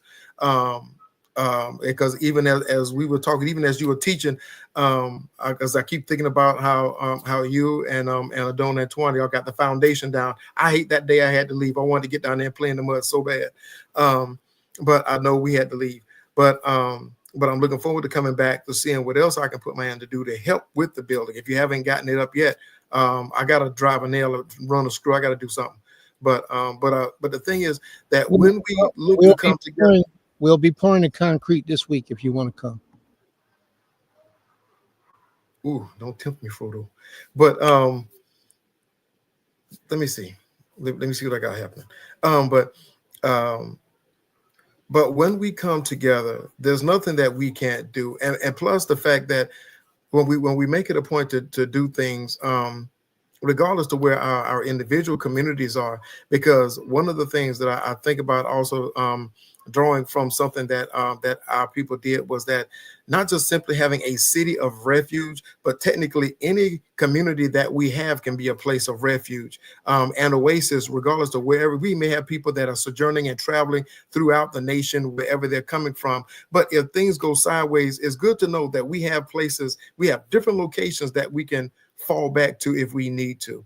And so that's one of the things I appreciate about our people and the positions that the Most High has put us in this time. And so when we look to come together to work and to build, there's nothing that we can't do. And plus, again, even if, I mean, we just, again, schedule, set times together so that we can come together and look, we can make this work here. We can get this built there. We can get this done here.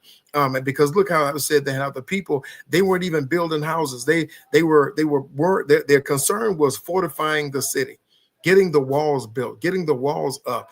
And so when you have the walls up, look, then we can focus on the things that are behind the walls. But let's get the wall built. Let's get this done. Get this, at least this part of the edifice done, so that as we move forward, we have a base of operations and a secure base of operations. Because when as we saw in scripture, and even as you brought out, Prince, in the lesson, that how when the people were secured, and even the people on the outside had to look, and down on the inside had to acknowledge, you know what, the Most High has done this thing and is doing this thing.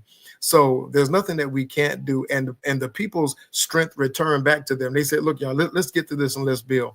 So when we know that it's the Most High that is not just simply uniting us, building us, awakening us, then when we look and say, okay, I'm going to come help you build, I'm going to come help you build, so that we have fortifications even in different locations, we are still yet strong together. We are still unified. We still have a mesh. We still have a network, because that's the thing. A network is like a web, and the network is strong in and of itself. So I know it seemed like I may have taken a long way around, but I just said that to say this, that when we as a people have a mindset to work, we'll get the work done. We will fortify and secure each other wherever we are. And then understanding that we also are able to police ourselves, because one of the things that I had even ingrained, even in my family, even on the land, was that wherever we are, there was something that when I was in the military, we used to have a 15 and 5. 15 men in 5 minutes at any place on the base, wherever we needed to be in response. And regardless of where we are, even in this country, the same, we may not be able to get there in 15 minutes, but trust and believe, you call, we coming, and we coming with what we got. Because when we realized, even as the lesson says, they are not us, then we are going to be governed by our own auspices. We have to protect our own, and we have to be willing to protect our own. And when we say by any means necessary, we understand what the ultimate sacrifice is. But in the meantime, it doesn't even have to get to that point when we start doing fortifications. Because one thing I've learned and I love about security is this, that when you put deterrence in place, a deterrent to I would say attack, or someone tries to bring an affront against you, would be just simply to put things in place and have things in place to make people think twice. I'll just put it that way, to make people think twice. And then when people see that we as a people are unified, that would definitely make people think twice. Because I look at it like this, kind of like, even like I typed in the comment earlier, regardless of what people say or what people may say or have said and have done, the thing is where are we now? I know people don't like to refer to it, but even in the Brit Hadashah, Paul said, remember, you two were once darkness. Everybody wants to act like they were born with the silver spoon of salvation in their mouth, and that they were keeping Torah from birth, and they were not. Many of us had to awaken to who we are and had to come into this walk. And as we do so, okay, yes, we're walking now, but if we look back at where we were, none of us have a place where that we can definitely pick up a rock and throw a stone at anybody. So when it comes to it, I see it like this. People see from where they sit, and sadly, everybody's not going to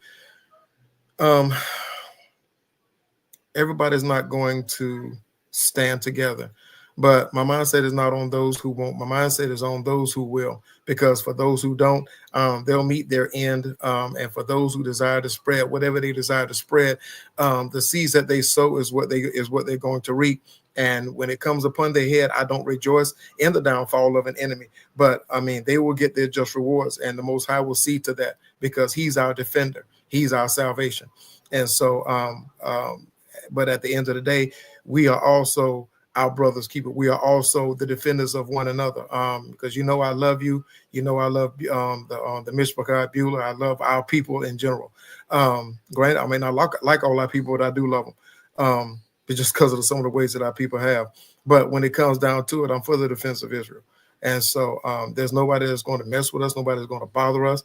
And I just plain and simple. I love you. I love Yaakov. I love our people. I love Israel. And so we just have to come together and just make it happen. When you have a mind to work, it will work. Plain and simple. We just have to come together and agree. Okay, look, this is what we need to do. This is what we're going to get done, and let's make it happen. You have a lot of times we have the situation I'm about to yield, where we have a lot doesn't get done because we have too many chiefs and not enough Indians. And I don't like the term Indians, of course, but I mean, you understand what I'm saying. The context is simply that you have a lot of people that want to be the head. Look, I'm happy getting in where I fit in. I don't have to be acknowledged. I don't have to be whatever. As long as the work gets done, that's the thing that I love about construction. As long as the work gets done, I can look and say that, look, I drove that nail. I put that screw in. I helped put that fixture in place, because when you see the finished product, we all did it. We did it as a unified front and as a unified body. And when we're unified, there's nobody that can come against us. Well, and when they can try to come against us, it's to their demise, but they can try, and people are going to try. Like say the weapon to be formed, but it won't prosper. And it sure won't prosper, especially with the weapons that we use. And I'm not talking about necessarily the carnal ones, because we do believe in prayer. We do believe in praise. We do believe that the Most High is our real reward. He has our back, plain and simple. So I yield. I love you. Shalom. All right. May the Most High be praised. Toda Rabbah. Princess wants to speak, family. Shabbat Shalom. Something you said, it was a few things you said, but I definitely agree. And, understanding that, when you are called upon and you come, and like you said, it may not be in 15 minutes, but you're coming and you're ready for it. And I think a lot of people say that, but they don't mean it. And then even if some people may mean it, but they're not getting prepared to be able to do it. And so even if you're really willing and you desire to come, you have to prepare yourself to be able to do it, to live that action, to keep your word, to be in the space and in the place to fulfill what it is that you said you're able to do.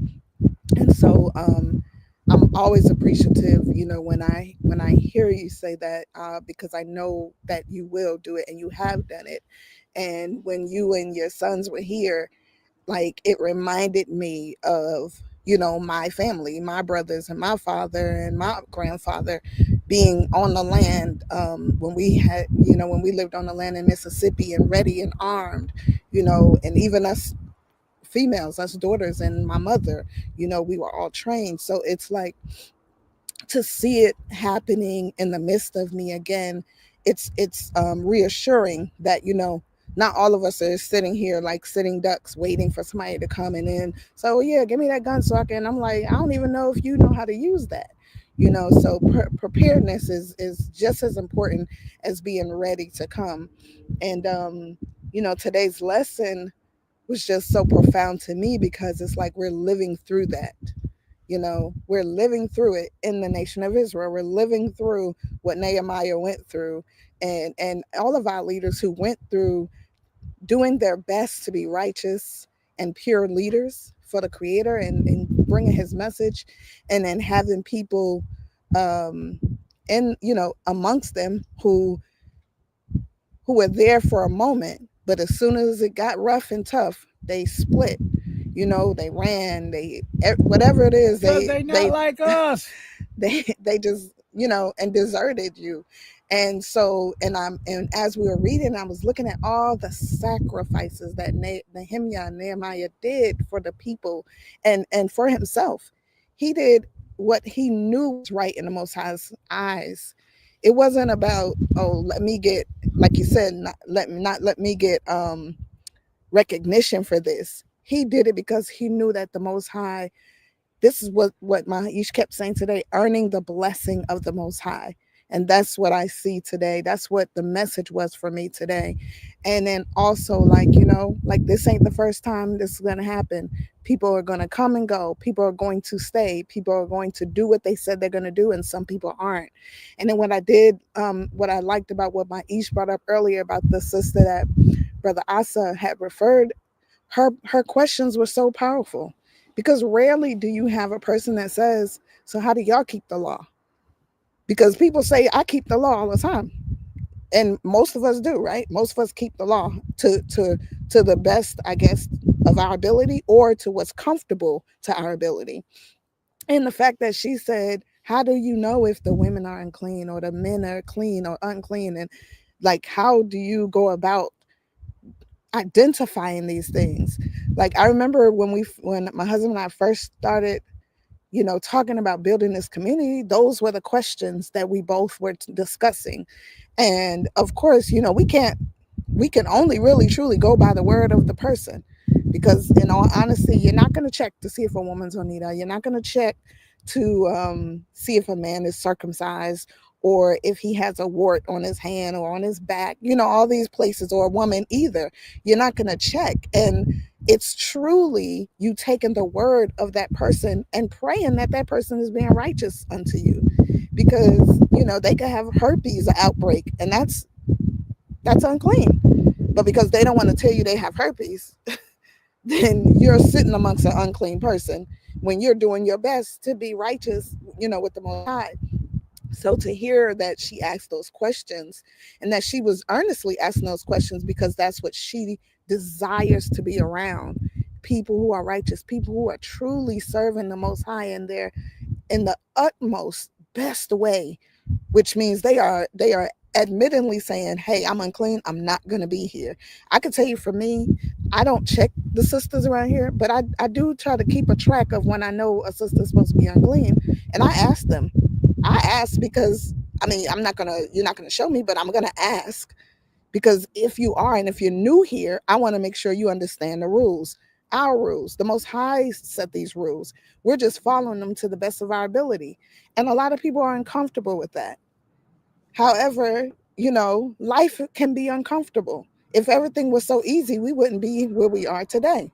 None of us would be in the positions we are today if everything was so easy in life. So, you know, I commend that sister for even having the strength and and just the wherewithal to ask those questions before she proceeds to be in the midst of people, because that's also a lesson that we have to learn. If we don't seek out the people that we are attempting, whether it's for a holy day, for one day, a week, for life, if you don't ask these questions, these underlying questions that people are afraid to ask, and you go and be in the midst of them, you can place yourself in the midst of wickedness. And the Most High says to separate yourself from that. So when we don't do our due diligence and ask the questions for our own safety, our own righteous mindset and hearts to be right with the Creator, then we're placing ourselves in danger. So, you know, the lesson, like I said, the lesson was powerful to me. It was emotional because I'm seeing it right before my eyes. You know, I'm seeing Israel just do whatever they want, follow the masses, hear something and they don't take the diligence to come and ask you directly. They just listen to what somebody is saying, run with it, and believe whatever they hear, instead of doing the righteous thing with it, which should be is to say, you know what, let me call that sister or that brother and let me find the trueness of what I just heard or read or somebody just told me, versus just running with it and saying, oh, I'm an enemy of that person now, or holding a grudge against a person that you have no idea what that grudge is truly about. So, I just pray that the Most High continues to bless each and every one of us. I pray that we all did get something out of this lesson today that we can put in our lives to fortify our strength and our position and our connection to the Creator, most importantly. So may the Most High be praised. Shabbat Shalom. Shabbat Shalom. May the Most High be praised. All right, family. Anyone else like to comment? Anything about the lesson today? Rai, Yehuda, Cain, stay prepared. Sometimes the Most High fights for us, but sometimes we have to fight, but the Most High will be with us, and we must be prepared. May the Most High be praised. Toda Rabbah. Toda Rabbah.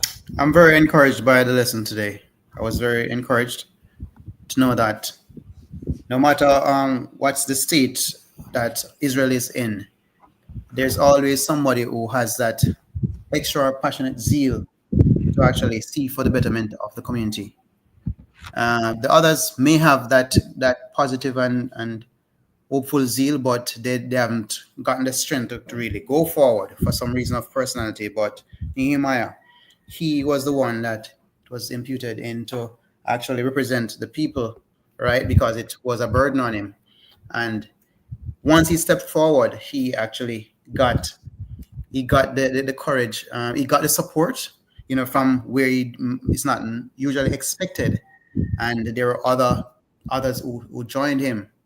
And it's not surprising to see that as soon as progress has been made, that the opposition comes. And it's something that we must be mindful of with all good intent that we have in our hearts, that even among us or persons that are not among us, persons will come and challenge you. I looked at the name. Your prince was sharing was the meaning of the name Sanballat, but Tobias, there was the one that really surprised me. His name actually means Tob, good. Yeah, I mean, characteristics of the Most High, good from goodness of the Most High, and he joined with somewhat, against something that is purposeful and for the betterment of the people. But I mean, yes, he was Amorite, but we're still expecting that you have a good name. You expect a good of you, so we're gonna know that persons with good name, it will surprise us that they will actually go against something that is, according to Torah. Yeah, and the people work together. And when we were reading, I realized that there wasn't one name that I saw came up 2 times, and I was saying, really? And it's good that everybody put there's all the roles combined to make the work done. But there were persons who were so exuberant that their name repeated, and that is good. It shows that when you are sold into doing the service of the Creator, nothing will stop you, and the work was done, and we can do much more together than of ourselves. And when the adversity comes, then be sure to know that if you look to the Most High, He will actually put our adversaries to naught. And it was something that came out of the story.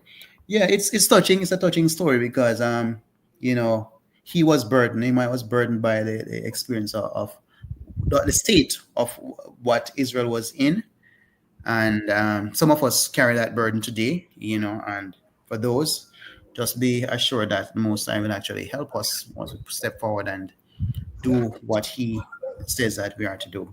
So the Most High be praised in all this. May the Most High be praised. Toda Rabbah.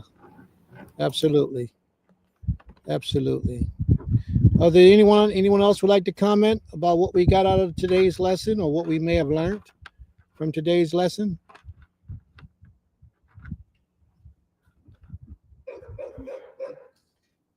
Okay. Are there any announcements we need to make for today? Well, you announced earlier about Pesach, so not really. That's Okay. it. Well, some people might not have been here. Oh, okay. So if you want me to do it, I'll do it. If you want to do it, you can do it. Okay. All right. That was that Pesach will be April the 14th, all day April the 14th. And anybody that's coming out need to make it known so we'll know that you're coming, so we can have it prepared for your comings. And you don't have to worry about money. You could just donate whatever it is that you have that you want to donate. Any amount is cool. Doesn't matter. We don't put no burden on our people. We don't believe in that. Holy days is going to be kept no matter what. We're going to have a lamb. We're going to have food. We're going to have a whole bunch of stuff. So And whatever we'll you even decide teach to do, sisters how come. to do matzah. You're going to teach the sisters how to do matzah. Okay. Mhm.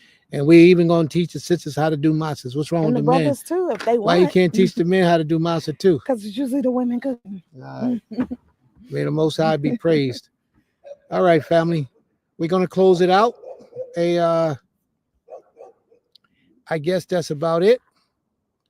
Can we all rise, please, and face the east as we give it up to our King, the creator of all creation, the master of us all.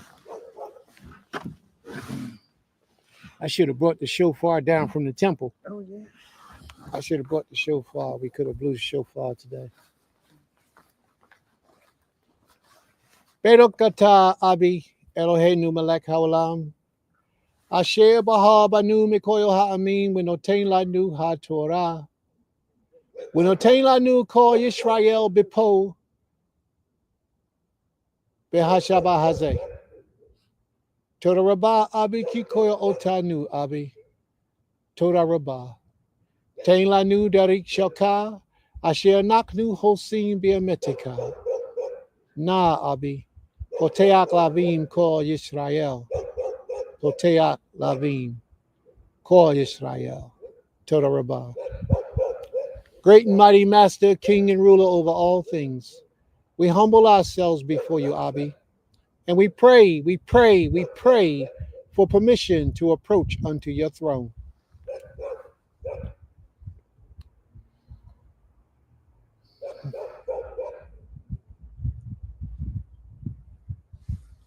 Father, thank you for being so good to us, your people. Thank you for having mercy upon us, Father. But we are truly in need of understanding. We are truly in need of your mercy, your kindness, your protection, and your blessings. For we are living in a terrible time right now, Father, where the adversary has supreme rulership over our flesh, but yet our soul is desiring to walk upright before you. How do we fight that battle? How do we win? How are we going to be conscious to recognize even when we're being tricked and duped by the adversary? Most of us are weak, and most of us give in to the desires of our hearts because we are in need of so much. We don't have enough food. We don't have enough shelter. We don't have enough clothes. We don't have enough water. We don't have the things that are needed and necessary right overtly for us to achieve greatness. So as soon as the adversary comes and he shows us a little piece of something, we run for it because we are really deprived of those things in our everyday lives. Please help us to see the tricks and the devices of the adversary, how they really seek to destroy us and keep us apart, how they really seek to keep us away from your truth and not serving and obeying your law and your commands. Lift us up, Father. Lift us up to greatness and righteousness, that one day every knee may bow and every tongue may confess that Yirtzeh Zivaot is the master, the creator, the giver of all things. We truly humble ourselves before you. We all pray and we ask for your protection, mercy, and guidance once again. Unto thee, O great King, we pray, now and forevermore. Toda Abi. Abi, Toda Rabbah. Thank you, Father, for hearing our prayers.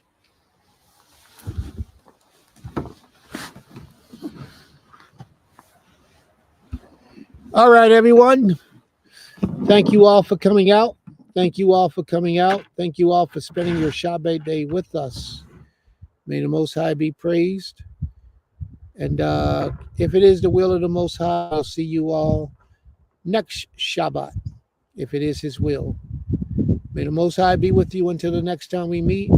Shalom, shalom, lakim.